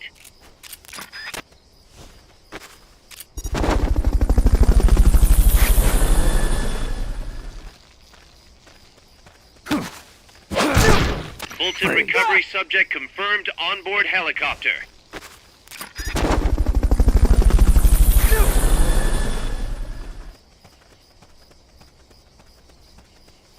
Fulton recovery helicopter is complete.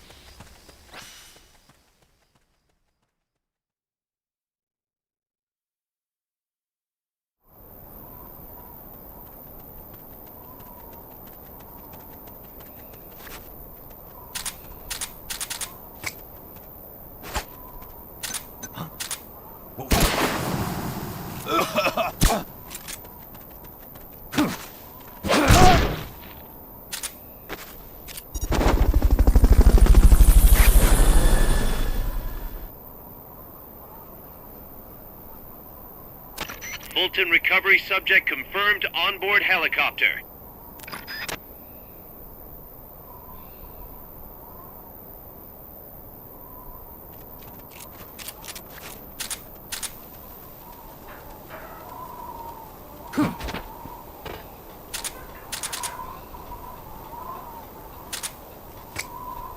What was that?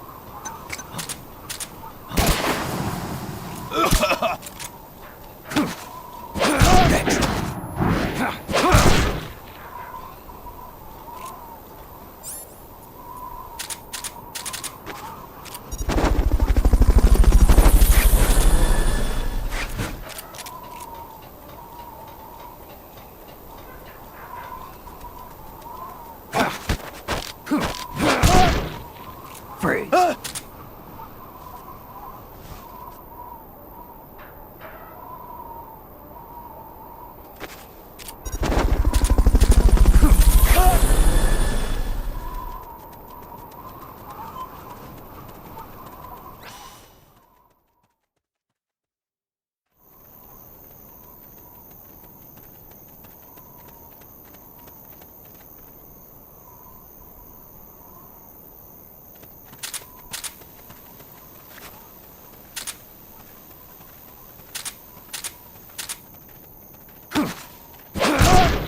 Freeze.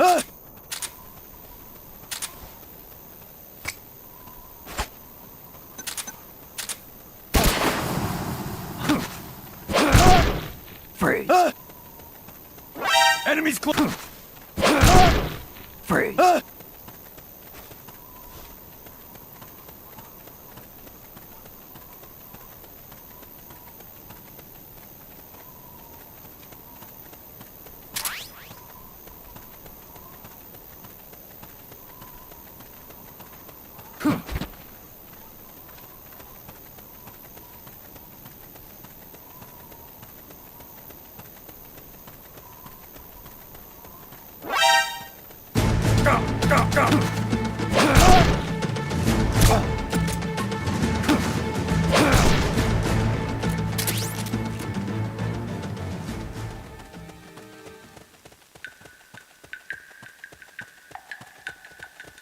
What was? I think I see someone. What was that?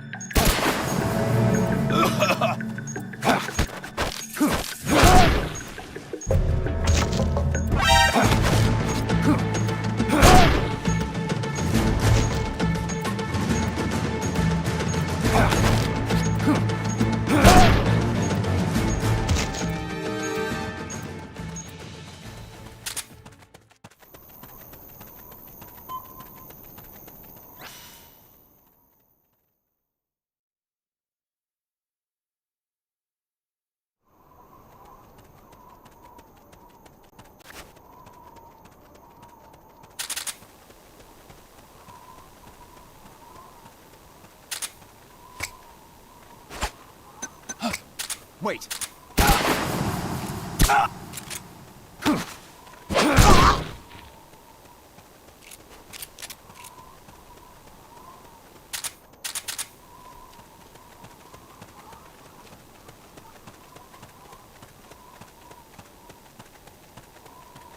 Wait. The enemy's here!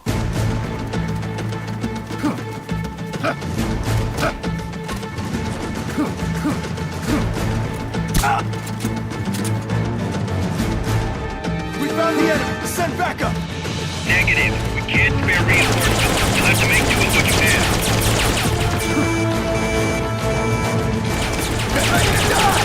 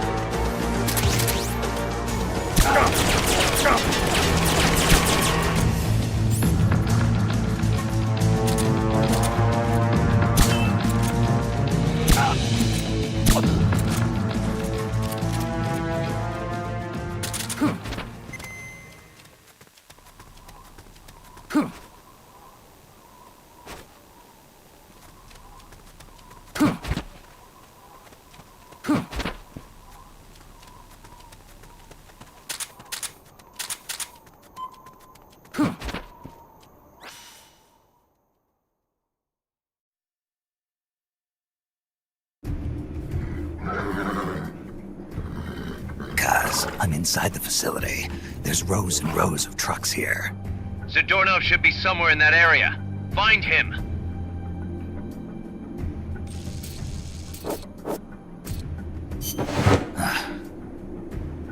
Not this one.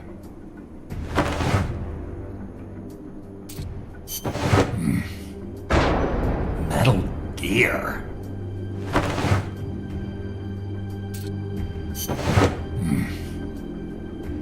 Nothing.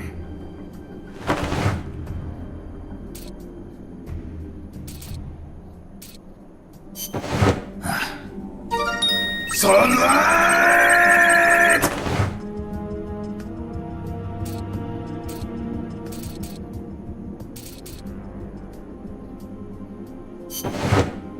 Damn it! You found me.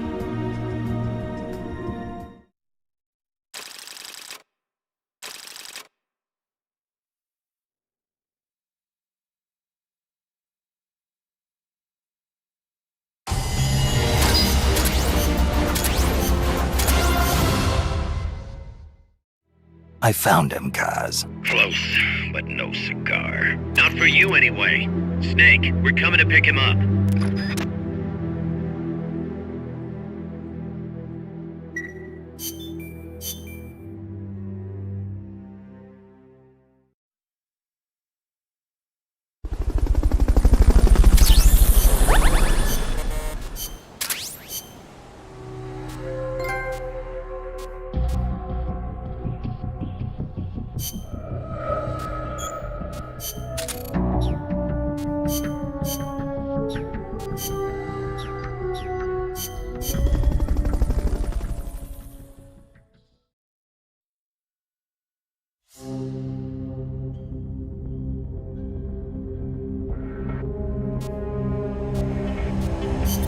Let's get this mission started. Complete the mission and proceed to the Fulton recovery point so we can get you back alive and well. Good luck out there.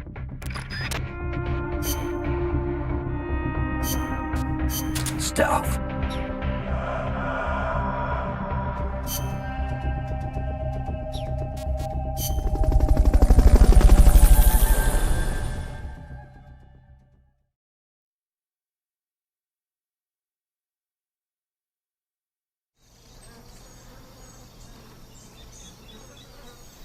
Get control of all the enemies by holding them up. Hold up all enemies. If you're discovered, the mission's over. Freeze. Freeze.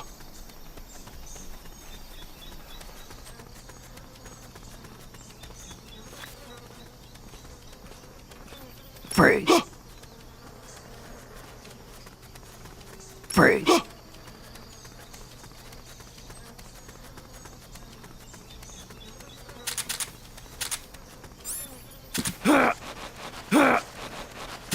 Freeze. Freeze.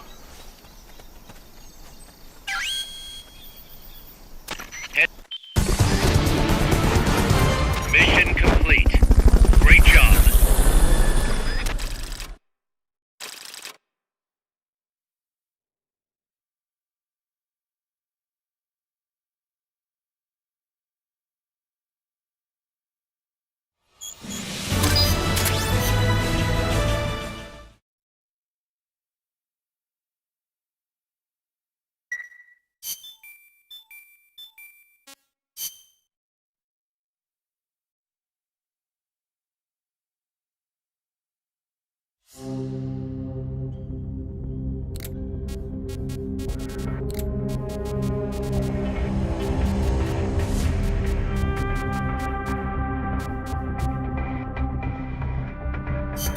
Let's get this mission started.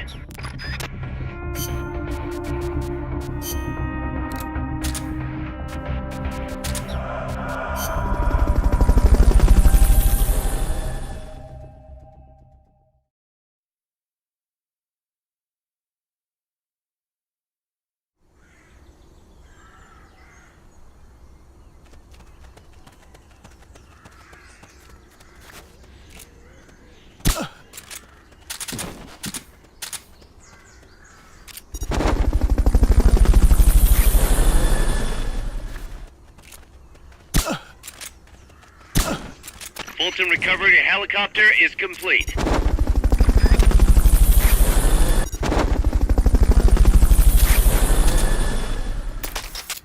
Fulton recovery subject confirmed. Nice. Now we've got to recover those supplies. Hurry. Yes. Now get over to the goal.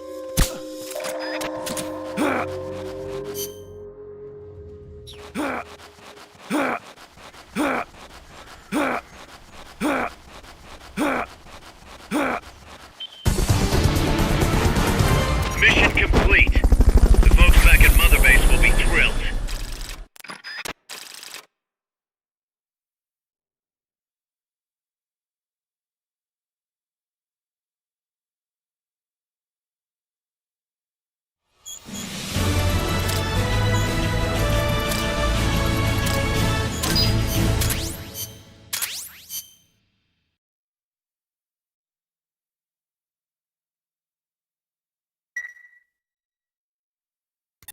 Snake, Zadornov's done it again. Great. Snake, Zadornov's done it again. Give me a break. Snake, listen. Zadornov's done it again. Come on. I hate to entertain the thought, but this might be an inside job. What the hell's he after, anyway? No clue. Can't imagine he's just out to annoy us, though. You know, it might not be worth keeping him here if he's not gonna join us. You may be right.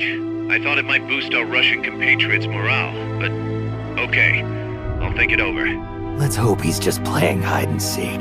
I've added a new mission. Go get Zadornov.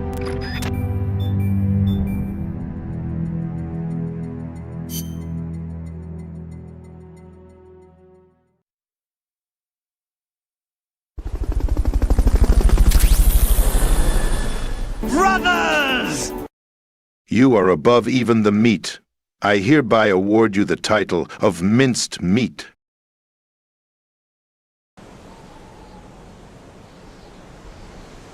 Time to mince some frickin' meat!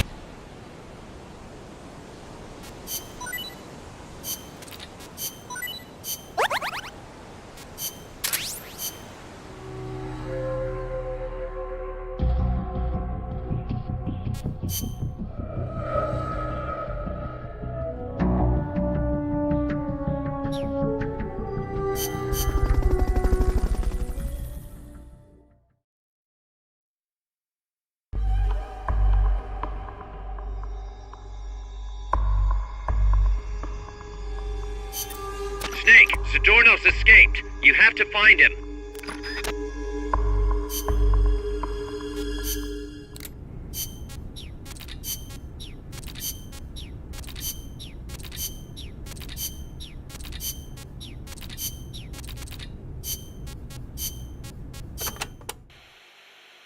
Never heard the name Cosima before. Then again, I don't know many people from France. Is it a common name? No, not that common. But Wagner's second wife was named Cosima Francesca Gaetana Wagner. Huh. You know, Kojima is a common last name in Japan. Kaz? It's just funny how, I'm part Japanese and Cecile's middle name is so close to Kojima. It feels like destiny unfolding. You think so? Oui, oui. That's a beautiful name you have. Cecile Cosima Caminades. Wait a second. Cecile Cosima Caminades. Cosima Caminades. Hey, that's close to... Close to what? Your name. It sounds almost like the sentence Kojima Caminandes in Japanese. And what does it mean, s'il vous plaît? Well, kami is the word for God in Japanese. Nandesu.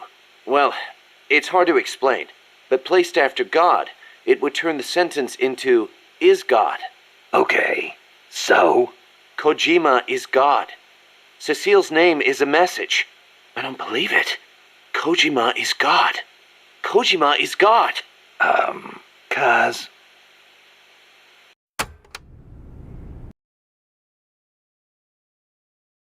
Time to mince Snake's freaking big boss meat. Nanomachine, son! Time to mince Snake's freaking big boss meat.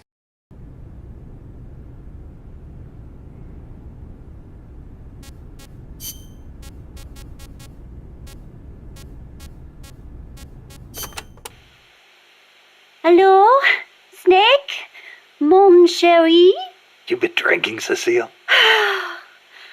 Can't you please do something about this pest? Who? Monsieur Muller! What's he done now? Wine. Wine? He said he thought the soldiers might tire of having beer all the time. Now, so he son. brought in some wine instead. And then he gave me a bunch. Well, that was nice of him. But the past 2 years have been bad for French wine. Perhaps it is the bad weather we have had. But whatever the case, I told him the last thing you want to be drinking right now is French wine. Well, California and Chile have good wine too. But then he goes and stocks the pantry with nothing but French wine from 72. The stuff is a disaster. Then he says, "Come on, Cecile, have a taste of the old country." I had a terrible feeling about it, so I decided just to taste it at first. And then again. And then a few more times. Took one for the team, huh? But when you do a tasting, don't you usually spit the wine out?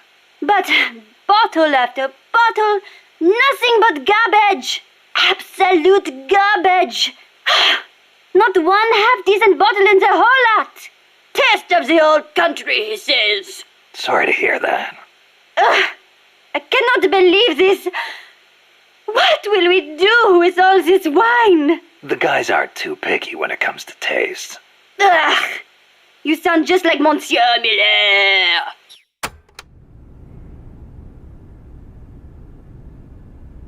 All right, listen up, comrades. By the current predictions, the Philosopher's Legacy's dollar value will not be enough to guarantee the rise of Mother Russia. So the Major has offered to invest it into something called a cryptocurrency. I don't understand a single thing about it, but with the money invested, growth predictions show that the value of this cryptocurrency will soon eclipse that of the dollar. With that, our enemies in the West will quiver, and Mother Russia's economy will rise. We be able to build hundreds of shagahods with gold plating. We will go to the moon with our gold-plated Soviet supercock missiles and shit lightning over the entire U.S. Take this, Ronald Reagan, you capitalist swine.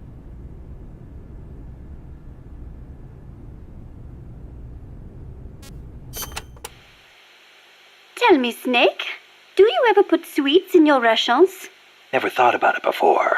Why? I simply love them. French sweets are très délicieux. Everyone knows crepes, but there are also profiteroles, eclairs, madeleines, financiers. Then there's tarte-tatin, and you can't forget Savarin. Oh, and millefiori, crepes, blancmange. Yeah, you already mentioned crepes. Soufflés, croquembouche, cannelle, Florentine, Queen Amagne, peach melbas. Finished? And macaroons. I love those the most. Macaroon Parisian are the best. They are so cute and colorful, and they contain meringue, so they melt right in your mouth. Wow. I'd no idea macaroons were that popular in France, too. What do you mean in France, too? Macaroons are those coconut-flavored cookies, right? Oh, excuse you? Macaroons contain almond powder, not coconuts. Don't they have peanuts in them? I've had them in Japan a few times. I thought they were called macarons. Macarons? Some cheap imitation, I am sure. French macaroons have a long and distinguished history. They date back to the 16th century when Catherine de' Medici of Florence married into the French royal family. The story goes that her pâtissier shared the recipe after they arrived. That is a history of over 500 years. So, they're originally from Italy, then? Well, Don't macaroons come from Italy, too? Look, I do not really think... Keep in mind, macaron is almost identical to macaroni. Well, that settles it. I cannot believe this! To associate macaroons with macaroni? You, Monsieur Miller, are an insensible oaf. Hey, why am I the bad guy? Come on, Cecile, wait! Cecile! Bonjour, Snake. I hate this Caribbean weather. I want to go back to France. French have the best country, the best food, wine, champagne, and the best culture. Ah, you petty little uncultured American imbecile could never understand.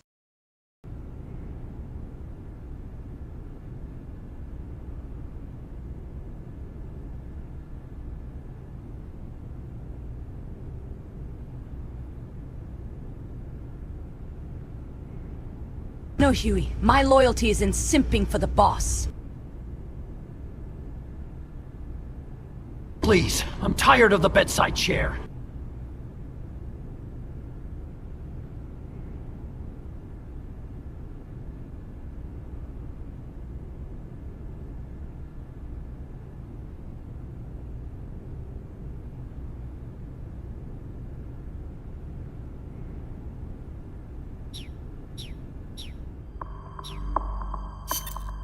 Snake, Zadornos escaped. You have to find him.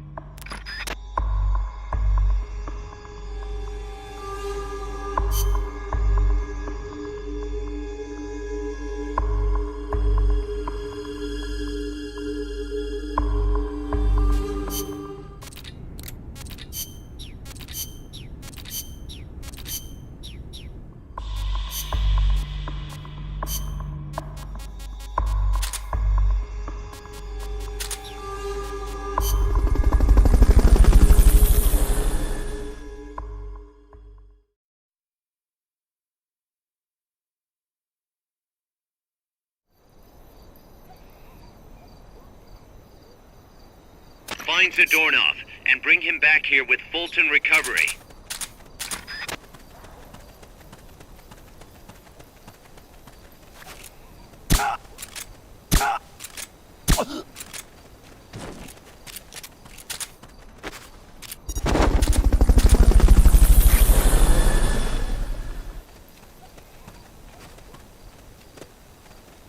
Fulton Recovery subject confirmed onboard helicopter. Try using Fulton Recovery on him.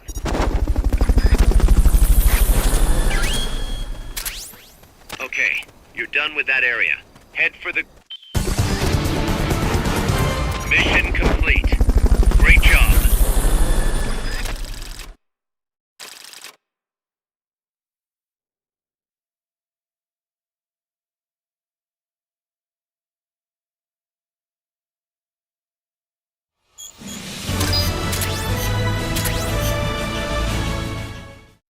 Kaz, I've located Zadornov. Nice work. I knew you would. How could I be so stupid?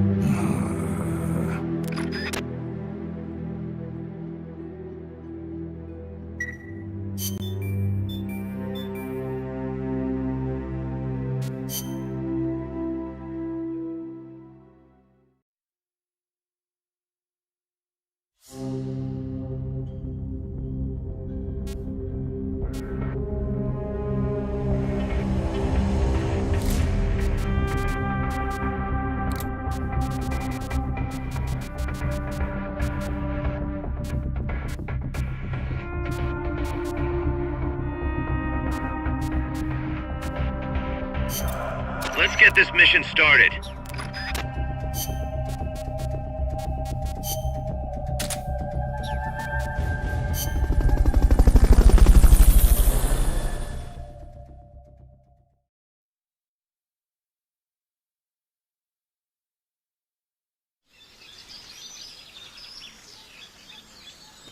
Stay out of the enemy's sight as you recover those supplies, and don't get lost.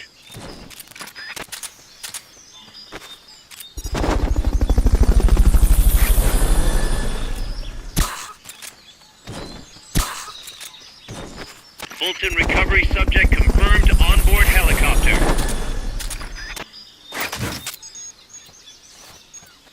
Fulton Recovery helicopter is complete. Head for the recovery zone. We'll pick you up there. You did it! Keep it up!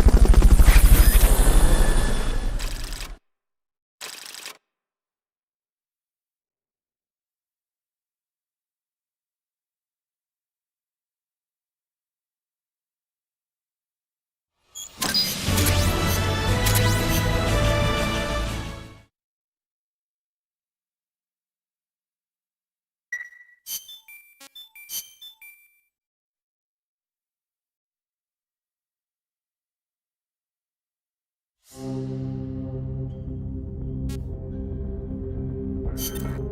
a rundown of your mission. This one's perfect for a warm-up. Nice and easy.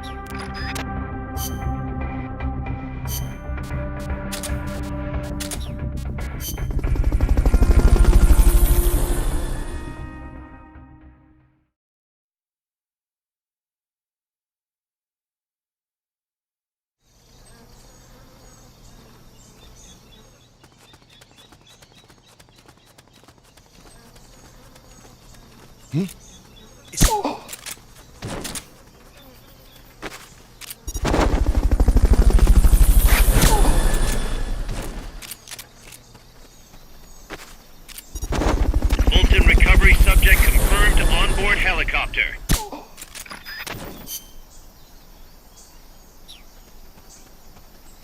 Fulton recovery helicopter is complete.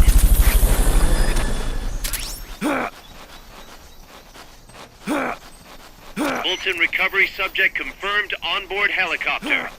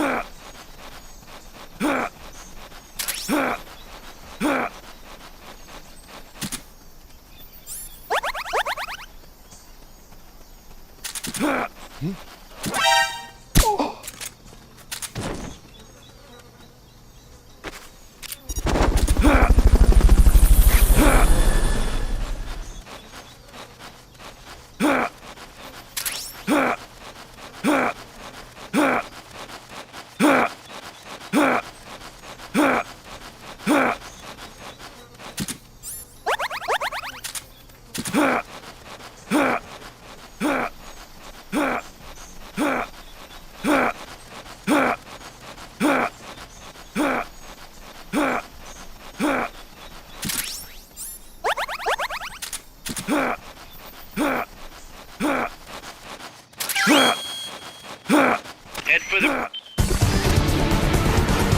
Mission complete. Great job.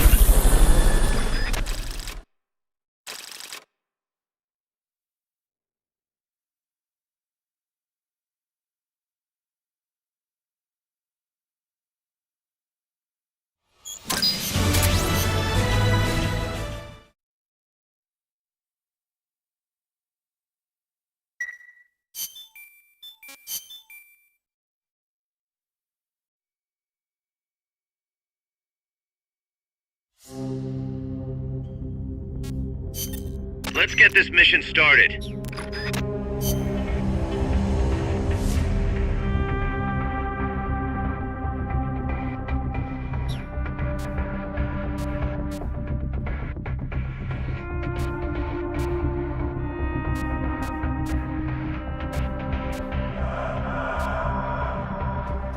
Clear the rubble in the cloud forest that's blocking our advance.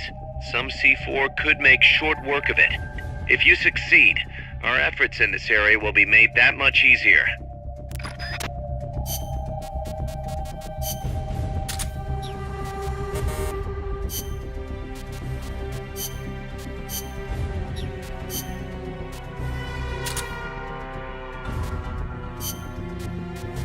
Combat. Stealth.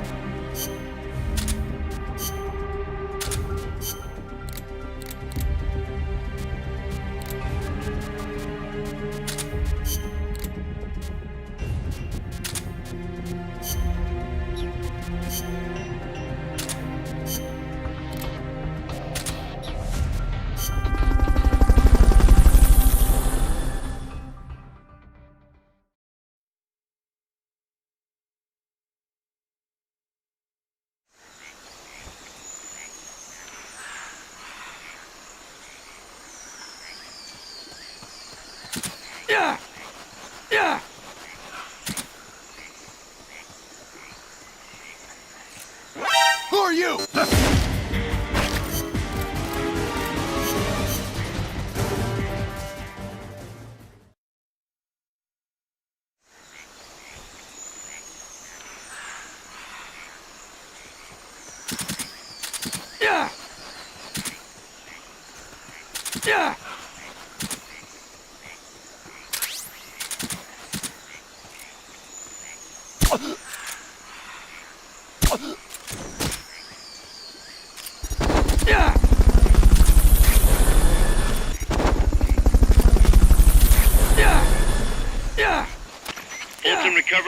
helicopter is complete. Fulton recovery subject confirmed onboard helicopter.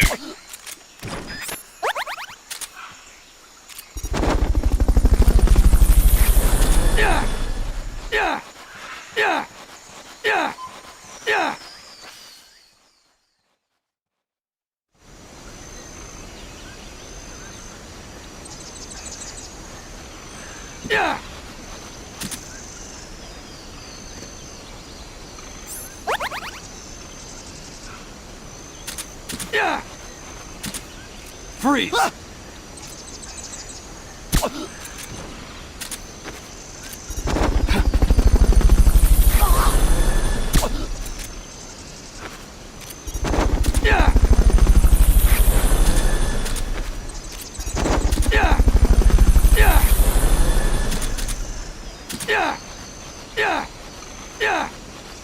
Fulton recovery subject confirmed.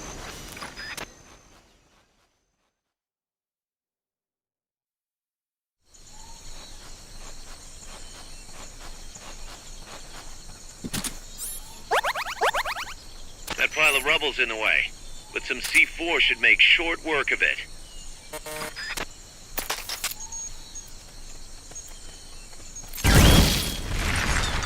Head for the recovery zone. Good job. Return to base.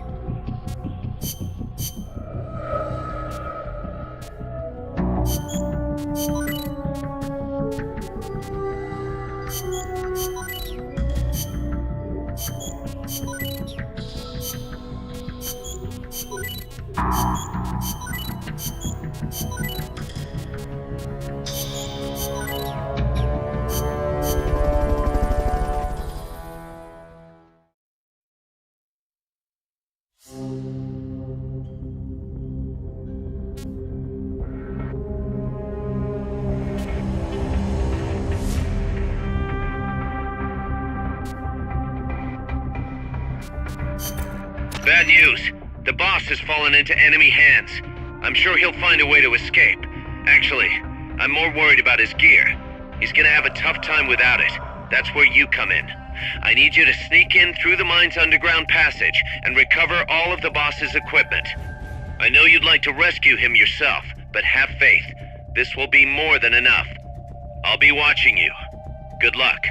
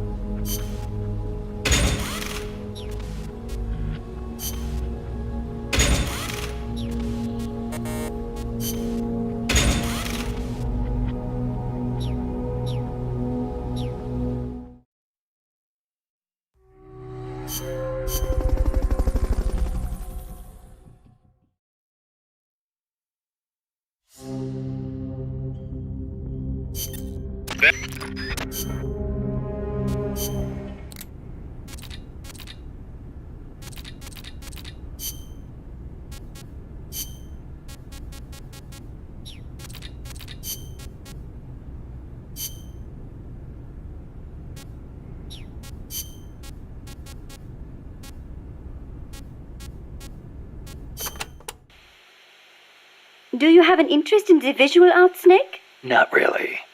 please. No deep conversation. But you have heard of Picasso, yes? Yeah, I've heard the name. Sadly, Monsieur Picasso, co-founder of Cubism, passed away in the south of France last year. France was his home, you know. Huh? I thought he was born in Spain. Do you know his full name? Pablo Picasso. Anyone would know he's Spanish with a name like... Huh. Shows what you know. What do you mean? Okay, here we go. Pablo Diego José Francisco de la Pala Juan Nepomuceno Maria de los Remedios Cipriano de la Santísima Trinidad Ruiz y Picasso. What do you think? That was his full name. Still, I don't see how... A master of modern art. A genius who crafted over 100,000 works in various styles, spending the greater part of his life in France. The man is a part of our culture. Yeah, that kind of stuff is of limited use in my field. But back to the point. Picasso was Spanish, right? Or am I missing something? He wasn't French, right? Right? Cecile. What difference does it make? It does not matter if he was from Spain or from Mars. Picasso is Picasso. It does not change the fact that he lived in France, nor does it take away from his monumental legacy. Why do you care so much about where he was from, anyway? Whatever happened to the sans frontière part of Militaire sans frontière? You started it. France was his name.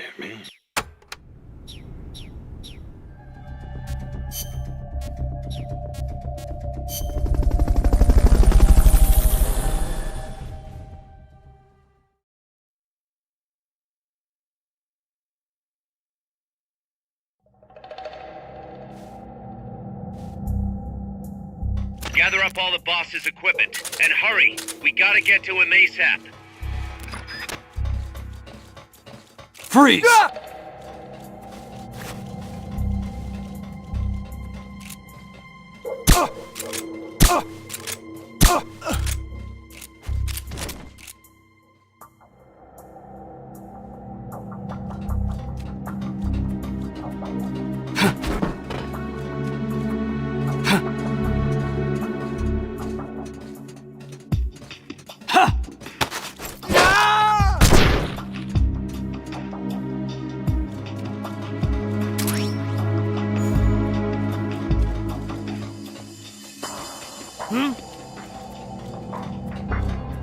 Who's out there?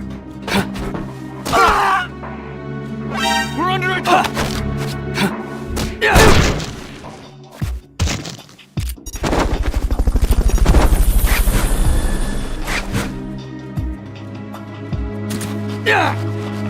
Molten recovery helicopter is complete.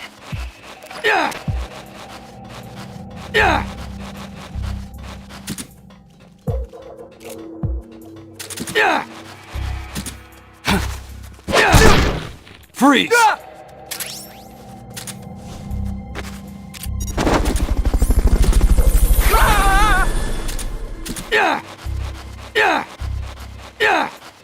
Molten recovery subject confirmed onboard helicopter.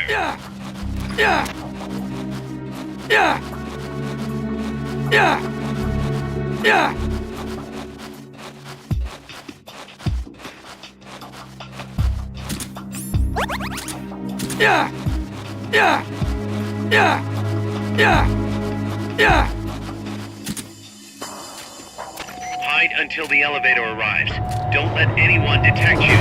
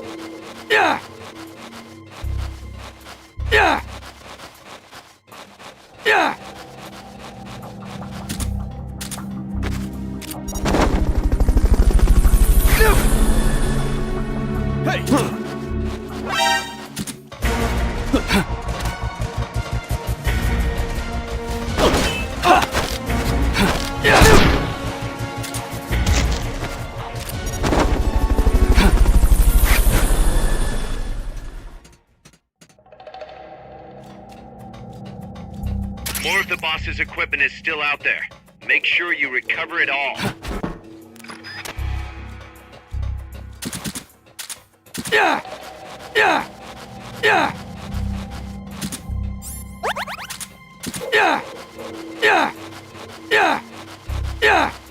Yeah! Yeah! Yeah!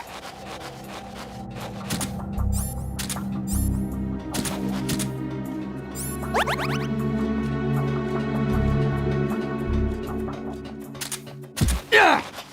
Yeah! Yeah! Yeah! Yeah! Yeah! Yeah!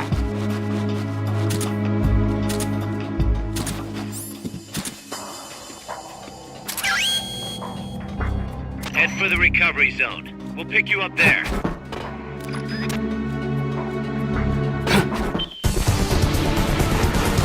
You did it! Keep it up!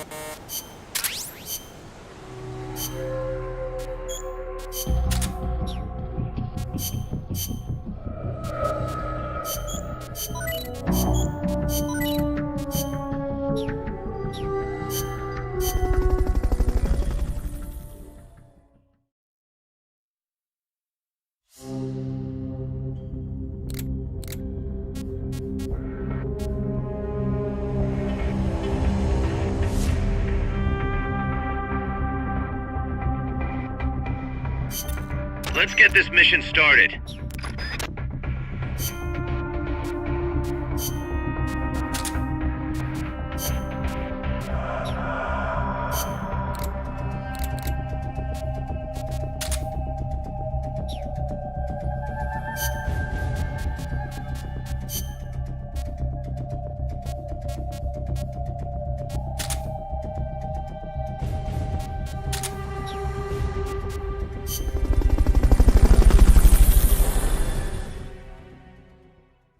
Hey Snake, check it. Go sneak that shit.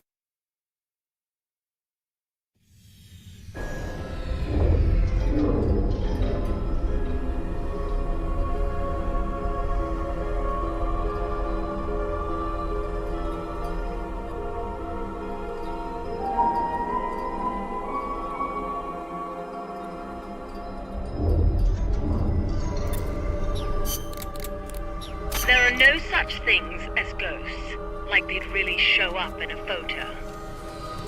Those phantasmas really exist after all, eh? Ghosts? I have no interest in such things. Harpies, on the other hand, I would not mind encountering.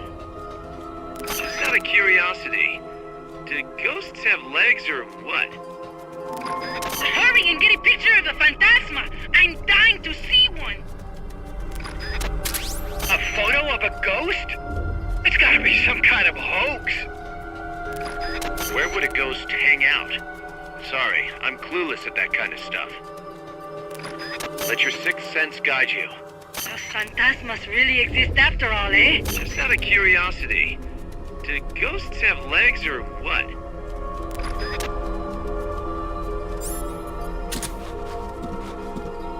There are no such things as ghosts. Those phantasmas really exist after all, eh?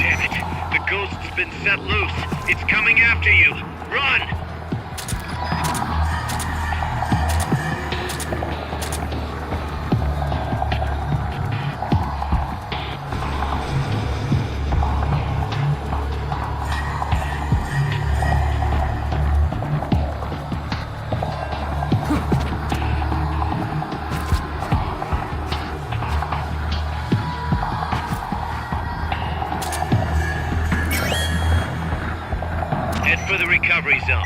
We'll pick you up there. Okay, you're done with that area. Head for the goal. Mission complete. Great job. California girls, we're unforgettable. Daisy Dukes, biking knees on top.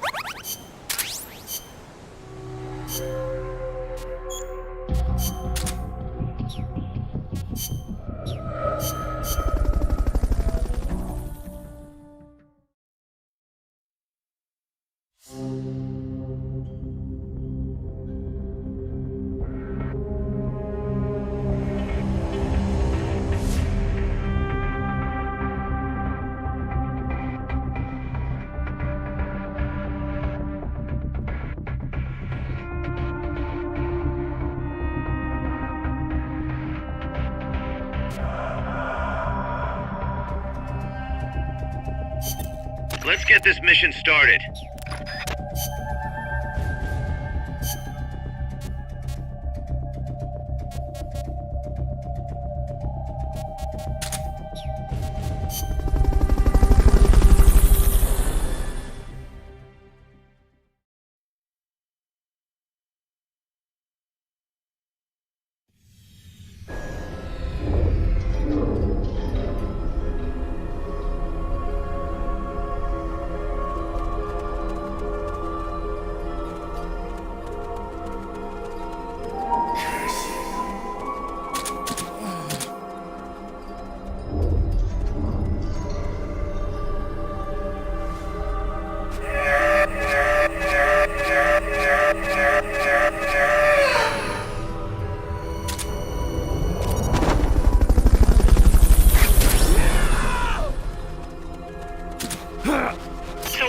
Saving the soldier's life caused his spirit to reunite with his body?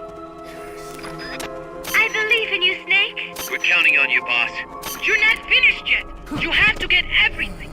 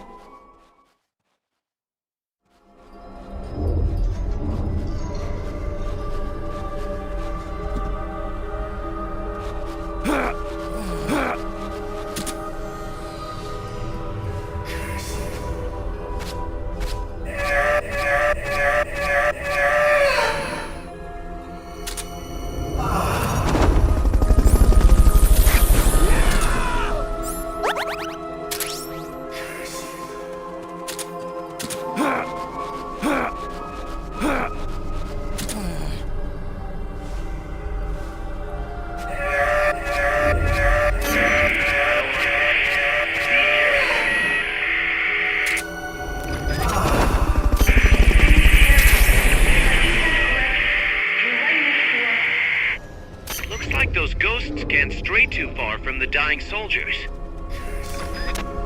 So, saving the soldier's life...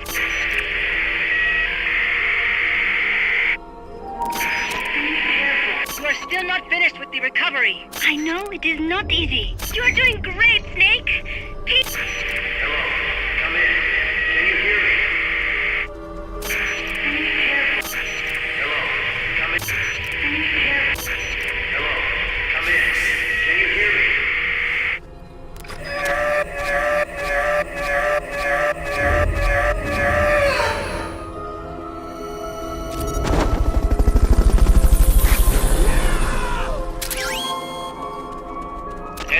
recovery zone. We'll pick you up there.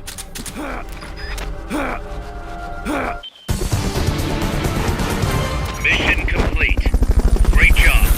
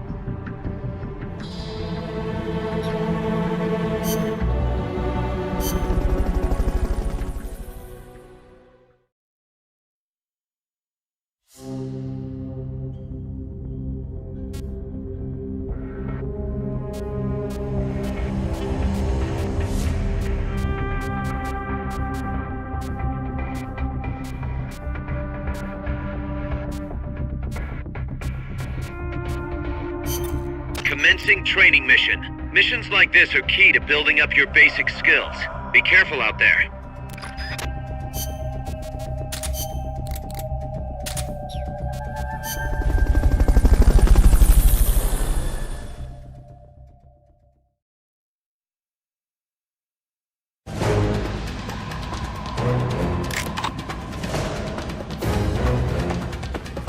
Hit the targets as fast and as accurately as you can.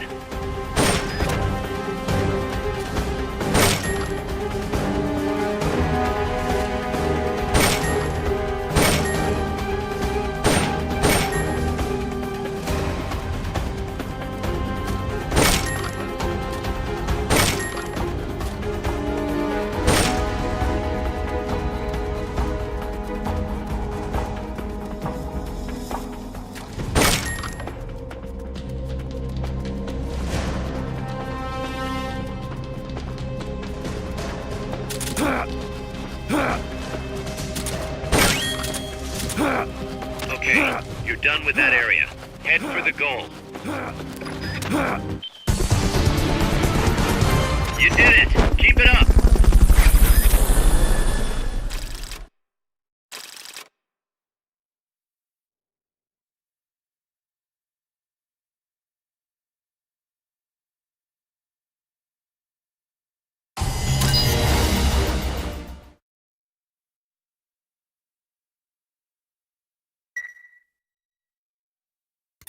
It, happened again, Snake. It's the doorknob. What's he got, an escape fetish? He clearly has friends on the inside, but we've got no way of knowing who. Persistent bastard, I'll give him that. Where is he this time? That's the thing. He must have found and gotten rid of the transmitter. We've got no idea where he is. Snake, think you can find him? We can't just let him run around. Makes us look bad. I'll say. Since we can't locate him, I'm afraid I can't add a new mission. You know what to do, Snake.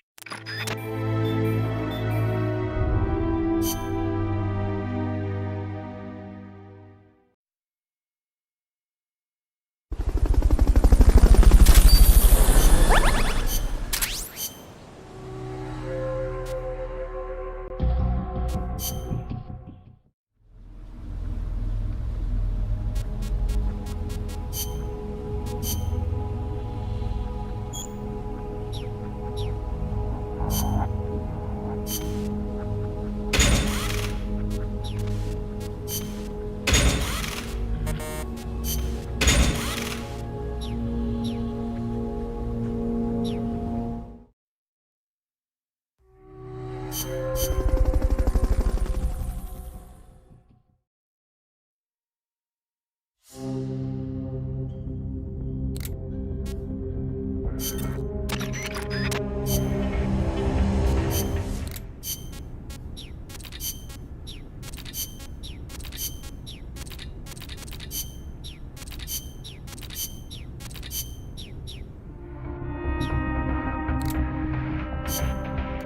target practice. As a special treat, you can practice freely on any of the targets in the shooting range today. Shoot away. When you're done, head over to the exit.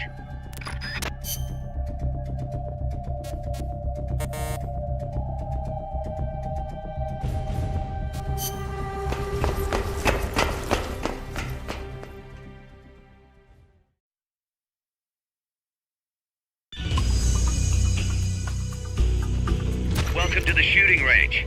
Just the place for a little target practice, huh? When you're done, head over to the exit. When you're done, head over to... I wish there was something I could do. Be strong, Snake. If you leave through the exit, your weapons training session will end. When you're ready to leave... I know it is not easy, but I have faith in you. When you're done, head over to the exit.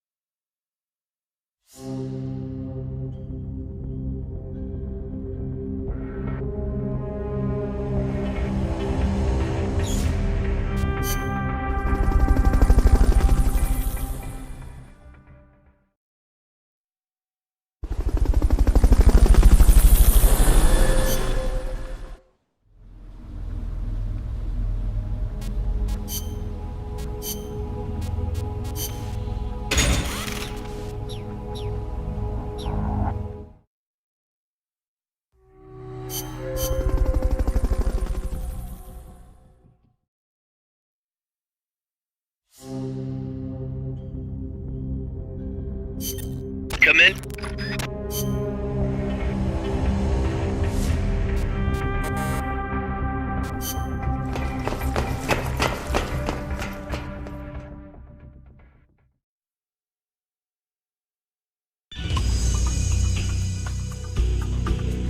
Welcome to the shooting range. Just the place for a little target practice, huh? When you're done, head over to the exit. Find Zadornov, Snake. Zadornov is there, no doubt about it. Find Zadornov, Snake. Where's Zadornov? Find Zadornov, Snake. I have a feeling he's around here somewhere. Zadornov should be somewhere in that area. Find him. Zadornov should be somewhere in that area. Find him.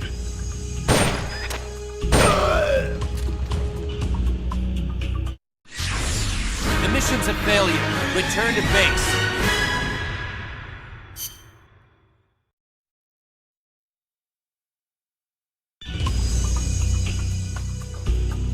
Welcome to the shooting range. Just the place for a little target practice, huh? When you're done, head over to the exit.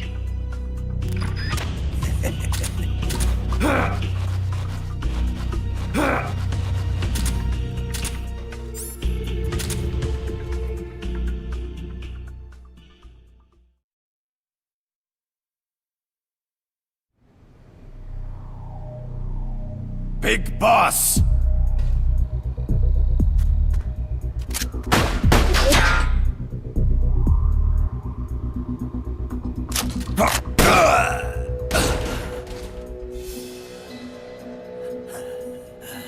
My work is done.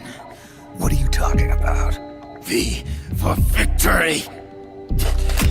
Rocket! Peace!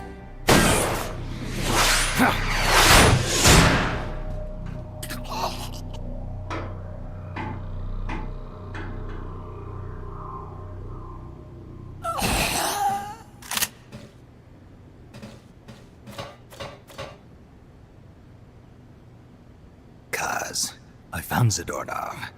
I had to kill him. Huh. So much for our fugitive. Something's not right here. I'm thinking he had a friend. Someone inside MSF. Huh? What's going on? It's Zeke. It's moving. What? There's somebody inside. I can see them. Snake, get up here. Pronto!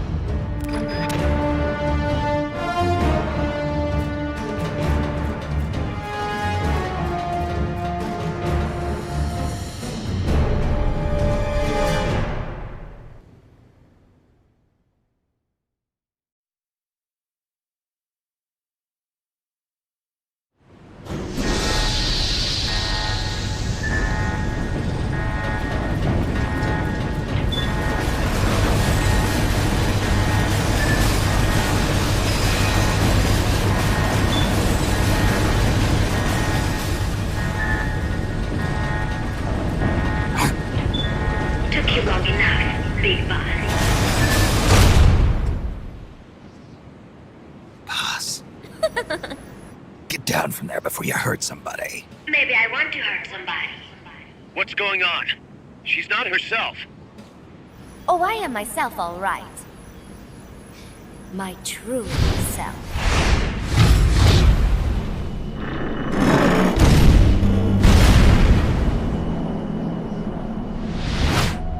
Kaz, shut that thing down. I can't! The controls aren't responding! Then how's it moving? I made some modifications. This machine was meant to have a human pilot. Modifications? Paz, what are you... Never thought I'd be into machines, huh? Then Zadornov's escape was a diversion. Paz, what are you doing? I'm taking it back. Taking it back? Where? To our leaders. To Cypher. Cypher? This weapon is Cypher's creation. Paz, get down from there. Do not call me that. I am Pacifica Ocean.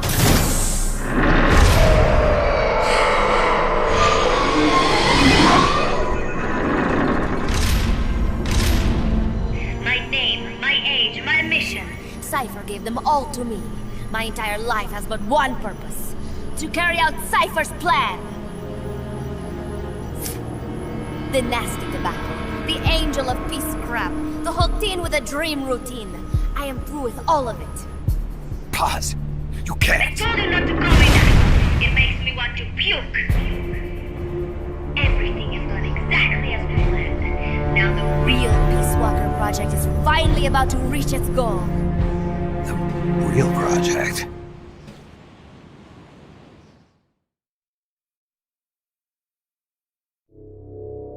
Once upon a time, there were two young men who idolized a hero called the Boss. One day, they suddenly lost the point of origin. This Cypher, that was like a mother to them. Unable to come to terms with their sorrow, they each decided to carry on the will of their hero. But they could not agree on what that meant. In the end, they became bitter enemies, and the zero from which they both started was split into two. And you have been on the wrong path ever since. There is no happily ever after waiting for you in the end, unless you obey the will of Cypher. Where does an army without borders call home? A state without borders, of course. A world without borders. A world without borders. The Cold War order is about to collapse. The age of electronic intelligence is about to begin. The NSA, CSS, NRO, DIA, etc., etc. The intelligence community that is long bickered amongst itself will be united in a world governed by electrons. Cypher will gather all information, watching over the world and guiding the will of its people, all while they remain blissfully unaware. There will be no one to oppose them. For the first time, the world will be ruled by a single will. Until the new order is in place, you and your army will be the force that protects it. You will be Cypher's deterrent, pulling the wool over the eyes of the old order with your charisma and military prowess. Accept our offer, and we will allow you to retain control of MSF and Zeke. That's an offer. The boss threw down her gun, and with it, her life's calling. You, her disciple, have never been able to do that. You are too afraid to let go. I was made to fight. I am a gun. Is that so? Then what do you call this? Is it a gun too? You are a lousy liar. Admit it. This thing is a monstrosity, a product of your own fear. But not Cypher. Cypher thought of something different. Cypher's going to control guns. Control guns? That is right. Not deter, control. It is the ultimate approach to the illusion of peace. Control power. You're gonna be disappointed. Then we are done. Thank you for playing. Better luck next time. The offer is rescinded. And now the ultimatum. Zeke is already in nuclear strike mode. What? I'm taking the weapon you built and using it to launch a nuclear strike on the east coast of the United States. You're insane. What are you after? But wait, here is your consolation prize. We are about to show the world just how dangerous a gang of outlaws, an army without borders can be. You and your men will become pariahs, and you will be wiped off the face of the earth. Rather than heroes, you will be seen as a well-armed extremist cult prone to indiscriminate outbursts of nuclear aggression. You will give rise to a new world order, an age of deterrence defined by its fear of extremist cult influence. Do you like the picture I am painting, Big Boss? When all is said and done, peace is nothing but a fantasy. A game is a game. You either win or you lose. All you can do is fight. Stop me if you can. The peace sign is the V of victory. Say, peace.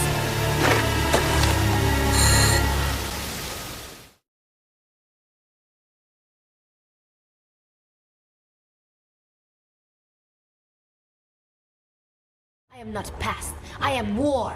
I want to fucking kill people for money and destroy culture and history. V for victory. Give war a chance. Zeke, we've got to stop her. Whatever it takes. Awaiting your orders.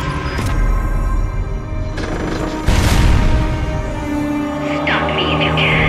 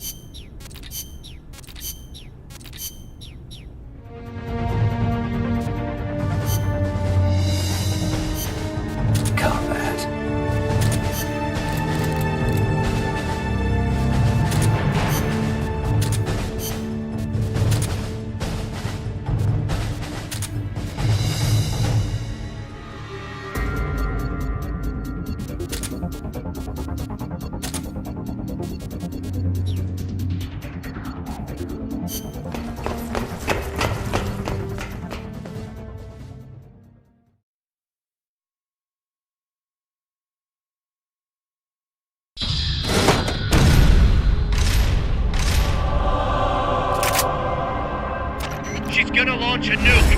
Snake, we've got to stop her. Whatever it takes. Awaiting your orders. Stop me if you can.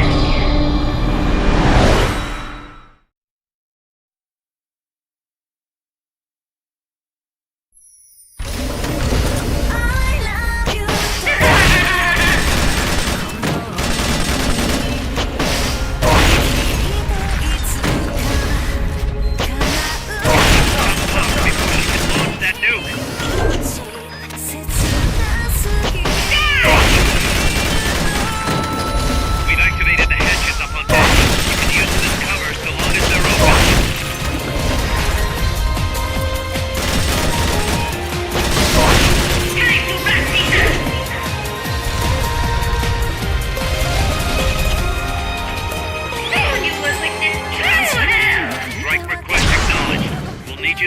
the target correctly.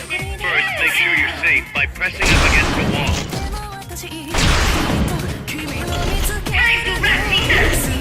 First, make sure you're safe by pressing up against the wall. Then use the L1 button to locate the enemy's position and press the input Mother Base's gun platforms to use. The control panel is on the edge of the deck.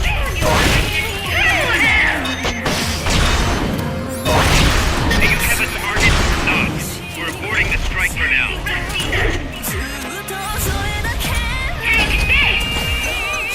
They've okayed your request for a cardboard box. It'll be sent out shortly. Could we have been so blind?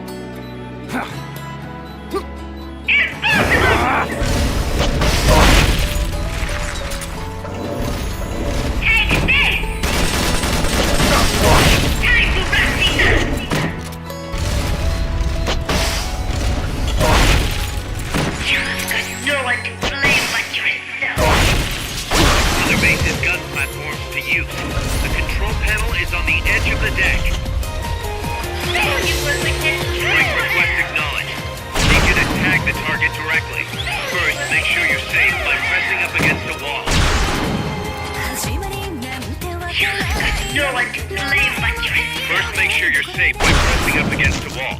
Then use the L1 button to locate the enemy's position, and press the attack button to... No one's slave but yourself. Time to wrap these up!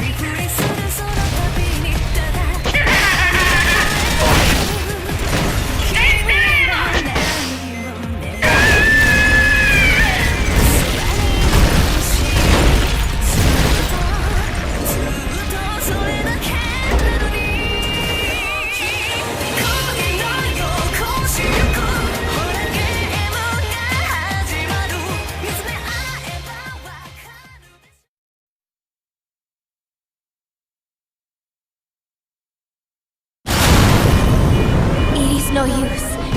Zeke is out of my control. This is where it ends. Listen to me, Big Boss. As long as your army is needed, the world will never know true peace.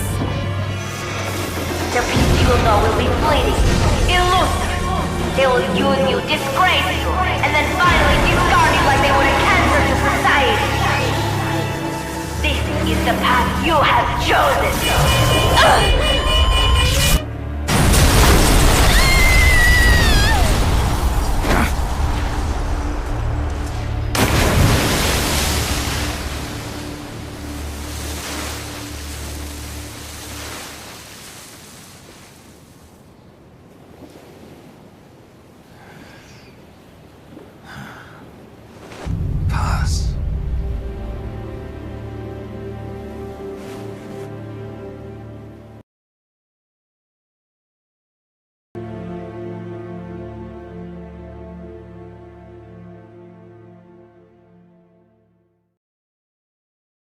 Die from cancer, Big Boss. Testicular cancer in your big fucking balls.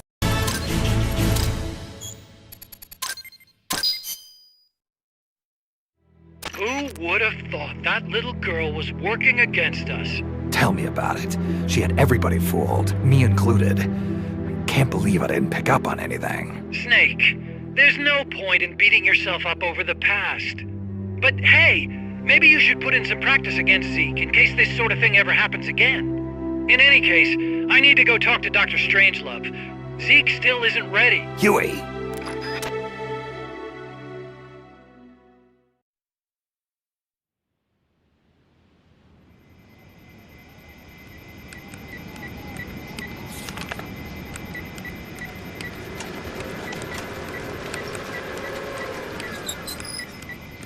How's it going? How's Zeke look? The attitude control AI had a backup, so it should be able to walk. Really? Oh, that's good. Beyond that, it's up to the creator. Stop! Don't come any closer, Doctor. There's something I've been meaning to ask you. Do you despise me? Doctor, are you asking me out? No, not at all. No? Pity. Because I've just had my heart broken by someone else. What? I only like those who can stand on their own. If you fancy me, then come walk with me. Who knows what miracles might happen. Love is blind after all.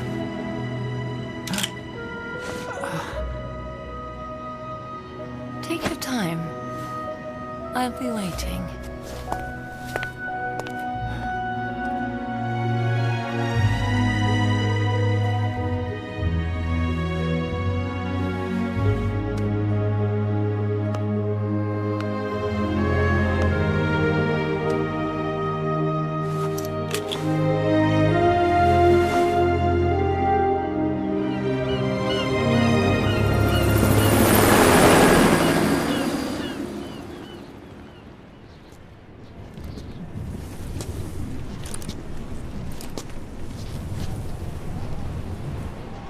Snake!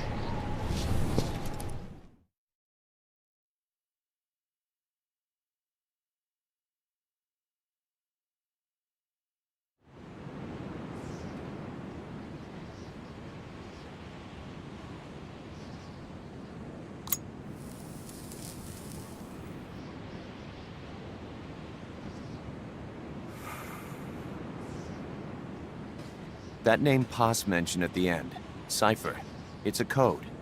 It means empty. It also means... Zero. A world of electronic intelligence, built on codes. And at the center of it all, a zero.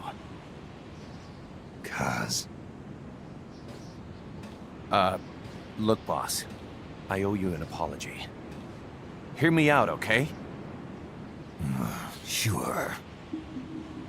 I knew Paz and the professor. I knew who they really were all along. I used them. I suppose you were the one that brought them to Columbia in the first place, huh? Guilty as charged. Paz wasn't just CIA, you know. She was working for the KGB, too. And for this cipher group. In other words, she was a triple agent. You knew all of this? Wait, let me finish. Listen. MSF never would have gotten this big if it weren't for them. This mercenary business we built.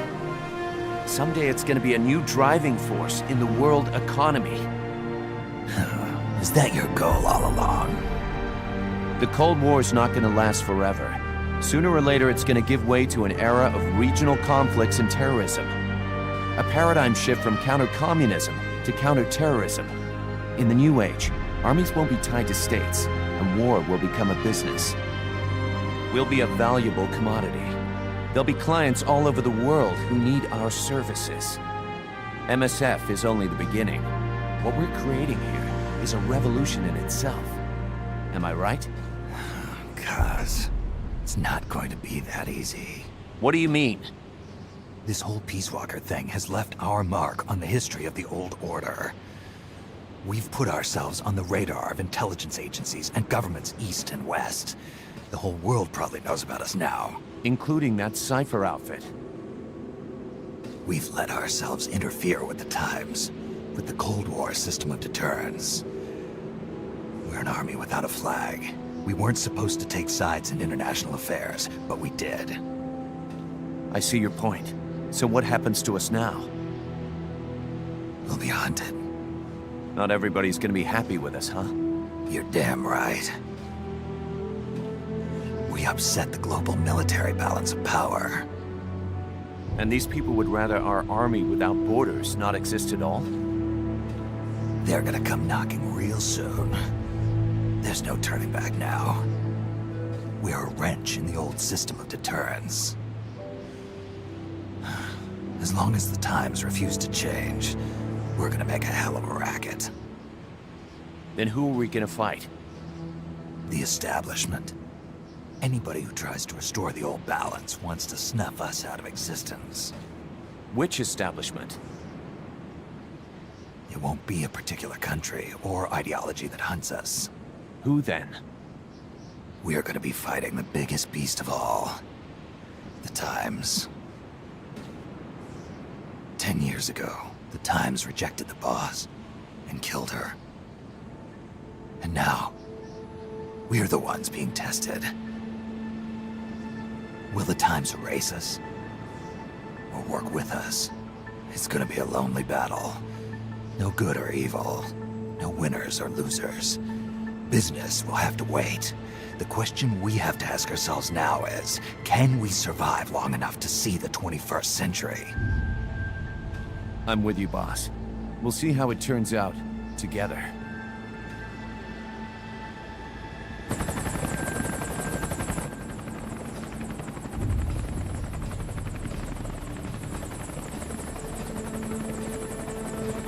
The hunt is on, Kaz. And the whole world's on our tail. Assemble the men.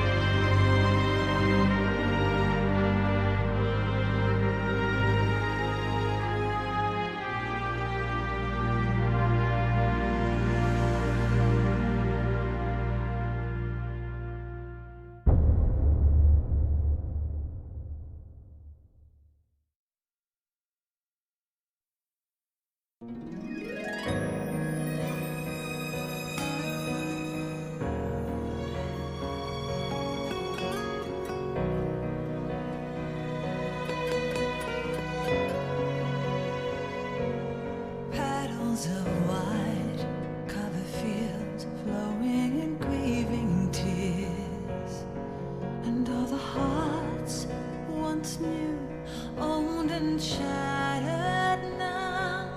Love can kill, love will die. Give me wings to fly, fleeing this world so cold.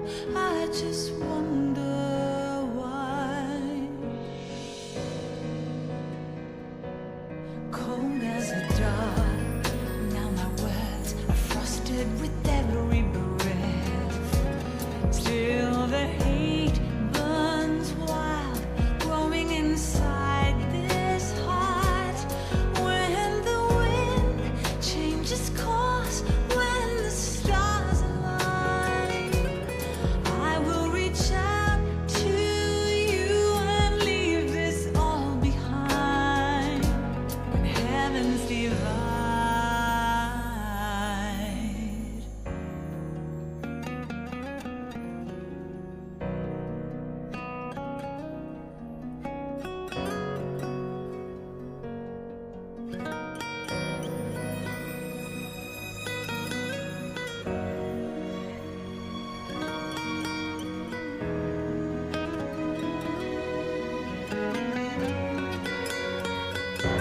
When heavens divide, I will see the choices within my hands. How can we ever protect and fight with our tiny souls?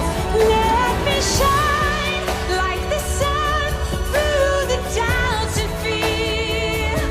Do you feel the storm approach as the end draws near? When heavens divide, time will come to softly lay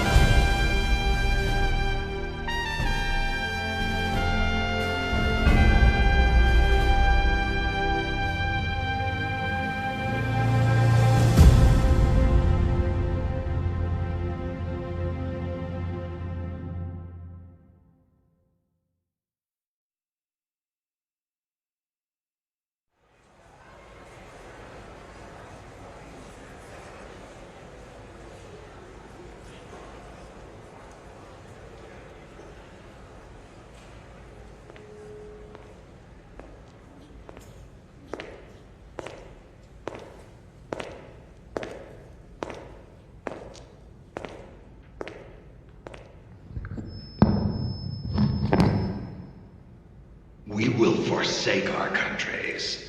We will leave our motherlands behind us and become one with this earth. We have no nation, no philosophy, no ideology. We go where we're needed, fighting not for country, not for government, but for ourselves. We need no reason to fight. We fight because we are needed. We will be the deterrent for those with no other recourse. We are soldiers without borders, our purpose defined by the era we live in. We will sometimes have to sell ourselves and services. If the times demand it, we'll be revolutionaries, criminals, terrorists, and yes, we may all be headed straight to hell. But what better place for us than this? It is our only home, our heaven and our hell. This is utter heaven.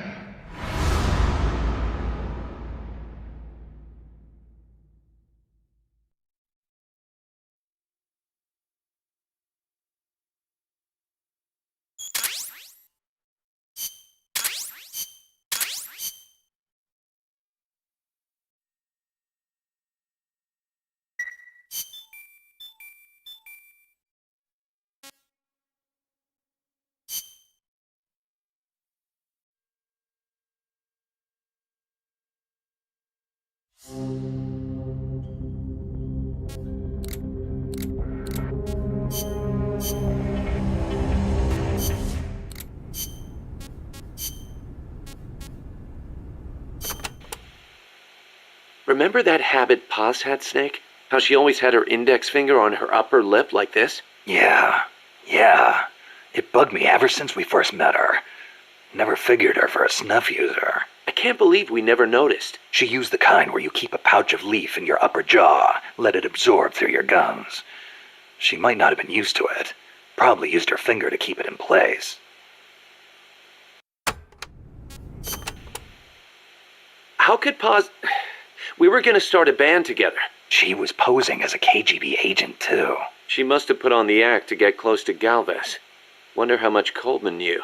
But the whole time she was working for some organization called Cypher. Huh. Cypher? Ring any bells, Kaz? Cypher. It means code, or zero in Arabic numerals. Zero. Does that mean something to you? Not sure. You know, cypher and zero were basically the same word.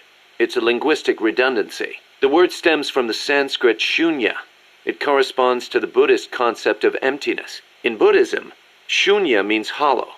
It supposedly refers to something that's swollen and empty on the inside. A big swollen emptiness. Just like outer space.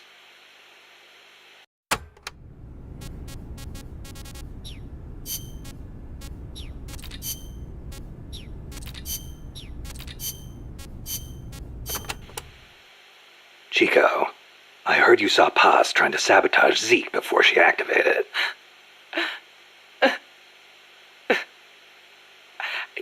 I should have stopped her. If only I hadn't run away. I could have captured her before she got inside. If I'd done that, she'd still be here. She was carrying a gun. Probably trained to use it too. Don't blame yourself. You couldn't have stopped her anyway. You were unarmed. Could have at least talked to her. If I'd promised not to tell anyone, Paz wouldn't have gone and done what she did. It's just I was so shocked. I panicked. Ran away. Chico, when you saw Paz, she was trying to sabotage it, right? Huh? Well, yeah. And right after that, she took control of it, tried to make me surrender. Something doesn't add up. Why would she sabotage Zeke when she was about to use it against me? What? Her actions were inconsistent. Even for a spy. If she wanted to destroy Zeke, she could have done it and run away. But if her goal was to steal Zeke, she'd have no motive to sabotage it. I don't know. Maybe your seeing her caused her to change her plan. I don't get it.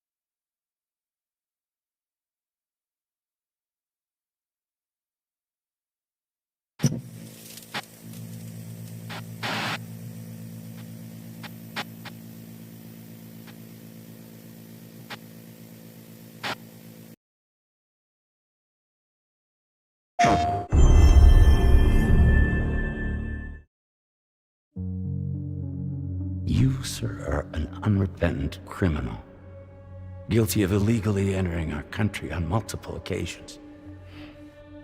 The only thing that I'm guilty of is doing your dirty work.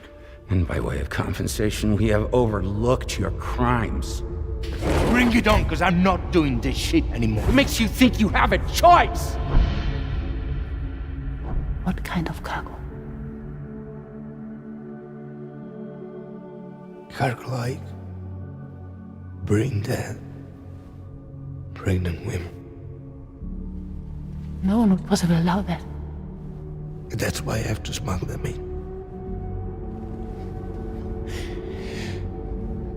They make me bring them over from Mexico.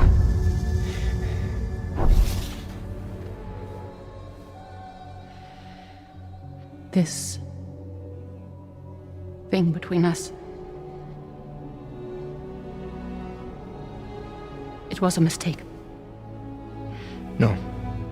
No, it was not a mistake. It was not a mistake.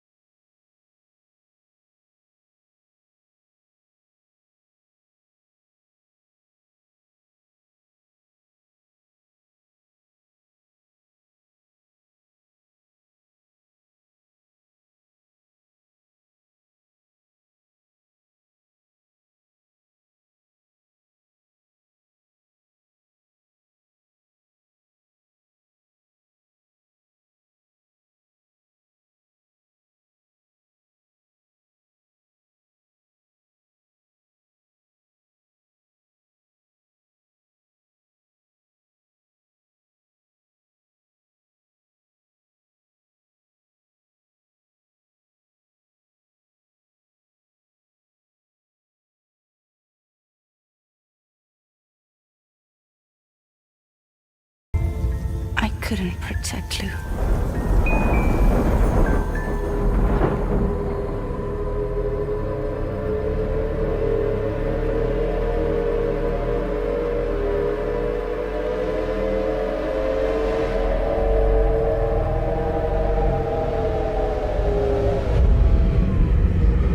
I tried to jump us out of there. But I could only take my equipment with me. And I couldn't possibly think of Lou like that. There was no way for the two of us to escape together. The best I could hope for was to jump Lou out. Just Lou.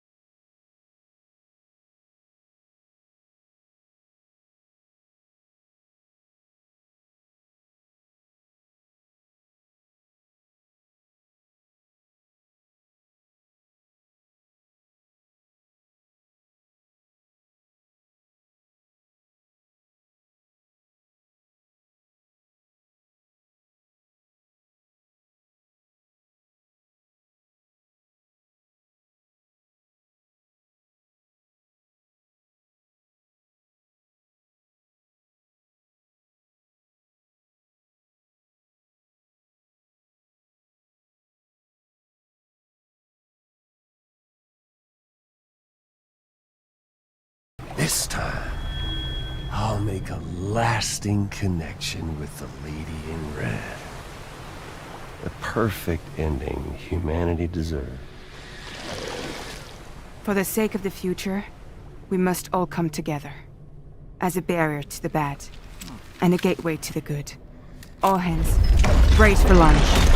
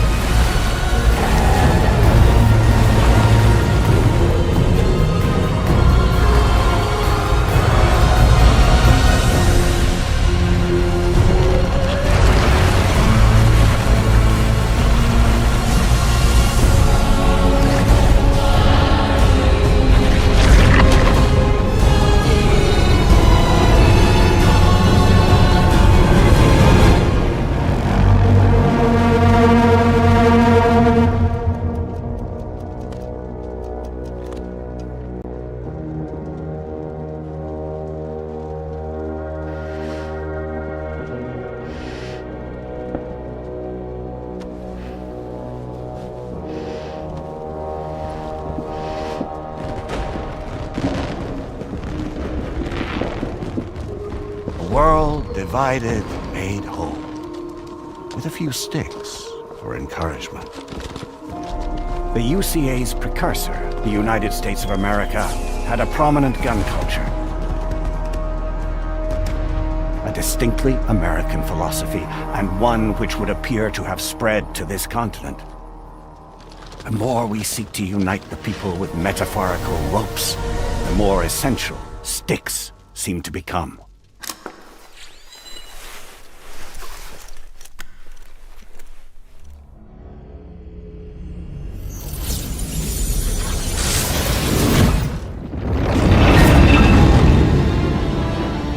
DHB Magellan.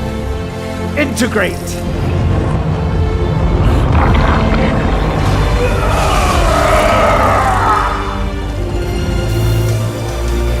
Everyone, hold on tight.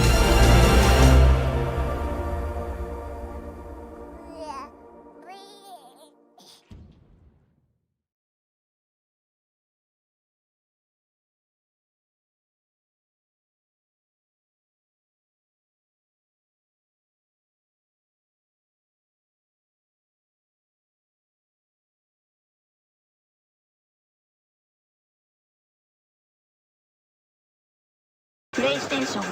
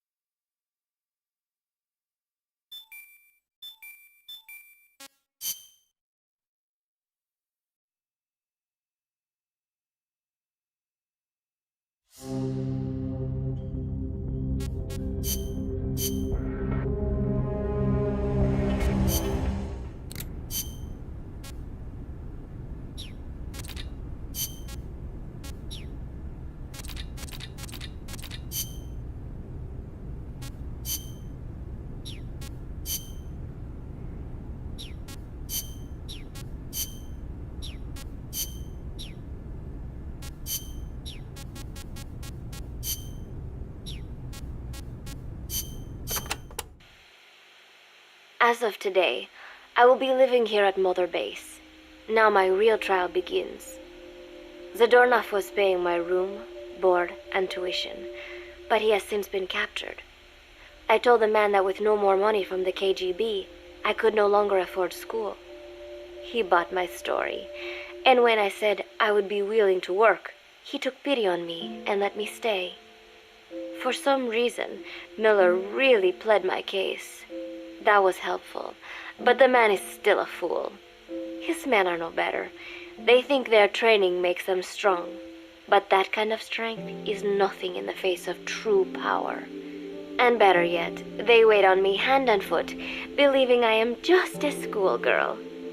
Looks like I won't be working too hard after all. Just today, while scouting out the living quarters, I saw a group of them in the corner of the deck making a fuss. Going over for a look, I saw they were feeding a kitten.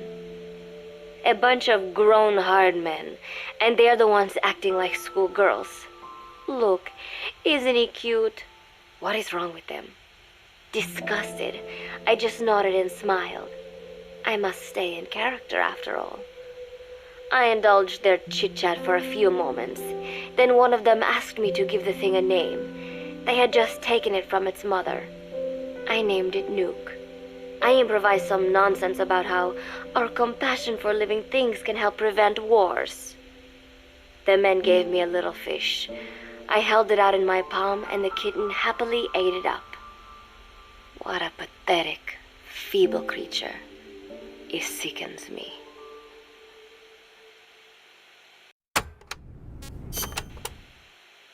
Today, Chico invited me to go fishing with the soldiers.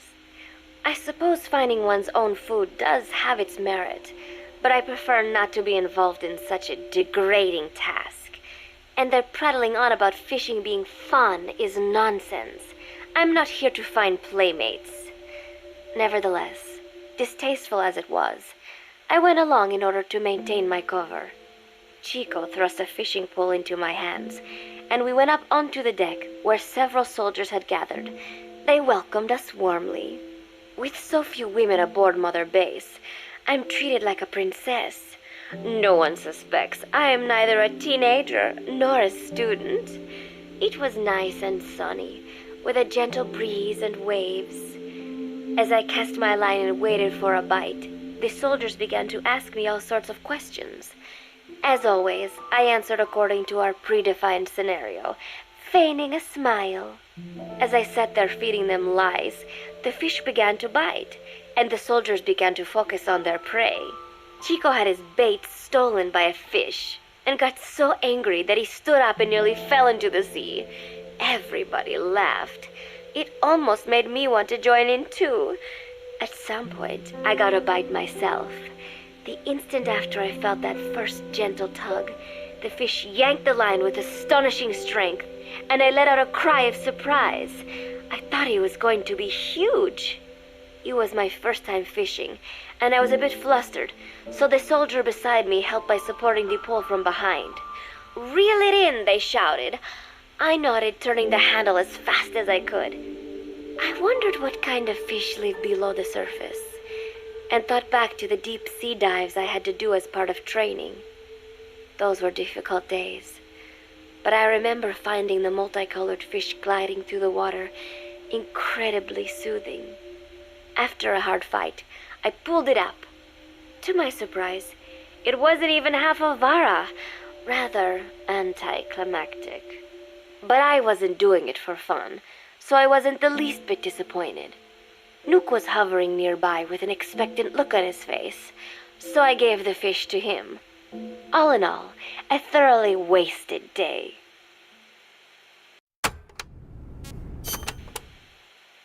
Preparations are coming along nicely. No one suspects me of being the one to let Zadarnov out of his cell. Today, Amanda and I taught Cecile how to make gallo pinto. It is a simple home-cooked dish consisting of black frijoles mixed with arroz. It is well known throughout Central America, not just in Costa Rica, so it is no surprise that a Nica like Amanda would be good at making it. But I was raised in the States from a very young age, and could hardly even remember my mother's gallo pinto. Having to make chit-chat with that clueless bird lover and the so-called revolutionary was excruciating. And, clueless or not, I wanted to be especially careful around Cecile, the one who actually recorded that tape. Thankfully, Miller and his men seemed to believe I mistook the tape I found for one my friend made. In any case, one can never be too careful. Anyway, the three of us minced garlic and herbs, then cooked them in a pot with frijoles we'd soaked overnight. While waiting for them to cook, we sautéed onions and arroz in a frying pan. Cecile worked the frying pan according to Amanda's directions, but seemed a bit glum. She does have a knack for cooking, though. She is French, after all. We added water to the pan and watched the arroz begin to steam. While we waited, Amanda shared memories of her mother with us. They had been separated because of samosa, but the taste of her mother's cooking was still fresh in her mind. When the frijoles were ready, we drained the water, stir-frying them with the rest of the vegetables. Quite a complicated process for home cooking. Nonetheless, it kept them occupied. The longer we sat and talked, the greater the chance of my arousing their suspicions. With women, it is not enough to just bat your eyelashes and giggle. It takes a lot of effort to divert attention. When the arroz was done cooking, we folded it into the frijoles and added salsa, stirring the mixture as it simmered. At this point, for some reason, the conversation turned to romance. Why does it have to be that way whenever women get together and chat? Cecile fancies herself to be well-versed in such matters, and gave Amanda all sorts of advice. It was harmless enough, until, to my irritation, she began pestering me whether there was anybody I liked. Not right now, I said, trying to dodge the question. But she pressed on. It's Snake, isn't it? I gritted my teeth and played it coy. Maybe. Cecile nodded and giggled. He is pretty sexy, isn't he?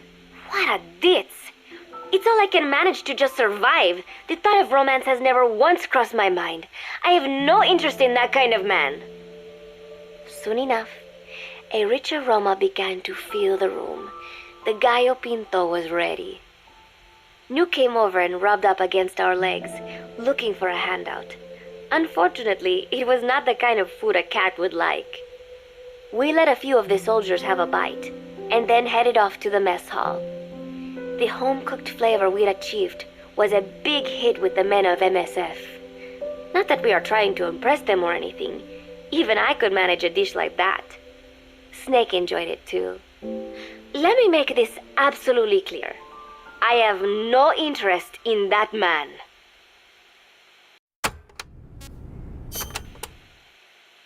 Football, or soccer as it is known in the States, is extremely popular here. It has not caught on yet in the US, but it has legions of rabid fans all across Latin America. These fans can get so rowdy that it is commonly believed El Salvador and Honduras went to war in 1969 over scuffles in a soccer match. In reality, tensions between the two countries were already high. The match was merely one of the sparks that set them off. But these people are so passionate about this sport that the story seems plausible. Predictably, many of the soldiers here are fans. They have apparently divided themselves into Costa Rican and Nicaraguan teams and started playing each other. To play, you need a ball and 2 goals. The R&D team built and set up simple goals on the deck. I had absolutely no interest, but Chico insisted that I come and watch.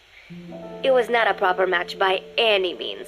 The pitch was not even regulation size, but the players and spectators alike got pretty excited. They banged empty cans and shouted cheers through the handmade megaphones. It almost felt like carnival. Huey, the referee, blew a whistle to start the match. The soldiers' training has left them in excellent physical shape, but they lacked the honed skills of professionals and their play was quite rough. Midway through, one of the men collided with another. They started shouting at one another, but Huey stepped in. I thought we had forsaken our countries, become one with the earth, he said, quoting Snake. We're not competing for national pride here, and we are not fighting for the good of any one country. This is not a war. Soccer is a peaceful sport, am I right? The soldiers nodded. They know the pain of war, and they share Snake's vision. Perhaps that is why all this resonates with them. Team Costa Rica was down a man, and somehow I was picked to fill in. Costa Rica had the advantage up until that point. I suppose Huey wanted to keep it balanced. The soldiers agreed with Huey's call. Maybe the Costa Rican players felt an even matchup would be more fun too. I could not be bothered to run at first, but chasing the ball out there in the hot sun, I was soon drenched in sweat. Before long, I found myself actively seeking out the ball, partially out of desperation. I picked up a loose ball deep on the opponent's side of the field. Even though he's Nicaraguan, Chico cheered me on, yelling, Go for it, shoot! I launched the ball as hard as I could, only to have it blocked by the keeper.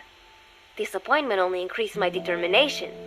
In the end, I didn't score a single goal, and Costa Rica gave up its lead. It was really close, though. We congratulated each other on a good match and sprawled out in the shade on the deck, exhausted. The ocean breeze felt so nice on my sun-soaked body. Nuke came over. It is one of his favorite spots, and stretched out next to me. And together, we watched fluffy white clouds drift lazily across the clear blue sky.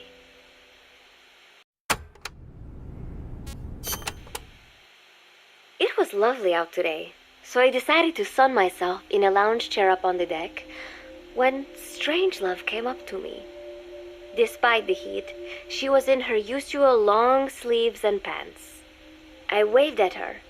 She looked away and mumbled, "Hello there. Fancy meeting you here." I asked if she needed anything, feeling her eyes creeping up and down my body like she was savoring it. Finally, she swallowed and said, "You have such beautiful skin." Bewildered, I shook my head and said, "No, not at all. I had heard rumors that she was a lesbian, but she couldn't be after me, could she?" She continued to stare and said, "No, it is beautiful, but you must not let yourself get so tanned." And then she took my hand in hers. "What is wrong with a little sun?" I asked, trying to cut the conversation short. But she shook her head violently. "No, you mustn't. A young lady should take better care of her skin." She was acting strangely now, as if aroused. She lectured me on the perils of tanning, how it ages skin, causing wrinkles and spots, and in the worst cases, even skin cancer. I knew already that tanning could cause spots, but I thought only pale-skinned Anglo-Saxons had to deal with that. Having a scientist tell me it causes aging, though, that spooked me a little. If I am to keep playing the teenager, I will have to start paying more attention to my skin. Sensing my anxiety, she took a small tube from her pocket. She said it was the sunscreen she always used. She told me to keep it. I didn't know what to say. I was more than happy to take it, but exactly what were her intentions? Was she merely being nice? Or is she really into me? Either way, there was no reason to refuse, I suppose. I have undergone training. An out-of-shape woman does not pose any real threat to me. Having power means not being afraid. It is the same on a global scale. A country with nukes can dictate terms to a country without them. I thanked her and took the tube. Then she offered to put some on for me. She squirted some lotion onto her fingers and began rolling it into my chest. It happened so suddenly, and I was so taken aback that I did not even think to protest. She caressed my stomach with her long white fingers, then slid them upwards between my bikini-clad breasts. "What? Wait," I sputtered as her moist eyes met mine. She was beautiful. Somehow, I found myself captivated by this woman more than 10 years my elder. "Hold still," she whispered in my ear. I nodded silently, unable to refuse. My body went limp, motionless, as if in a trance. Gently, carefully, she rubbed the lotion all over my entire body. I shouldn't have enjoyed it, and yet I could not help myself. For a moment, I was spellbound. That woman is dangerous. I had better watch myself.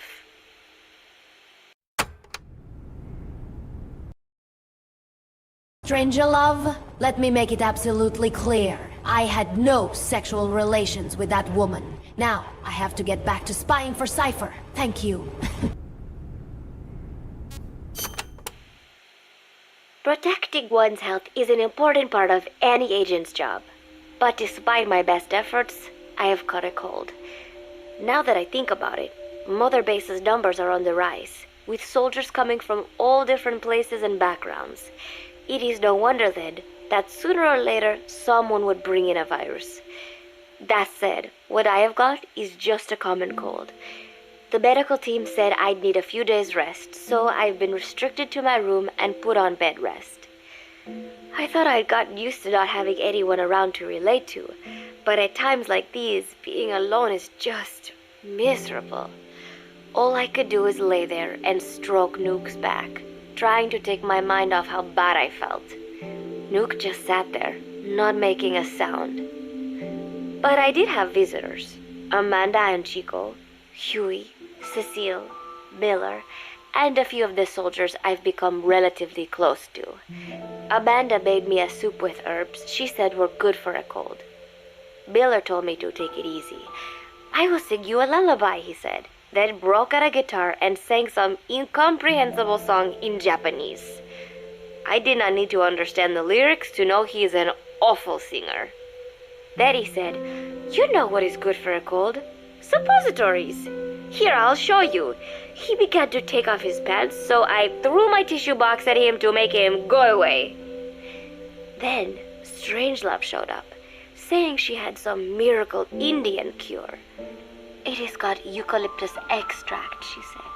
"It works best if you rub it into your chest." And then she tried to take off my nightshirt. I whacked her with my pillow, and I got rid of her. Chico brought me a little flower in a cup. It had been growing in a little bit of earth that probably found its way on board, stuck to something else. "I found this on the deck. Here, you can have it." He tried to act nonchalant, but I am pretty sure he's got a crush on me. None of them understand. If they thought these little visits would cheer me up, they were wrong. Tonight, Snake himself came to my room. Like the rest, he believes I am just a schoolgirl and treats me as such. "Why did you abandon your country?" I asked him. "Why create the MSF?" Of course, I knew the answers already, but I wanted to hear it from him. As I had imagined, he was not exactly forthcoming. All he would say is that his country abandoned him because all he could do was fight, and that is why he needed the MSF, because that is all he is any good for. Then he said, "Fighting is the only thing I understand, but that does not mean I have got a grudge against those who believe in peace.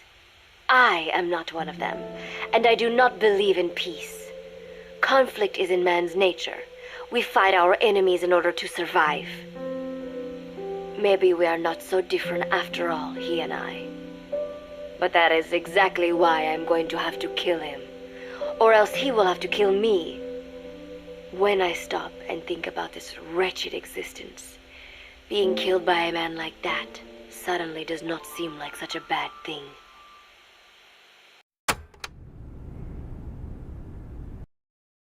That imbecile Katahira tried to drag me along to one of his sauna freak-off parties again. He has 1,000 bottles of suppositories. Every month, Mother Base throws a party for all the soldiers whose birthdays fall in that month.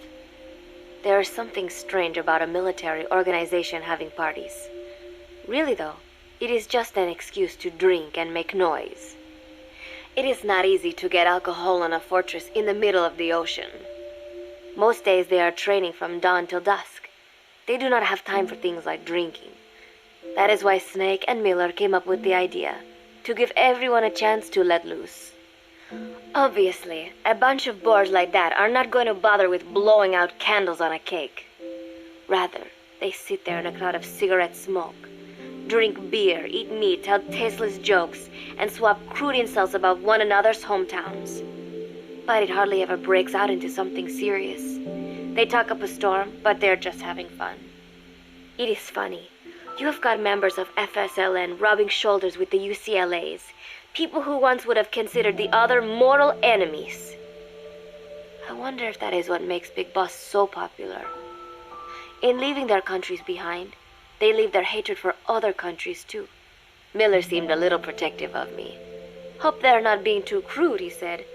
But soon enough, he too was drunk. He yelled, "Come here and take a look at the real Kazuhira Miller," then dropped his pants and mooned everybody. The other soldiers burst out laughing. I have never seen such a crude, ridiculous party before. And yet, all these people, laughing and acting the fool. Is this what they call peace?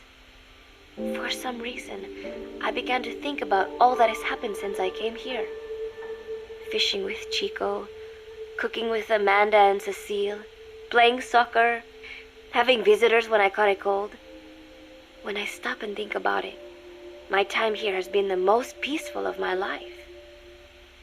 But that is about to end. I cannot imagine he will be willing to negotiate. It seems I am to fight the legendary Big Boss. I do not know if I'll be able to beat him, but if I have to choose between death and defying Cypher, I will gladly choose death. The thought of dying does not scare me, but if I disobey my orders, the fear and despair awaiting me will be far worse than anything I can imagine. It was Cypher who took me in as an orphan, gave me food and a place to live. His orders may have been unreasonable, but I will never repay my debt entirely. It seems I have no choice. I must fight this man. I must fight Snake.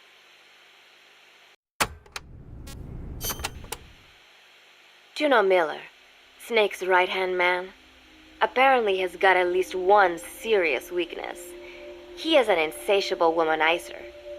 He does not bother me, most likely because he considers teenagers off-limits. But he has hit on every single one of the few female soldiers here at Mother Base. They ought to be telling him where to stick it, but end up falling for it so easily. I think some of it stems from the fact that he is actually not that bad looking. Anyway, today, that nasty habit got him in trouble. He and Snake got into one of their rare fights, and I was there to see it. They burst out of the showers, completely naked, trading punches. I am no child. The sight of a naked man does not make me blush, but this was something else. "Maybe this'll teach you," Snake yelled as he slammed his fists into Miller's chest. I heard later that apparently he had been two-timing someone, and that same someone had gone to Snake with her troubles. As I see it, it is her own fault for letting herself be deceived like that. If she is too dumb to see through Miller's lies, then she got what she deserved. But this was not the first time it had happened, or the second, and Snake read Miller the riot act. Miller argued back, and what began as a shouting match turned into a fist fight. "You son of a bitch," Miller yelled as he swung. "Not bad," said Snake, smiling, "but not good enough." And then he was back on the offensive. They had already been at it pretty hard in the showers, and their bodies were covered with bruises. Both of these men had been trained for war, their bodies deadly weapons. They were each bleeding from a dozen places. All this from a fist fight. Even so, it was far less gruesome than if they had given it their all. It was obvious that one of them would be dead were they fighting for real. Miller took another swing, yelling, "Try this then!" Snake parried, then responded in kind, but I could tell he was not aiming for anything vital. "You are one tough bastard, boss," Miller muttered. A smile crept across his face as he caught his breath. And then they went right on fighting. Blood and sweat flew off their glistening bodies. It was combat without hatred or hostile intent. I had never seen violence like this before. And yet, it was more than just a friendly tussle. They were utilizing every technique they knew. It was not a sporting match. They were not playing by the rules. How could they keep this up? At last, the two men tired themselves out, and the bizarre scene came to an end. They looked at each other's battered bodies, and then burst out laughing, embracing and congratulating each other on a good fight. It all seemed so idiotic. I still cannot fathom such behavior. But somehow, I got the sense that for all his womanizing, Miller really only trusted one person, and that was Snake. There was no way I could ever come between the two of them. And at that thought, I began to feel as if I had lost.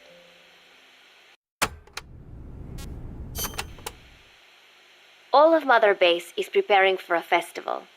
Since Snake and his soldiers spend so much time fighting, they are setting aside one day a year for peace and relaxation. I do not know all the details, but apparently that is what Snake and Miller decided. These soldiers love the idea, of course. There is so little fun to be had here that everybody looks forward to events like these. That is all well and good, but somehow I got roped into getting on stage. Come on, we even both have peace in our name, said Miller. And Zdarnov, that old Ruski's name, has something to do with peace too, right? Hey, as long as we are having a day of peace, we ought to get an act together. The 3-piece band. I thought he was joking. He then proceeded to share his idea without bothering to check with me. And now, I am slated to sing. Apparently, he had heard me on the deck one day, and since then he's wanted to form a band. Everybody's looking forward to it, so there is no way for me to back out now. I have never done anything like this, but it does feel kind of nice to know that people are looking forward to it. I mean, it cannot be any worse than Miller's singing, but modifications to Zeke are already finalized, and I must complete my mission. Betray Cypher now, and I will face a fate far worse than death. Still, there's no need to put things in motion just yet. What difference would it make to just wait a little while longer? A whole day of peace. The mission can wait until after that. Can it not? I know I am only delaying the inevitable. When the day comes, one of us will have to die. Snake or me. But still, if I could just come up with some way to stall Cypher, at least until our day of peace. When did I start having thoughts like this?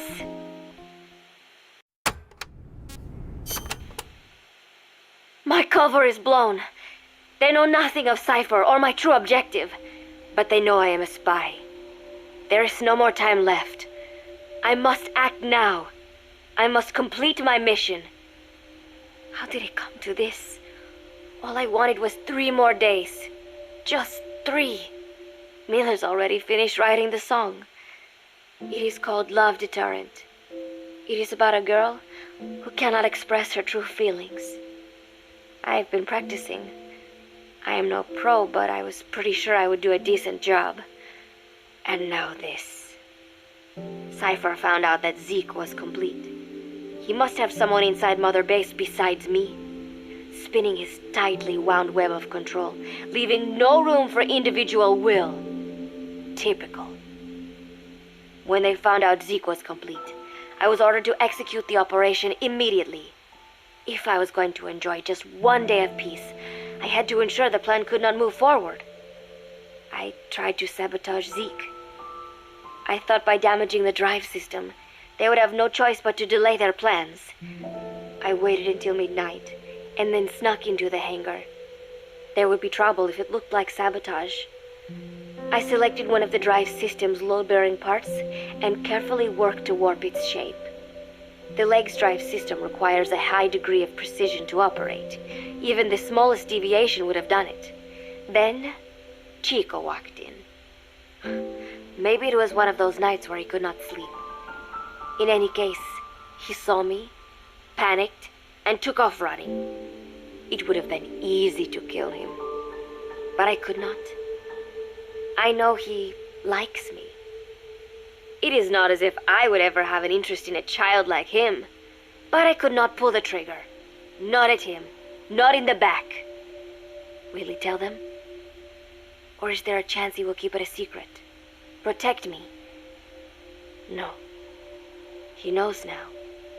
Knows I am not who he thought I was. He ran without even questioning what I was doing. There is no chance he does not know. And soon, all I have built here will end. And if Cypher has another agent among them, if he finds out I tried to sabotage Zeke, this place will no longer be my heaven. Then it is settled. I make my move now. Chico walked in before my sabotage was complete, so Zeke should still be operational. It might not run at full speed or power, but I do not have time to fix that. Without Zeke, I do not have a chance in hell of winning. I must act fast before Chico sounds the alarm. I knew it would come to this. I just did not think it would be so soon. It is time, Zeke. Metal Gear Zeke. Activate.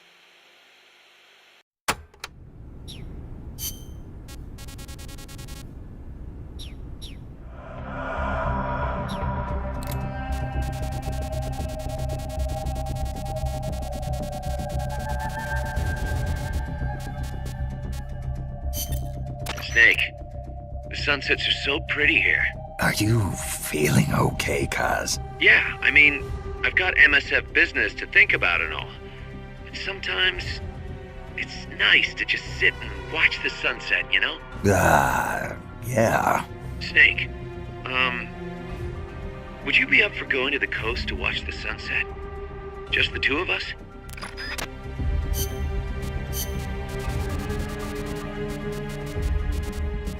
I love the beach.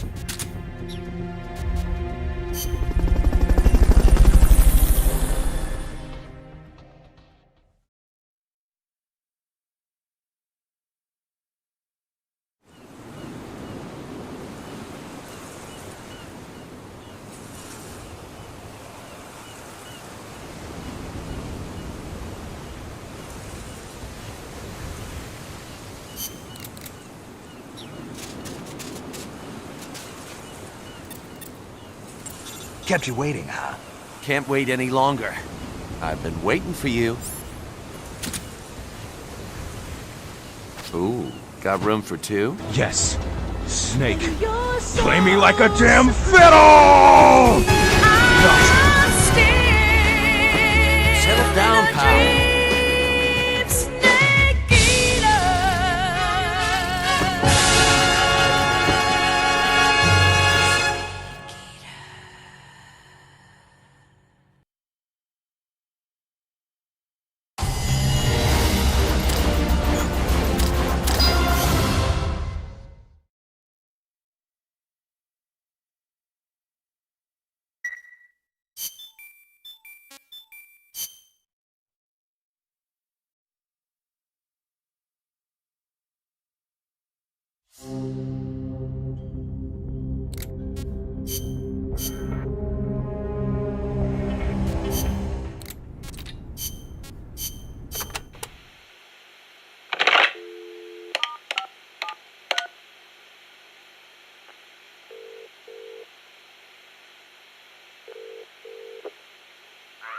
It's me.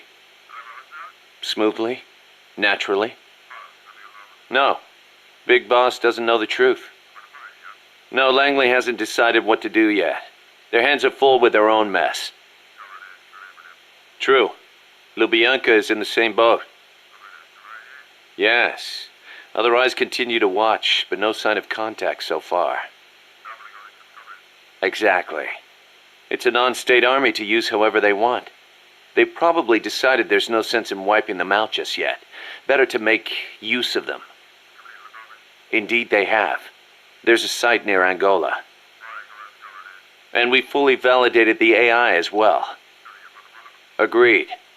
In the end, a machine is just that. A machine. Sigan was right. It seems it's time for a change in approach. Machines are best suited to specialize in high-level data processing. Yes, of course. Speaking of which, any news on the Suns? 2. Already? Really? But they're strictly an insurance policy, yes? So that's the idea. I wonder how Big Boss will respond. Yes, but I'm only interested in the business angle. Like I said before, I'm neither an enemy nor an ally. I'm merely a business partner. Don't forget it. Yes, I'll be in touch. My dear Zero.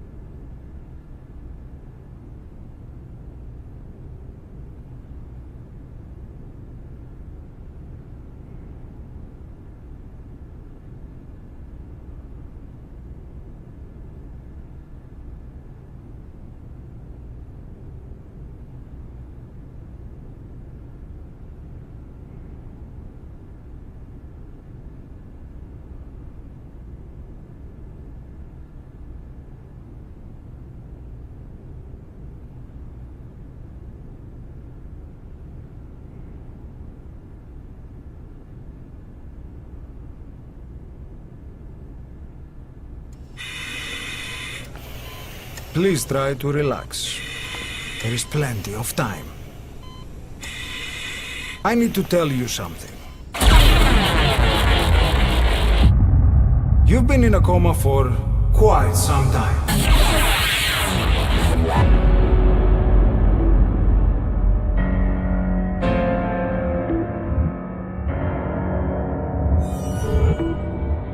On your feet, soldier. The whole place is coming down.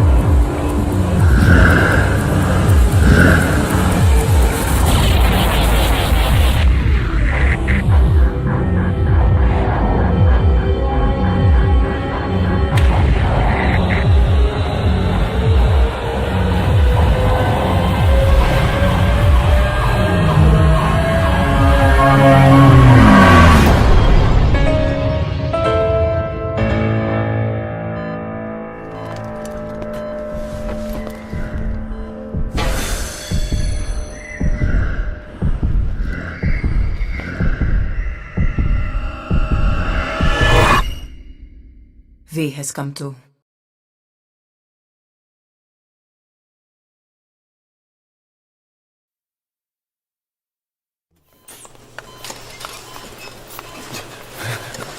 Don't you die on me, damn it! He's dropping! Intubate, now! Cardiac arrest, he's in VFib!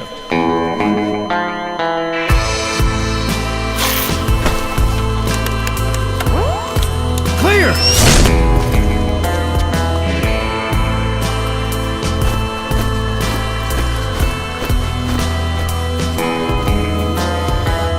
No response, hit him again! Not your kind of people. Clear! You seem kind of phony. Everything's a lie. How's he doing? Well, he's stabilized, but it took too long. He's in a coma. Something in your makeup. What about him? Don't see eye to eye. We are not your kind of people. Don't want to be like you ever in our lives. We are not your kind of people. Mind when you start talking.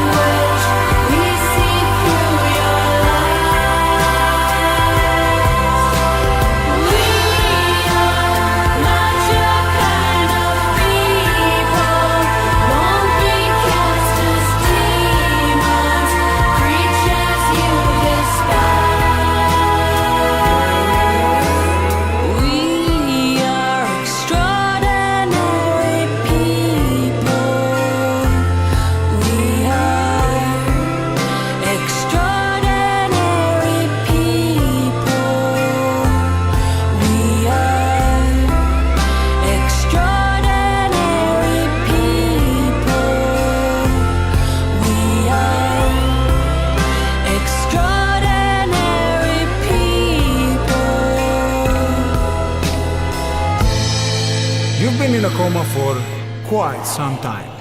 Yes, I know. You would like to know how long. I'm afraid it's been 9 years.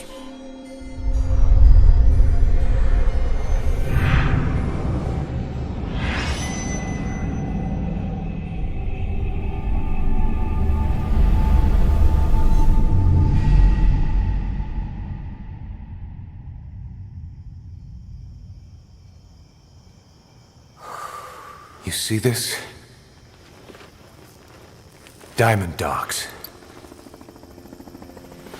Our new home.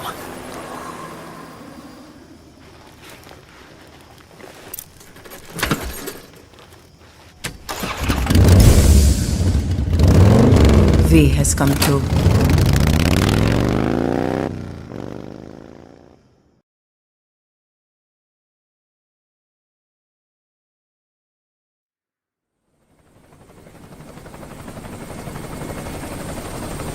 Pulling money, recruits, just to combat Cypher. Rubbing our noses in bloody battlefield dirt.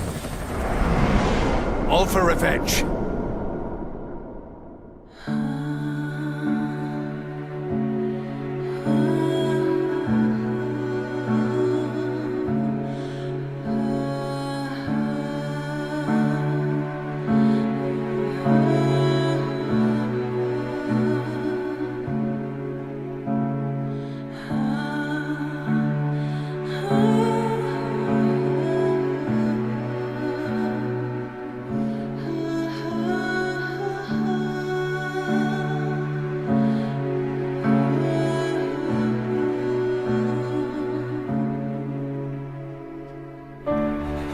Why are we still here? Just to suffer? Every night, I can feel my leg, and my arm, even my fingers. The body I've lost. The comrades I've lost. Won't stop hurting. It's like they're all still there. You feel it too, don't you? I'm gonna make them give back our past.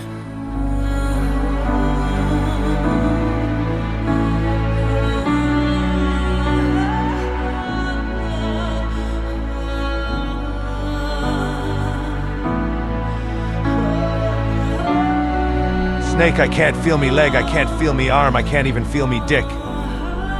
Give it back!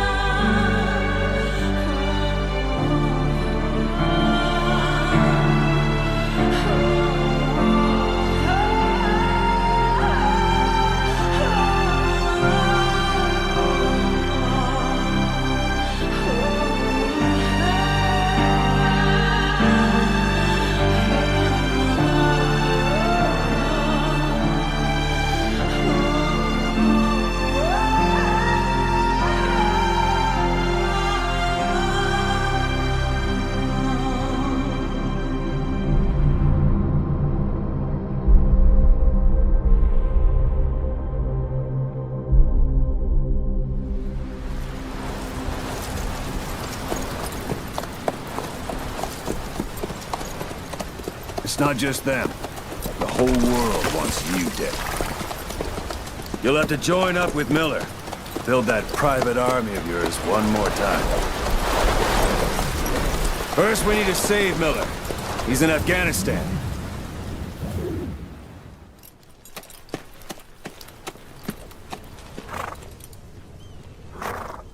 You're a legend in the eyes of those who live on the battlefield. That's why you have to handle this mission yourself. That's how Kaz would want it. Afghanistan is a big place. I expect you'll become quite familiar with those binoculars as you plan your next move. How and where you make it, well, that's up to you. Now go!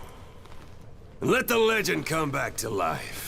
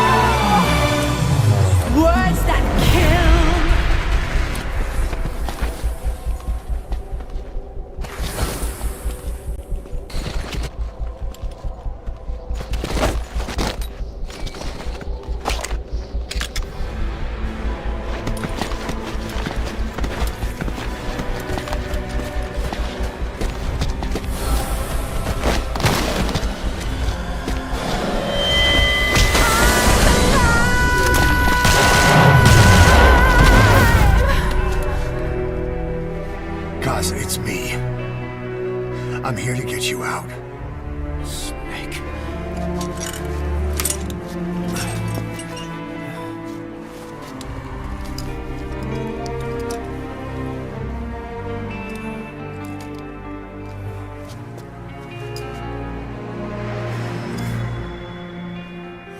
What took you so long?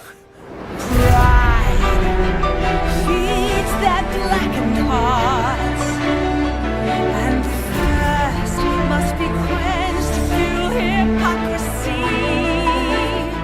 Plenty flames is the only way to repent. Renounce what made us would you speak them to me with your prayer so still? It makes me believe the sins never die.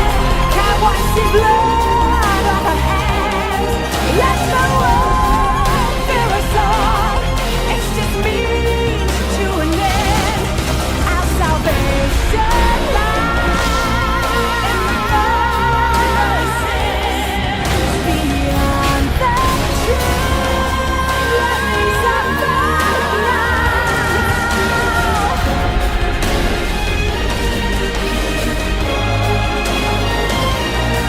in my heart, I just know that there's no way to lie. But the door in his eyes. The world calls for wet work, and we answer. No greater good. No just cause.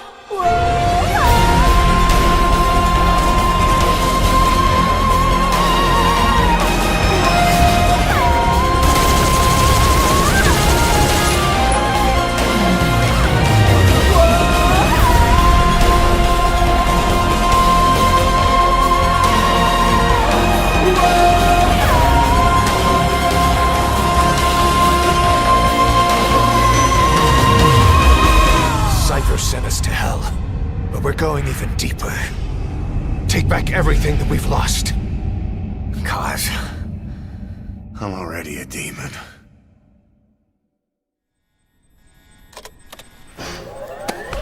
He mentioned something interesting. Cypher is pursuing new research. He claims that what they're doing in Africa is the missing piece. A weapon to surpass Metal Gear.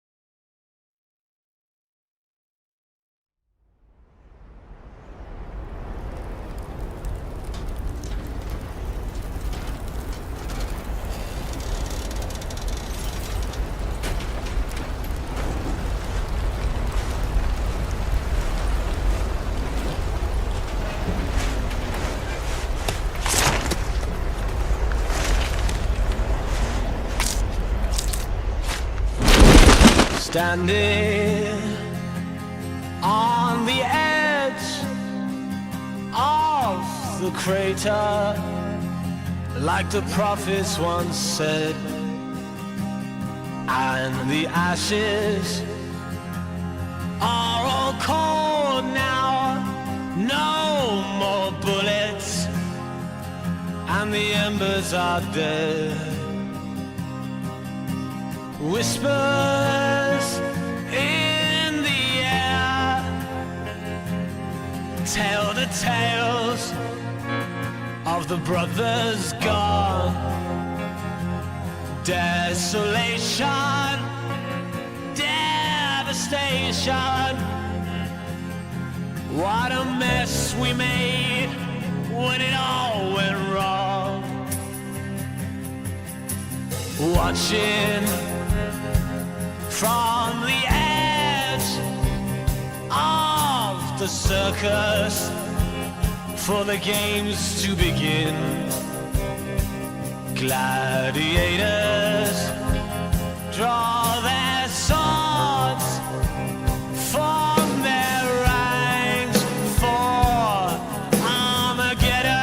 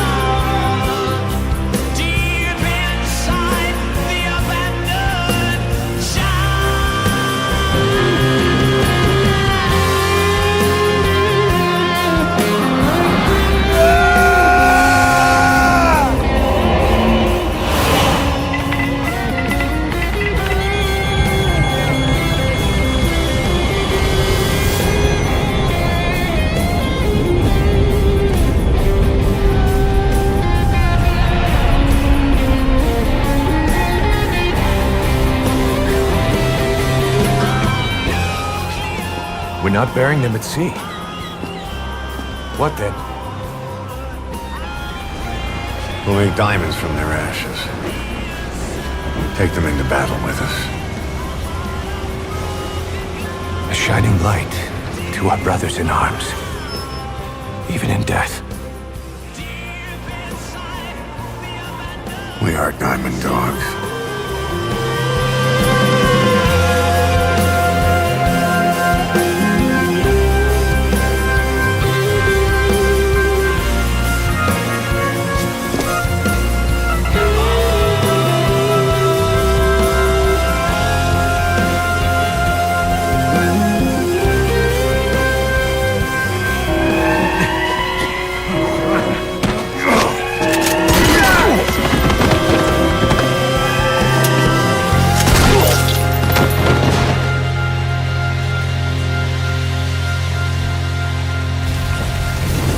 Scatter your sorrow to the heartless, see? I will always be with you.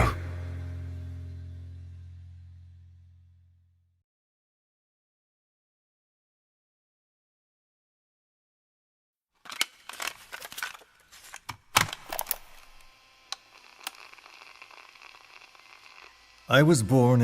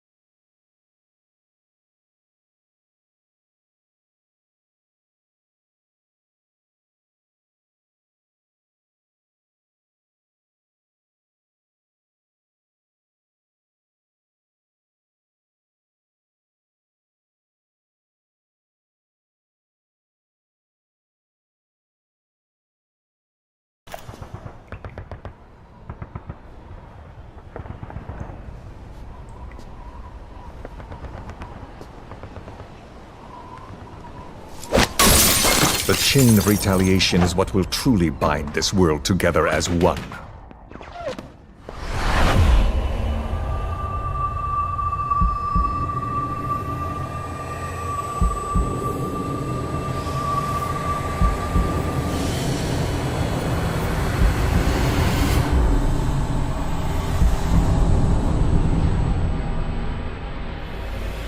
Les enfants terribles, Zero called it.